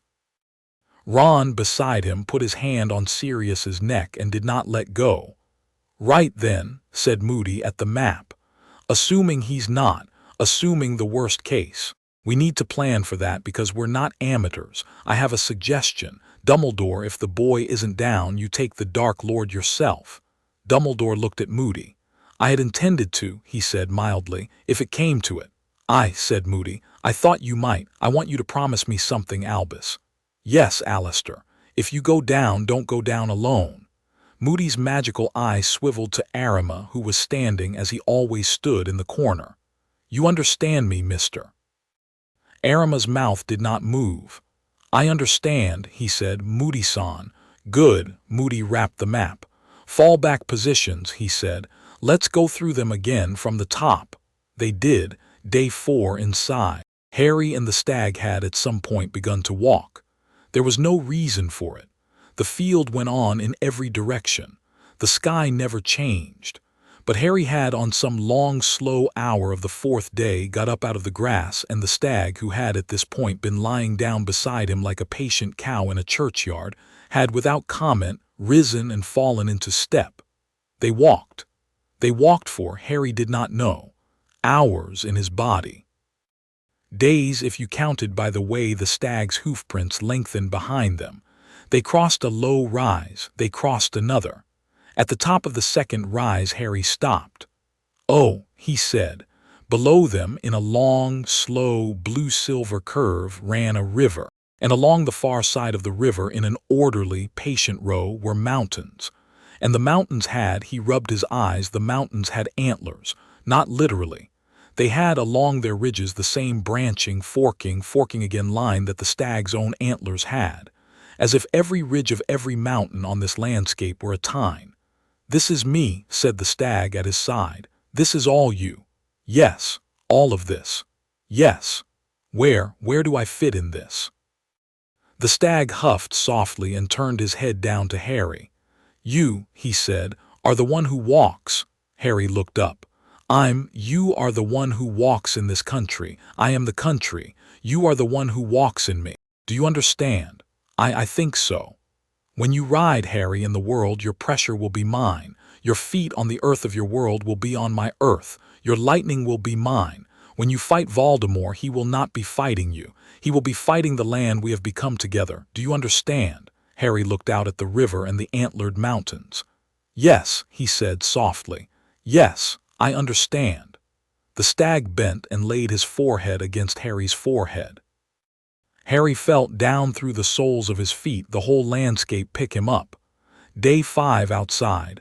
"3 of them," said Tonks, skidding into the kitchen. "I've just felt 3 of them, Dementor Hollows, Mad-Eye, coming up the high road from Hogsmeade, not even trying to hide. They've got an escort." "Which?" Moody snapped. "Bellatrix, Lucius, Rookwood, Dolohov, 6-8 Death Eaters, and something behind them, big as a horse, bigger. Nagini, not Nagini, Nagini's still wherever Harry sent her." "Then what?" "I don't want to know, Mad-Eye." Tonks was pale. It feels like Hollow, only wizard." "It feels like him, like he's in it." Moody swore. Arima in the corner lifted his head. "He is not in it," he said. "Not yet. He has planted his seed. He will come himself in 2 more days. The thing with his escort is an avatar, hollowed flesh shaped by his will, an intermediary, not his true form." "An appetizer," Moody growled. "A very large appetizer." "Right." Moody stumped to the window. "Tonks, to your position. Molly, tower. Arthur, circle. Everyone in the kitchen except Dumbledore, dispersal positions. Move, move, move." They moved. In 30 seconds the kitchen was empty except for Dumbledore, Arima, and, curled on the hearth, a dog with black fur who had refused in the end to be sent to any position at all. "Albus," said Arima. "Yes, Arima-sensei. I stand with you." "Yes, my friend, I know. I would prefer to stand in front of you." "I know that too." Arima bowed. "Then," he said, "by your leave." Dumbledore looked at him. Dumbledore, Arima realized with a little private start, was older than Arima had ever in 140 years of meeting him seen him. There was something behind his eyes that had not been there in the spring. Something Arima had a few times seen in the eyes of captains who had decided without telling anyone that they were not going to come home. "Sensei," Dumbledore said. "Yes, sir." "I would ask you, if you can, to get my boy down off that tower before he sees me." Arima's face did not move. "Albus," he said, "please." A long silence. "I will try," said Arima finally. Dumbledore turned to the hearth. He knelt slowly and put his good hand on Sirius's black, coarse fur. Sirius did not lift his head. Sirius in that moment was not a dog with a friend. Sirius was a friend who had chosen for a few minutes to be a dog so that the friend did not have to see him cry. "Sirius," Dumbledore said softly. "Old friend." Sirius's tail once thumped the floor. "Take care of Harry." Sirius's tail twice thumped the floor. "I do not know, old friend, whether I will see you this evening. If I do not, I want you to know I love you." Thump, thump. Dumbledore stood a little slowly with help from the table. "Right," he said. "Let us go." Day 6 inside. Harry had by now given up on being anywhere in particular. The stag had been leading. The landscape had been changing in ways that Harry did not understand but did not resist. They were on the bank of the river. They were walking upstream. They had, for an unknown time, been walking through a forest where every tree was, at the trunk, white as bone, and at the branches, green as new leaves, and at the ends of every branch there was a single small flame, flickering gently, like a lantern. The trees were antlers, the forest was his. "There's something," Harry said after a long while. "Yes. There's something I need to do. Yes. Now, yes." Harry stopped. The stag stopped. They were in a clearing in the antler forest, with a flat, clear space of pale grass in the center. "I want to ride you," Harry said. The stag turned his great head and looked at him. Then very gravely he folded his forelegs. "Get up." Harry got up. It was like getting onto a broomstick. It was not like getting onto a broomstick at all. It was like being handed a steady, warm, living building. Harry's legs, around the stag's shoulders, did not quite reach. He settled against the long, warm neck. His palms pressed against the long, bone-smooth fur. The stag rose. Harry held for a moment as the ground dropped away. The stag's shoulder was easily 8 feet above the grass, and Harry could feel through his thighs the slow, huge, patient beat of a heart the size of a chest. "Ready?" said the stag. "Ready." The stag walked. Then the stag trotted. Then easily the stag began to gallop. The antler forest streamed past. The trees did not touch them. The stag's head, held high, carried Harry just under the level of the lowest branches. The flames in their lanterns swayed as they passed. The sky above the trees shifted, by degrees, from deep evening to something high and soft and silver. And the stag, as he galloped, began, very slowly, to extend. At first Harry thought the stag was growing. Then he thought the stag was stretching. Then he understood with a jolt that the stag was becoming land. The stag's hooves at a gallop were striking the pale grass with long, sparking blue-white forks, and the forks were not going out. They were staying. They were becoming, each of them, a long, low ridge of lightning on which the next hoof fell. The stag was, as he galloped, laying a road of storm under himself. The road reached forward, Harry saw, in every direction. Ahead of them, behind them, to both sides. The stag's gallop had opened a network of crackling, running, branching lightning paths, long, long, long beyond Harry's sight. "Oh," Harry breathed. "This is Bankai," said the stag. Harry, on his back, closed his eyes. He took, for the first time in 6 days, a real breath. He opened his eyes. "Bankai," he said softly. The stag stopped. In the middle of the road of storm, in the middle of the antler forest, in the middle of the field under the sky of silver evening, Harry Potter, aged 15, dismounted. He stood on the grass. He set his feet the way Arima had taught him. He reached inside himself for the thread across the pool and found, this time, that there was no longer a thread. The pool was around his feet. The pool was in his lungs. The stag was beside him, tall as a building, patient as a morning. He drew his blade. His blades, rather, Kakaku, came out of the sheath, one into each hand, as it had done dozens of times in the room of requirement. He crossed them in front of his sternum. He breathed. He breathed this time in his fear, because Arima had told him to, and because he knew, with the cold, unglassed clarity of a boy who had come a long way in a short time, that his friends were standing without him, against a thing he should have been there to help them against. "Bankai," he said. Beside him the stag lifted his great antlered head and bowed. Above them the sky cracked. It did not crack like a thunderstorm. It cracked like a seal. A long, slow, wide line of white lightning opened across the silver evening, and in the cold, perfect light that came down through it, Harry felt the whole landscape, the river, the antler forest, the field, rise and thicken and settle and form, underneath him, as the foundation of a new, solid, terrible self. His shikai had been a sword. This was, Harry understood in the last instant before he opened his eyes in the world, this was a country. Day 7 outside. The siege of Hogwarts began at 2:30 on Friday afternoon, on the long, sloping grass before the front gate. It did not begin with a shout. It did not begin with a curse. It began, and this, people would later say, was the most terrible thing about it, with a whistle. A high, clear, thin whistle coming up the path from Hogsmeade, as if someone were walking casually toward the castle without a care in the world.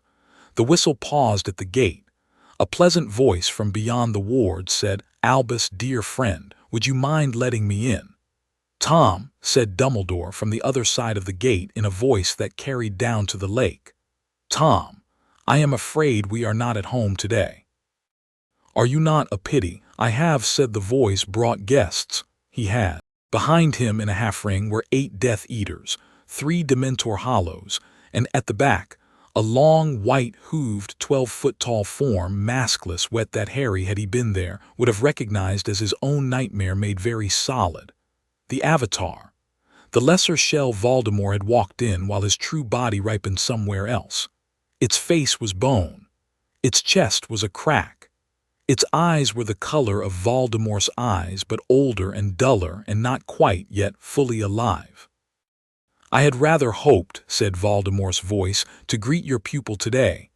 "My pupil is unavailable, Tom," said Dumbledore. "So I hear." The voice smiled. "A pity, perhaps another time. In the meantime." The gate went. It did not go in a crash. It went in a long, slow, dignified sigh, as if the gate had finally, after 1,000 years, agreed that it was tired. The wards of Hogwarts rolled back across the grass. The castle's great stone skin, Harry, on the tower, felt it, through the soles of his feet, shivered. Arima moved. He was at Dumbledore's shoulder before the first Dementor Hollow was across the threshold. He did not draw his katana. He held out his left hand, palm up, and a slow, warm, blue-white light gathered in it. And the light became a spell whose name Harry on the tower could feel but not name. A long, wide, broad Hotto, 100 series Kaido, which slammed forward down the gravel drive and took the leading Dementor Hollow in the chest and converted it into motes before it had finished one step. Said Voldemort's voice, impressed. "Tom," said Dumbledore, "go home." "Albus, go home." "Albus," said Voldemort pleasantly, "I am home." And the Avatar, which had been behind him, moved. It came forward with a long, low, gliding gait, not the lunge of a hollow, not the walk of a man, but a thing between. The ground, the old, cold, stony ground of Hogwarts, turned faintly black under each hoof. A strip of dead grass blossomed behind it. Dumbledore raised his wand. He did not raise it with hesitation. He raised it the way a master raises his wand, with a small, economical, sideways motion as of drawing a brush stroke, and the air in front of the Avatar at the edge of the path bloomed with fire. It was not ordinary fire. Harry on the tower felt it. It was fiend fire, controlled, a leash of fiend fire, the kind of thing only a master would dare attempt to hold, and only an old master at that. It took the shape of a serpent, a long one, a white-hot one, and it opened a mouth the size of a barn door and went, with the lazy certainty of a serpent that had been waiting all its life for the meal, for the Avatar. The Avatar did not move out of its way. The Avatar calmly opened its own mouth, and from inside its chest brought out a long, black, curving line, a line that was, Arima would later tell Harry, a crude imitation of a zero, and the two beams met, fire and anti-fire, serpent and beam, in the middle of the gravel drive. The gravel drive went. So for a half-second did the gate posts. So for a half-second did Arima, who had placed himself deliberately between the beam meeting and Dumbledore's left shoulder, and who took the full blast of both at once. He did not die. Arima, Harry realized with a cold sob at the base of his spine, was a lieutenant-class officer of the 3rd Division, and he had survived worse. But the blast picked him up and threw him 50 feet, through a chestnut tree, and into the base of the Quidditch stand where he lay, for a long count of 5 before he moved at all. Dumbledore continued to cast. He cast, alone, for 3 more seconds. In those 3 seconds he managed 4 of the most astonishing spells Harry had ever felt, even in secondhand from the top of the tower. He broke one Dementor Hollow in half. He blew the legs off another. He put, with a single upward flick of his wand, a 2-foot-thick wall of white stone up across the drive, which stopped Bellatrix and Rookwood dead, and which the Avatar, in turn, patiently began to punch through. And then the Avatar finished punching through. And Dumbledore very calmly stepped forward to meet it. "Sir," Harry shouted on the tower. He did not know afterwards whether he had shouted out loud or only in his chest. "Sir, wait, I can," but Arima had told him. Arima had told him. "Not for this, Potter-san. Not even for this." Down on the grass, Dumbledore met the Avatar. It did not last long. Dumbledore caught the first blow on his wand, a bar of raw Reiatsu as thick as a man's arm, and diverted it past his head so that it split the tower behind him. He caught the second on his bandaged hand, which he had kept, Harry realized, bandaged for a reason, because the hand closed around the bar of Reiatsu like a vice and simply took the force into it, and the hand flared briefly, silver gold, and went black. He did not catch the third. The third was a long, slow, uncomplicated jab, the Avatar's left palm, opened, fingers splayed, that went through the wards he had not quite had time to rebuild and struck him at the base of the sternum. Dumbledore stepped back 2 paces. He sat down, very carefully, on the bottom step of the Hogwarts gate. "Severus," he said quietly, not to anyone in particular. Severus Snape, who had been until this instant behind a pillar of the gatehouse, for reasons Dumbledore alone had known, stepped out. Snape's katana was drawn. "Sir," said Snape, "you know what to do." Snape's face did something very specific. It was not a cry, it was not a protest. It was the specific expression of a man who had for many years been carrying a weight and had just been asked to set it down, in a way that he had not actually wanted it to be set down. "Sir," he said again. "Severus," said Dumbledore, "please." Snape raised his blade. Above, on the astronomy tower, Harry Potter, who was, at that moment, in a place outside of time, looking through the breaking seal of his own Bankai at the world, saw, with a slow, perfect, terrible clarity, exactly what was about to happen. He also saw in that moment Arima. Arima, who had not quite died, who was on his knees beside the broken chestnut tree, who had with a last effort sent, through the sigil in the crook of his elbow which Harry had not known about, a single, steady, slow, blue-white pulse up through the air, through the stones of the tower into Harry's own sternum. It said very gently, "Now, Potter-san, come down." Harry opened his eyes. The world was still there. He stood up. He looked down over the parapet of the astronomy tower at a gravel drive where his headmaster was sitting on a step, and at a potions master raising a sword, and at an avatar of Voldemort waiting, patient as a heron, 10 feet away. He looked down at his blades. He breathed. He breathed as Arima had taught him, all of his fear into his pressure. And Harry Potter, aged 15, stepped up onto the parapet of the astronomy tower, raised his paired blades above his head, and in a voice that was not quite his own, said the words that would, in a few seconds, change every kind of weather in the country of Great Britain. "Bankai, Tenku Ajika Kakaku." The sky cracked. A long, slow, perfect line of white lightning opened from one side of the Hogwarts grounds to the other. Down on the drive, the avatar of Voldemort lifted its bone face, very slowly, and looked up. Its expression was, and this was the part Harry would think about for weeks afterward, surprised. But before the Bankai had finished crystallizing, a great deal happened on the ground very quickly, and most of it mattered. Snape did not strike Dumbledore. He raised the blade and he held it there, and the world on the gravel drive held its breath with him, and then, very quietly, in a voice no one but Dumbledore could hear, Snape said, "No, sir." "Severus, not today, sir." And he swung, not down, but sideways, and the long blade, humming now in a register that Snape himself had not, until this month, entirely remembered, passed, clean as a beam of light, across the open chest of the Voldemort avatar 3 feet in front of him. The avatar, which had been waiting, patient as a heron, for Snape's blade to do exactly the thing it had been made to do, paused. Its bone mask blinked. Its head turned with an unfamiliar jerk down at the shallow, smoking line now written across its sternum. "Ah," said the Avatar in Voldemort's voice, as if surprised by a mild cramp. Then it fell to one knee. "Severus," Dumbledore breathed from the step. "Not today, sir," Snape said again. From down the drive, Bellatrix Lestrange shrieked. It was, Dumbledore would say later, the first pure sound he had heard from her in 12 years.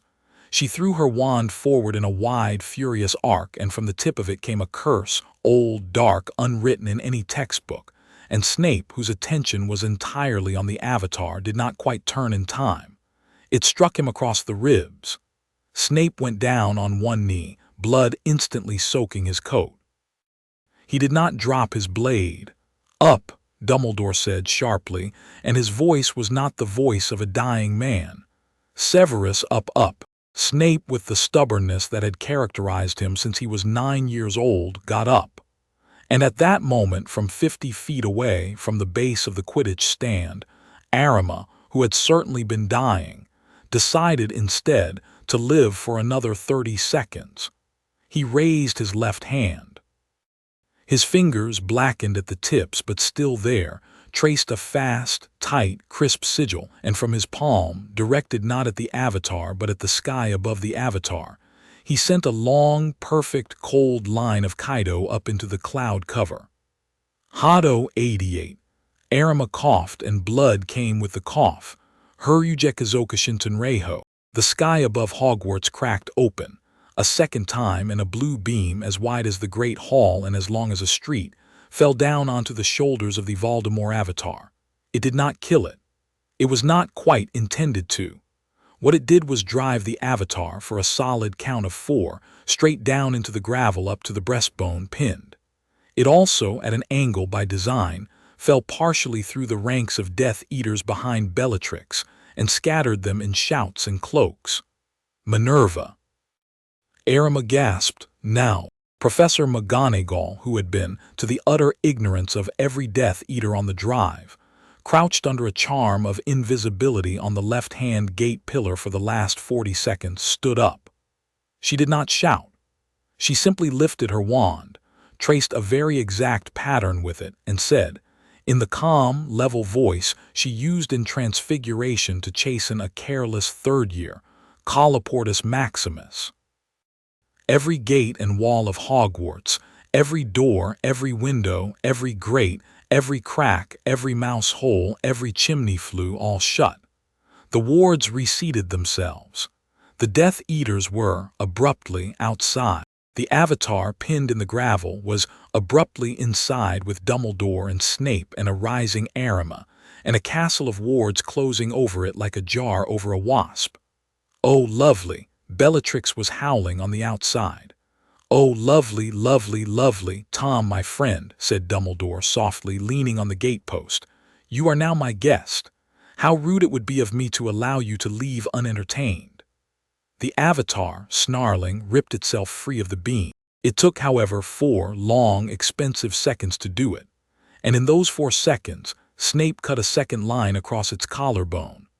Arima, on his last reservoir of power, pushed a short, white, close-range Kaido into its side. Dumbledore, quietly, with his bandaged hand, touched the step of the gatehouse, and a network of thin, silver runes rose up around the Avatar like a fishing net binding, and the astronomy tower above them cracked open with light. Far above, on the tower, Harry stepped off the parapet. He did not fall. The Bankai had laid a road of storm under his feet. He could not see it with his eyes. He could feel it through the soles of his sandals, a long, warm, crackling surface, bluer than lightning and steadier than stone. He walked 3 steps out over empty air and looked down at the grounds. The grounds were his. He saw now what the stag had shown him.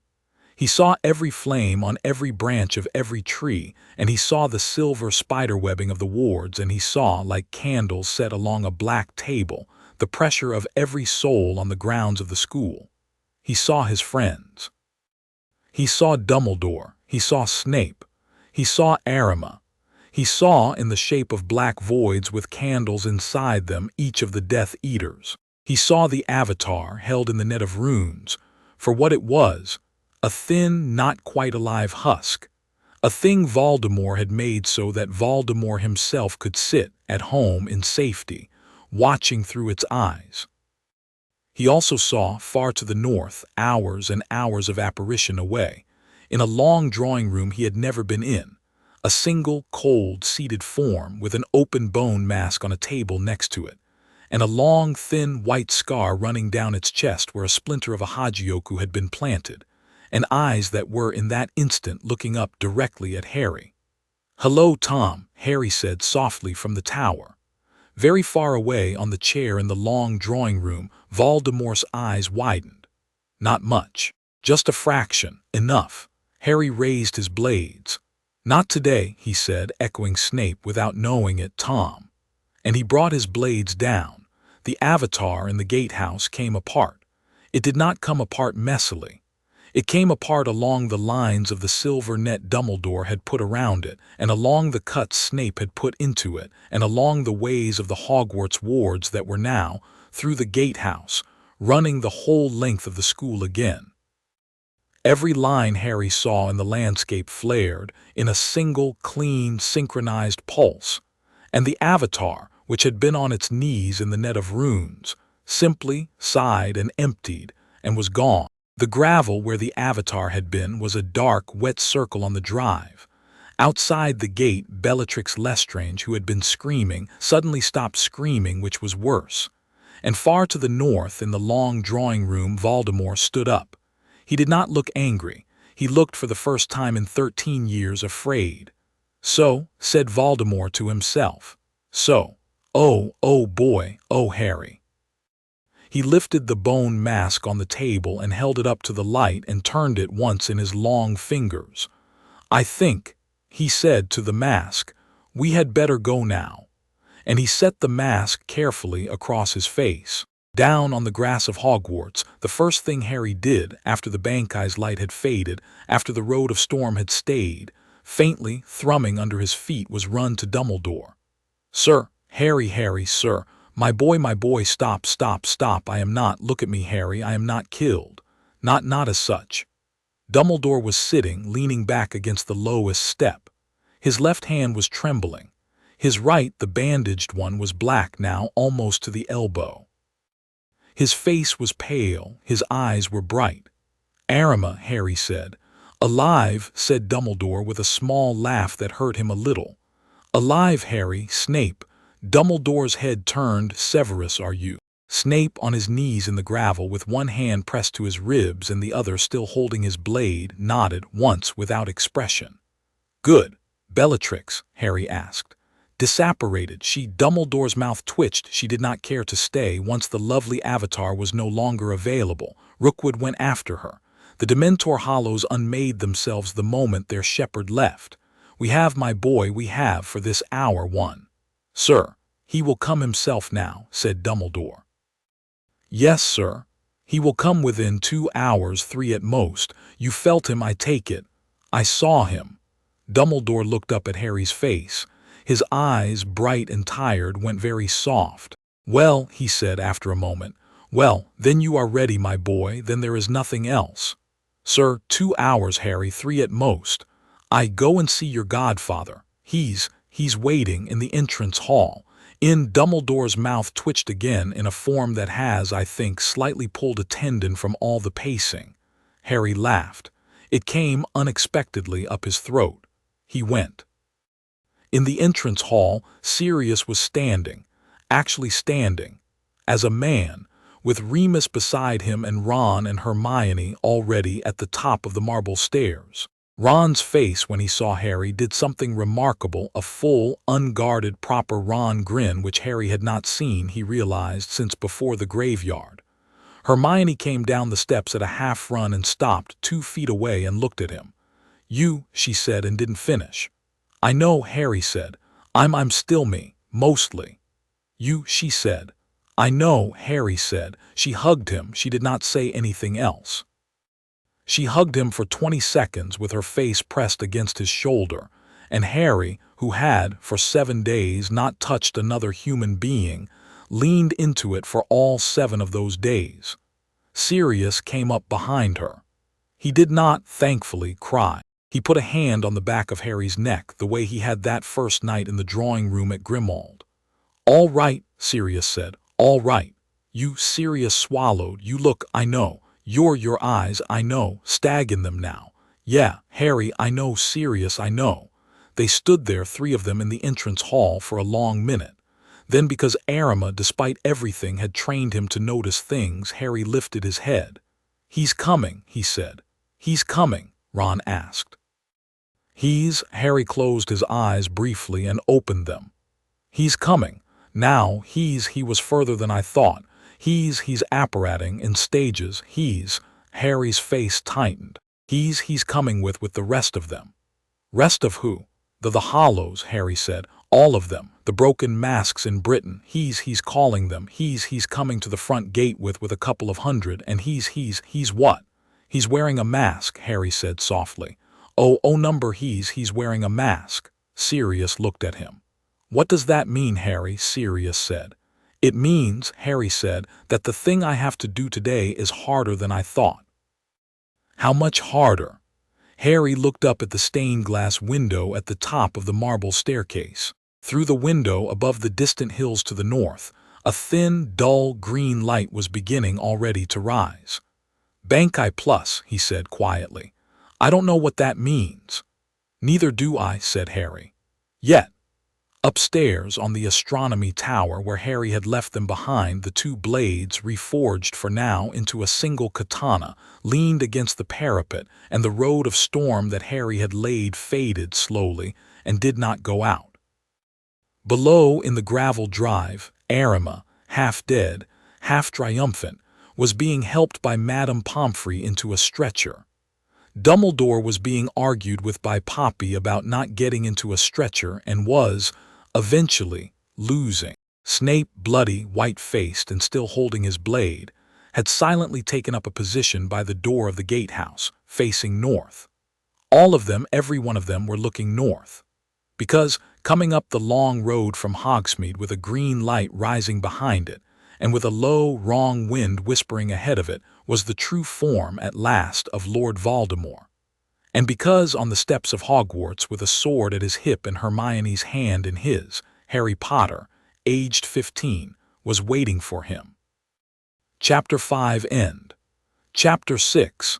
Bankai against Voldemort. He came up the road from Hogsmeade with a wind that had no weather in it. Harry stood on the top of the front steps and watched him come. Behind Harry, along the threshold of the castle, was a thin arc of people. Ron, Hermione, Sirius, Remus, McGonagall, Snape, still bleeding, still upright, Kingsley, Tonks, and held up between Mrs. Weasley and Madame Pomfrey, Arima himself, who had refused in the end to be put on a stretcher. In front of Harry, along the drive and the lawn, was nothing. The Death Eaters had dispersed. Bellatrix had gone. Dolohov had gone. Rookwood had gone. The Dementor Hollows had unmade themselves. There was nothing on the drive at all except coming at a walking pace, with the kind of patience a man walks with who has waited for a thing a very long time. A single, white, tall, smiling form with a broken bone mask across its face and scales along its arms and a snake-fine spine that made the air behind it ripple. Voldemort's eyes behind the mask were red. They had always been red. They were, this afternoon, red and black. The black was new. The black was the Hollow.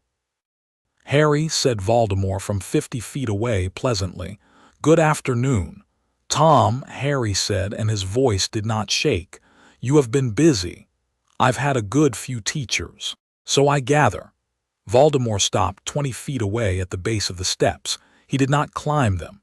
He did not, Harry noted, try to. The wards, newly reseated by McGonagall's Maximus, still held faintly at the edge of the stone. Voldemort could break them. He simply had not yet chosen to. It was the small, slow, deliberate theater of a man who wanted first to have a conversation. "Arima, I congratulate you. The boy is in passable shape." "Thank you, Voldemort-san," said Arima hoarsely from behind Harry. "Most kind. And Severus. My lord, Snape said without inflection. Severus, Severus, Severus. The bone mask tilted. You are a great disappointment to me. Yes, my lord. I had so hoped. Yes, my lord. Ah, well. Voldemort's head turned slightly toward Dumbledore, who was upright with a hand on McGonagall's shoulder for balance. Albus, old friend, you look unwell. Do I, Tom? A small, considering sound. We must get you into a bed. In due course, Tom, said Dumbledore equally pleasantly. I am at present preoccupied with the management of a guest. Voldemort laughed. It was the first laugh Harry had heard out of him since July with any real amusement in it.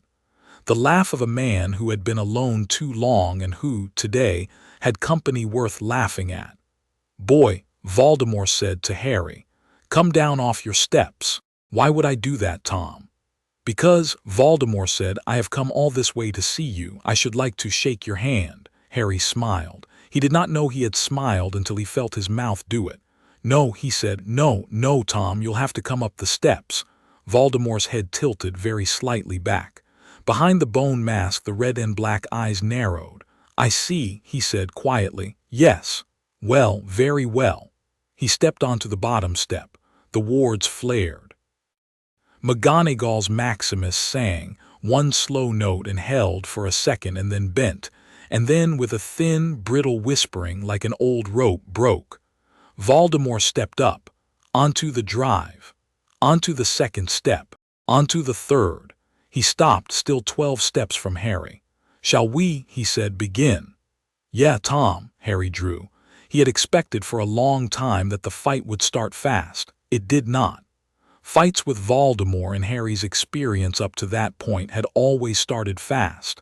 There had been a graveyard and a duel and a priori incantatum within the first 10 seconds. There had been a ministry and a hall of prophecies and a near death within the first 30. This time Voldemort did something Harry did not expect. He bowed. It was a small, exact, ceremonial bow. It was not the bow of mockery. It was the bow, Harry realized, with a small, cold twist in his gut, that you do before a duel when the duel is going to matter to you. Harry, without thinking about it, bowed back. He straightened. Then the hall of air between them dropped. That was the only way Harry would afterward describe it. The gradient of pressure between the two of them, Voldemort's Ryatsu, tamped by the mask, but still real, Harry's Ryatsu, still Bankai bright, still with the road of storm humming under his feet, met each other and in the meeting did not explode. It thickened. The air went hot. The air went also cold, in a way that had nothing to do with temperature. A leaf on the lawn 20 feet below the duel very slowly stood up on its edge. Voldemort moved. He did not draw a wand. He did not cast. He simply flicked 2 fingers at Harry, and a wave of white, raw pressure came up the steps at him. Harry caught it on the flat of his left blade.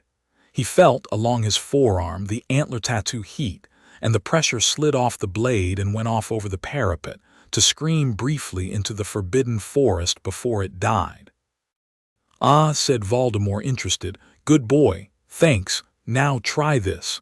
Voldemort this time did cast. He cast, of all things, in Japanese. An ugly, slurred, clearly self-taught pronunciation, but the Kaido was real. And a line of black light came up the steps at Harry, and Harry did not catch it on his blade because Voldemort had sent a second line at the same instant that Harry had not quite seen coming, and Snape knocked it aside with his own katana. Severus, Voldemort said. My lord, Snape said without inflection and did not apologize. Harry turned his head. Thanks. Snape did not nod. Snape did not move. Snape was, at this range, within a thing Harry would eventually learn was called a captain's field, and he was not, under any circumstances, going to leave it. Well, said Voldemort after a beat, 3 of you then. At least 3, said Dumbledore from behind Harry. 4, my lord, Arama rasped. Please count me. 5, said Sirius as a dog. Voldemort's lip under the mask curled. Very well, he said, very well. He came up the steps. The next 10 minutes were, Harry would say later, the most crowded 10 minutes of his life. Voldemort came up like an army. He was alone, but he was an army. His hollow form permitted him to extend, briefly, into 12 limbs, 3 of which were fists and 9 of which were long white tentacles of pressure. He went for Arima first, because Arima was the most injured. Dumbledore, from behind Harry, stepped out, not ahead of him, not between them, but adjacent, and slapped away the 3 limbs aimed at Arima with a single long, elegant, bandaged wave of his left arm. "Harry," Dumbledore said, "you're right." Harry swung right and took 2 of Voldemort's white tentacles off at their roots. "Snape, your left, please." Snape slashed a third. "Sirius." The enormous black dog launched itself, past Harry's knee, from 4 feet up the steps to 12 feet down the drive, and landed on Voldemort's right shoulder and tried, as best he could, to take the joint out. He did not. Voldemort was too quick, but he distracted it, which was enough. Harry was already moving. He moved not the way Arima had taught him. He moved the way the stag had shown him, across the landscape of the Antler Forest. He stepped onto the road of storm, which in the world manifested as a sudden, brief, crackling blue hum under his left sandal, and he crossed in a single lightning gate the distance from the top of the steps to Voldemort's flank. He cut. He cut at the flank. He cut at the ribs. He cut at the shoulder. He cut hard at the neck. Voldemort flickered. That was the right word. He did not dodge. He did not block.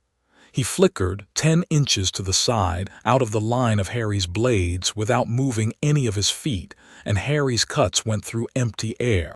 "Hollow step," Arima called from the steps. "He has learned Sonido, Potterson. Watch your own footing, he will." Voldemort flickered back. He flickered back directly in front of Harry, inside his guard, closer than any of Harry's blades could come to bear, and his white right hand went open for Harry's chest. Harry had, for this, practiced. He dropped. He did not dodge. He did not step back.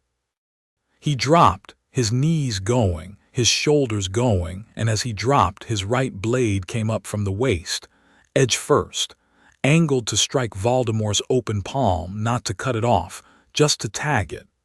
Voldemort flickered again away, and the blade traced a short, precise cut across the meat of his palm. Blood, black and smoking, hit the gravel. Voldemort looked down at his hand. "Ah," he said softly. "Oh, Harry, oh, you are good." "Breathing," Harry said, not at Voldemort, to himself.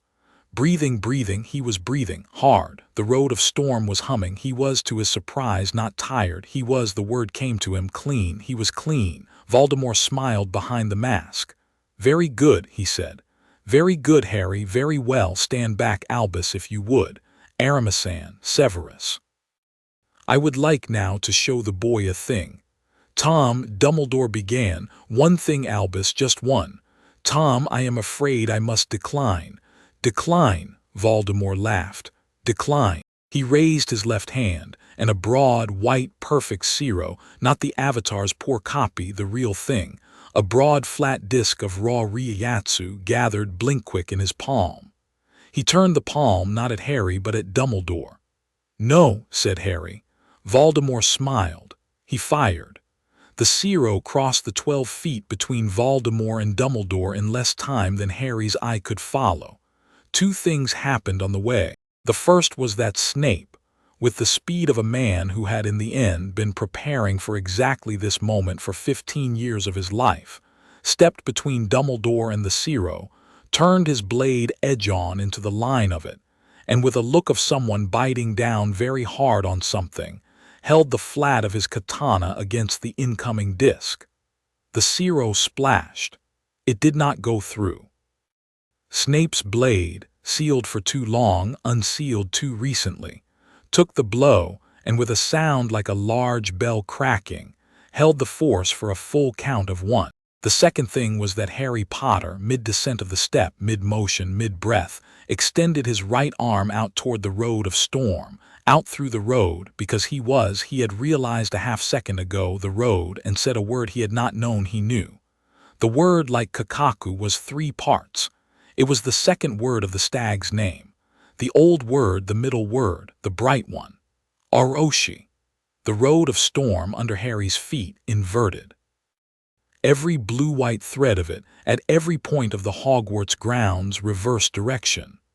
The storm ran back along itself, up Harry's body, up his blades, up into the sky. And the sky, the cracked, waiting, already open sky above Hogwarts, took the storm and amplified it, and in one huge, single, bright, cold, wholly silent instant dropped it. A pillar of blue-white lightning, as wide as the Great Hall, fell out of the sky onto Voldemort. It did not kill him. A thing with a Hagioku splinter in its chest and 6 Horcruxes in the world and a hollow mask freshly laid across its face is not killed by lightning, no matter how much lightning. Voldemort had, for 13 years, been training himself not to be killed by anything. He was not about to fall to a teenager with a storm. What the pillar did was, it cracked the mask, a single, clean, simple fracture running from the left temple to the right jaw. The mask did not come off, but the fracture was deep. And inside the fracture, Harry saw for the first time the face of Tom Riddle, not the snake's face, not the noseless thing. The face of Tom Riddle, age 16, the boy out of the diary, sullen and handsome and afraid. It looked in the crack very briefly at Harry. Then it was gone. And the thing that was left said in a new, higher, angrier voice, "Oh, oh, Harry." "Oh, that was clever." "Wasn't me," Harry gasped on one knee on the step. "Was the stag. I shall," Voldemort promised, "have you dissected. Get in line." And then Voldemort moved.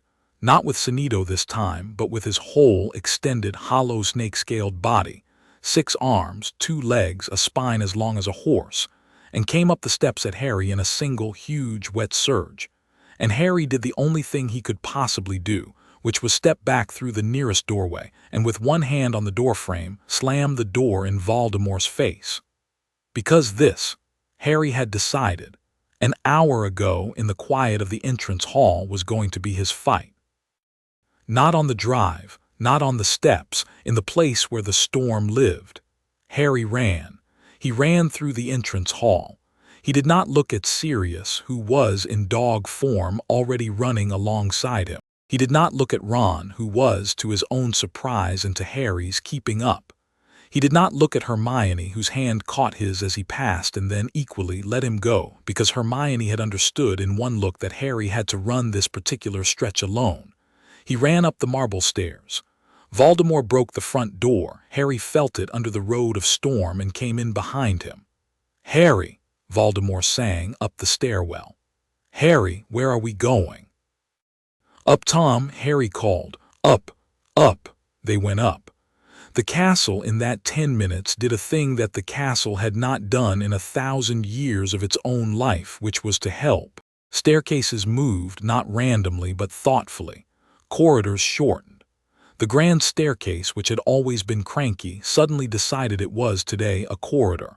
The portraits, almost without exception, turned their backs on Voldemort and clapped gently as Harry went by. "Good lad," muttered the fat lady as he sprinted past. "Cheers," Harry gasped. By the time Voldemort reached the 4th landing, Harry was at the base of the astronomy tower. By the time Voldemort reached the 6th, Harry was 3/4 up the spiral. By the time Voldemort reached the top of the spiral, Harry was already at the parapet with his blade across the step, and the road of storm, all of it, humming under his feet, under the tower, under the castle, under the whole of Hogwarts. "There you are," said Voldemort, coming up through the hatch. "Here I am, Tom, at the top of your own tower. How traditional. Yeah, are you ready? Yeah, are you truly? Yeah, Tom." Then Voldemort stepped up onto the parapet opposite Harry. The two of them stood, not 10 feet apart, on the narrow parapet at the top of the astronomy tower of Hogwarts School of Witchcraft and Wizardry, above a grounds that was, from this height, a tapestry of candles and hearth fires and old friend Ryatsu, and above them, a sky that was, by now, neatly and cleanly cracked along one long pale line. "Shall we?" "Yeah." They moved. This part of the fight, the part on the tower, was, Hermione later said, the clearest thing anyone on the ground saw and also the hardest to describe.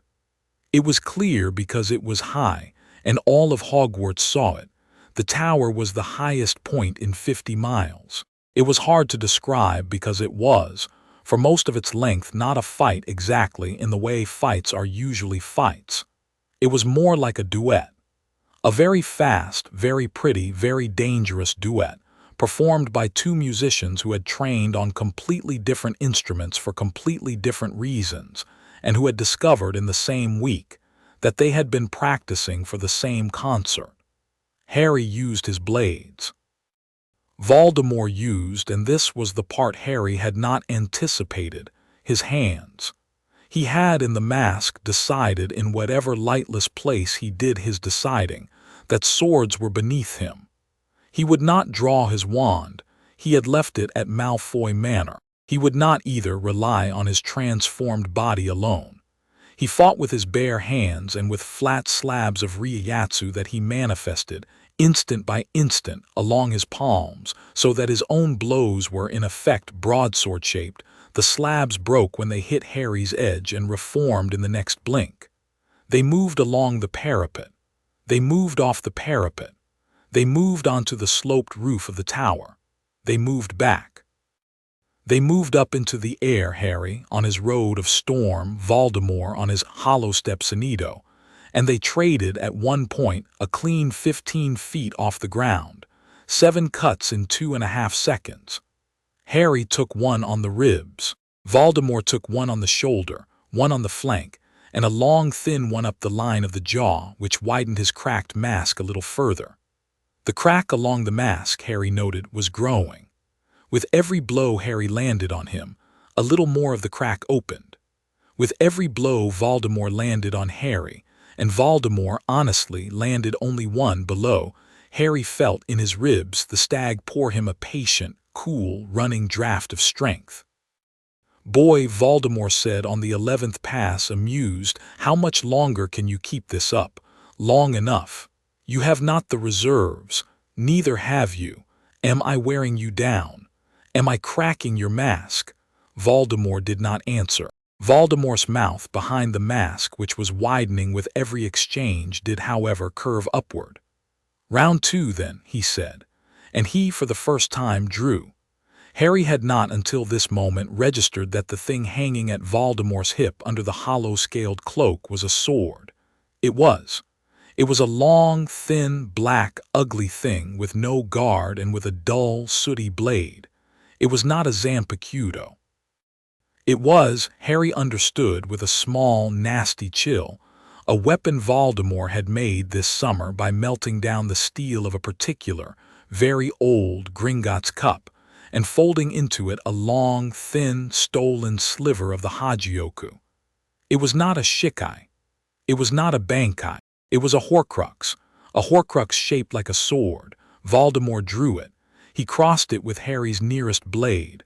A long, thin, low ringing, a ringing that was not, filled the tower. "Oh," Harry said. "Yes," Voldemort said. Yes. That's cheating, Tom. A little." And he came. For the next 45 seconds, Harry Potter fought Lord Voldemort with a single Shikai blade in each hand against a single Horcrux sword, and he came, honestly, close to losing. The Horcrux sword, Harry felt every time he crossed his blades with it, was hungry. It was trying to eat his storm. It was drawing, from every blow, a trickle of the blue-white Ryatsu that ran along Kakaku's edges, and it was taking that trickle in through its black steel, and it was using the stolen pressure to make its own cuts faster. After 10 seconds, Voldemort's swings were faster than Harry's. After 20, Voldemort opened a new, long, shallow line along Harry's forearm. After 30, Voldemort closed on him, sword hand and empty hand, and threw a hollow zero at Harry's chest at 3 feet. Harry could not block it. Harry did not, in fact, try to block it. Harry dropped into the road of storm. He did not, this was important, step through.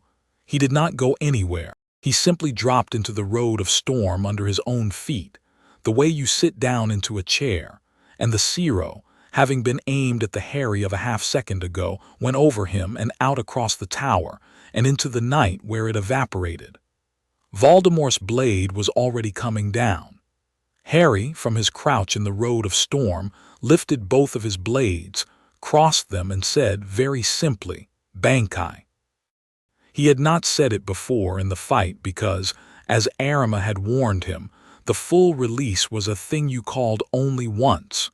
You called it, and you called it for a purpose, and once it was done you had, in essence, no more tricks. You had only the thing itself. Harry had chosen his moment. The sky above the tower which had been cracked unsealed.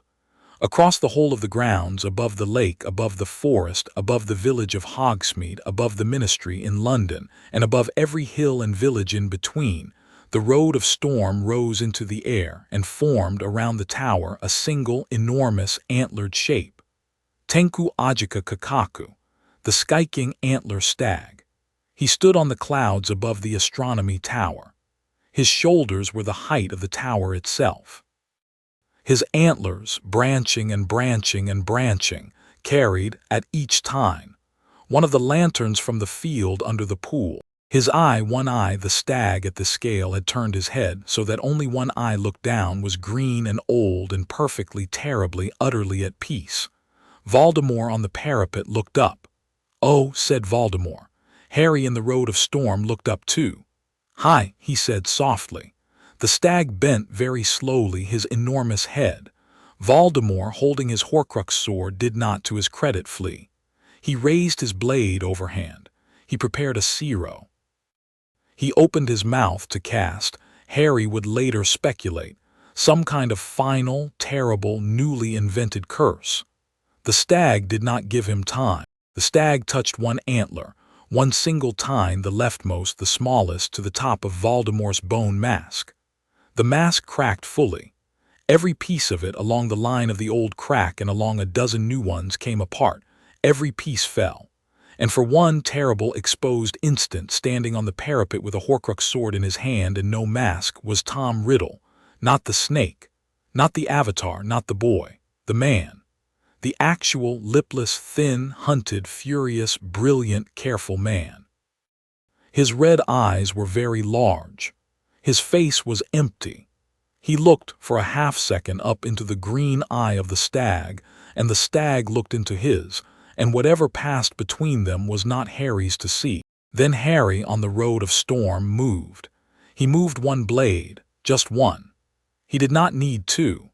He moved the right blade in the short, clean, clipped, Arima-trained arc that he had practiced for 100,000 repetitions, and he brought the tip of it through the left side of Tom Riddle's chest. He brought it through the place where, 8 days ago, a Hagioku splinter had been planted. The splinter and every Horcrux of every anchor Voldemort had laid in the world, as far as Harry understood it afterward, broke at once. It did not happen in a single explosion. It happened in 7. The first was the splinter. The Hagioku, which had never really belonged to Voldemort, and which had been for 8 days shaking in his chest, was finally in that instant cut free, and it fell out of him, and it went up into the sky, and it went on going up and up and up until it was gone. The second was the diadem in the room of requirement. It let out from behind the door a single, high, old, sad cry and was quiet. The third was the locket, which was, at that moment, in the inner pocket of Regulus Black's brother's old robe, in a drawer in a house on Grimmauld Place. It let out a smaller, more confused noise. It had been alone for a long time and was still. The fourth was the cup in the Lestrange vault in Gringotts. It rang. The fifth was the ring, which was hidden and which had been for 70 years in a box under a floorboard in a hut that almost no one had thought about for a long time. It did not make any noise at all, but somewhere in Dumbledore's left pocket, his bandaged hand suddenly, for the first time in a week, stopped burning. The sixth was the diary, which had been burned a long time ago by a boy. The seventh, and the strangest, was the piece of Voldemort that had always lived in Harry's own scar.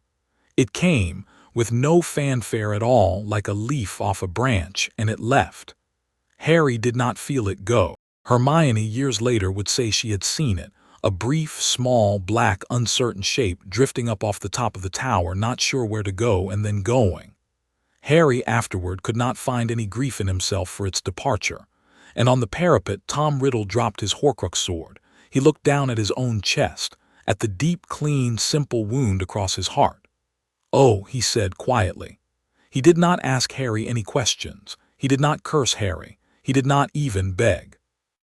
He simply sat down on the parapet carefully, and then more carefully lay back. He looked up at the sky. The stag above them stepped with a slow, soft, respectful step, one enormous hoof backward as if to allow him the view. "I had," said Tom Riddle to the sky, to no one in particular, "such plans," and he died. The stag very slowly dissolved. He did not vanish. He unformed. Each of his antler tines became a soft, drifting, blue-white line, and each line fell slowly over the grounds of Hogwarts, and each line, as it fell, lit a single lantern flame, hovering in the air for a long moment before fading. Over the lake 3 flames. Over the forbidden forest 6. Over the village of Hogsmeade 12. Over every stretch of the grounds where, that day, someone had fought and fought not for himself, a flame. They faded, one at a time, over the next hour. And in the sky, as the stag's last breath drifted away, the long cracked line across the clouds healed itself, and the evening sky, which had been, all day, the deep blue of the inside of a bell, turned, very slowly, the honest pink of an ordinary October evening. Harry Potter, aged 15, stood on the parapet of the astronomy tower with a blade in each hand, and very slowly folded at the knees and sat down next to the body of Tom Riddle, and did not, for a long time, say anything.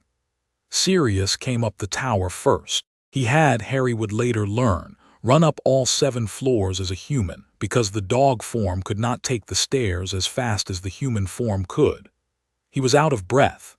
He had a cut across his cheek he did not remember getting. He crashed through the hatch, saw Harry sitting on the parapet, saw the body, saw the dead silence in his godson's face, and with a very ordinary, very human groan, came over and sat down next to him, and put his arm around his shoulders and did not speak. After a moment Hermione came up, and then Ron, and then McGonagall, who did not in the end say anything either, but who put a hand briefly on the top of Harry's head, and then Dumbledore. "Harry," Dumbledore said. "Yes, sir." "Well done." Harry's chest, for the first time in 7 months, broke. He cried. He cried properly. He cried for Cedric Diggory, who had died. He cried for I.M. Kurosaki, who had died. He cried for Arima, who had nearly died, and for Snape, who had almost had to do a thing he could not have lived with, and for Dumbledore, whose right hand he could see now up close for the first time, and which was gently smoking and which would never work again. He cried for Sirius, who had lost, in some invisible way he could not yet name, some of the lightness he had always carried. He cried for Ron, who had been afraid, and for Hermione, who had not let herself be. He cried for Tom Riddle a little because, as the stag had briefly let him see up close, there had been a boy once who had wanted very badly to be loved and who had not been. He cried for himself. Sirius, beside him, cried too. Hermione, beside him, cried too. Ron, who never cried in that moment, did. Dumbledore, his good hand on Harry's shoulder, waited. When Harry eventually quieted, Dumbledore said softly, "My boy, we should go down to the infirmary. Sir, you are hurt." "Sir, my powers, yes, Harry.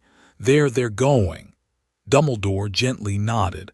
"I felt, Arima will have felt. Yes, it is the cost, my boy. It is the cost of a Bankai of your scale. They will go for a time, do you understand?" "Yes." "They will not, I think, go forever. You have paid them back too much. Kakaku will come back, a year, perhaps 2. He will not rush. In the meantime," Dumbledore exhaled, "in the meantime we have, for the first time in 16 years, a quiet evening ahead of us. Let us go and have it." Harry nodded. He stood. His legs, he discovered, did not at first work. Sirius put his shoulder under his arm. So, on the other side, did Ron. Between them, with Hermione in front of him and Dumbledore behind, Harry Potter walked down, one step at a time, off the top of the astronomy tower of Hogwarts School. On the third landing, Snape met them. "Potter," Snape said. "Professor." Snape looked at him for a long moment. He did not, in the end, say a single thing. He nodded once precisely and turned and walked back down the corridor. It was, Harry realized, the nicest thing Snape had ever said to him. On the gravel drive, Arima, on his stretcher at last, was awake. Madame Pomfrey was, for once, not arguing with anyone.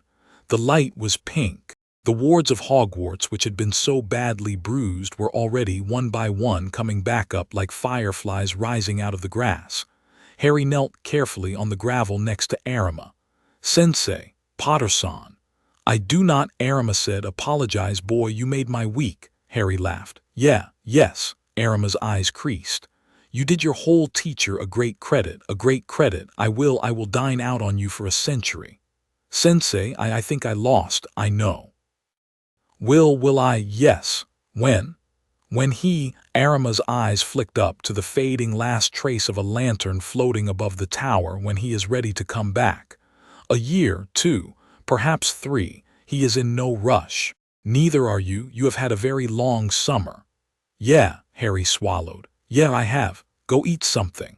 Sensei, go eat something, Potter-san. Harry, obedient even now, stood and walked back up the steps. At the top of the steps he turned once and looked out at the long, pink, cooling lawn of Hogwarts School. Halfway down the drive, standing very quietly in the red light, was a man he did not know. Tall, black hair, gray at the temples, a Haori with the number 13 on the back. Captain Hibana of the 13th Division raised a hand once, gently, and let it fall. Harry raised his in return. Captain Hibana, after a long, careful look at the tower, and at Arima, and at Dumbledore on his stretcher, and at a boy of 15 with 2 blades still, but not for much longer, at his hip, turned and walked away down the drive and was gone. A year later, on the morning of the anniversary of the Second Battle of Hogwarts, Harry Potter, who had spent the year resting and being fussed over by Mrs. Weasley, and studying Latin with Hermione and learning to fly again with Ron, and being with Sirius an ordinary, rather dented, rather cheerful teenager, woke up in his bed at the Burrow with a small, faint, warm, familiar pressure in his chest. He sat up. He listened. It was the stag. "Hello," Harry said quietly into the room. The stag, at the edge of his perception, blinked a slow, steady green eye. "Not yet," said the stag, "but I am coming back. I know. When I come, Harry, we will do something different together." "Yeah, something quieter. I'd like that." "Good." Harry lay back on his pillow. Outside, an owl he did not know flew past the window and tapped politely on the glass with a letter from a captain he had not spoken to in a year. He got up. He went down to breakfast. Downstairs, Sirius, healthy, laughing, restored, was arguing about bacon with Mrs. Weasley. Hermione was reading the paper. Ron was half asleep in his porridge. Arima's latest postcard from Caracura was on the fridge. Harry sat down. Ron pushed a plate at him. "Morning, mate. Morning." "You all right?" Harry looked at him.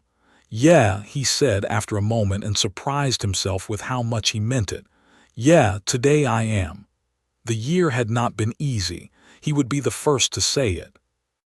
There had been nights, after the battle, when he had woken up in the hospital wing with a scream in his throat that was not his, and had not been able to explain it to anyone, not because no one would have listened, but because the language for it did not yet exist. There had been a funeral for Cedric Diggory that the Diggorys had let him attend, at which he had stood at the back and said nothing, because he had, for the first time, been able to see, very clearly, the small blue soul light of the boy floating up and away, as if from a clearing in a wood.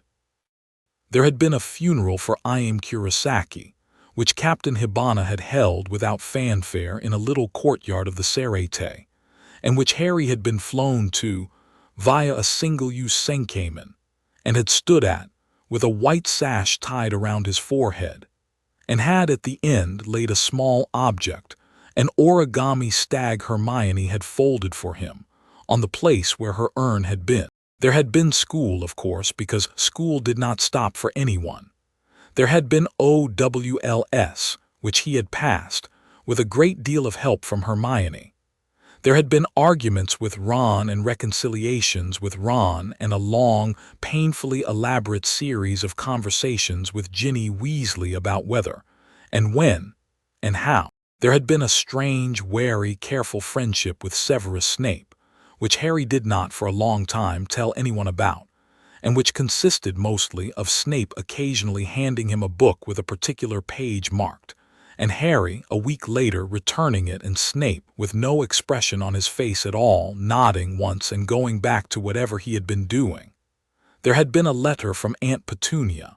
Only one. It had not been a long letter. It had not been apologetic. It had said, in her very precise handwriting, that she had had the kitchen redone and that Uncle Vernon was no longer speaking to her about it, and that if Harry, at some point, wished to come and see the new cabinetry, she would make him tea, and that he should write to say whether he drank milk. He had written back saying that he did, and that he would come for tea in the summer, and he had meant it. He had not yet gone, but he meant in some quiet part of himself to go. And there had been Dumbledore, who had survived, and whose right hand had not survived, and who had, in the last week of term of Harry's 5th year, sat with him for an entire long afternoon in his office, and one by one, with great gentleness, answered every question Harry had about the diary and about the Hollows, and about his mother's love, and about what a Patronus and a Zampecuto had in common, and about whether Dumbledore had, in 1945, actually met Captain Eucatake, which Dumbledore had allowed with a small, private smile that he had. Harry had gone out of Dumbledore's office, at the end, lighter than he had gone in, and the stag had been all year a patient absence like an old teacher on sabbatical. Today, on this morning at the Burrow, with the smell of bacon and the scratch of owls at the window and Ron's sleepy grumbling, the stag had sent for the first time a postcard.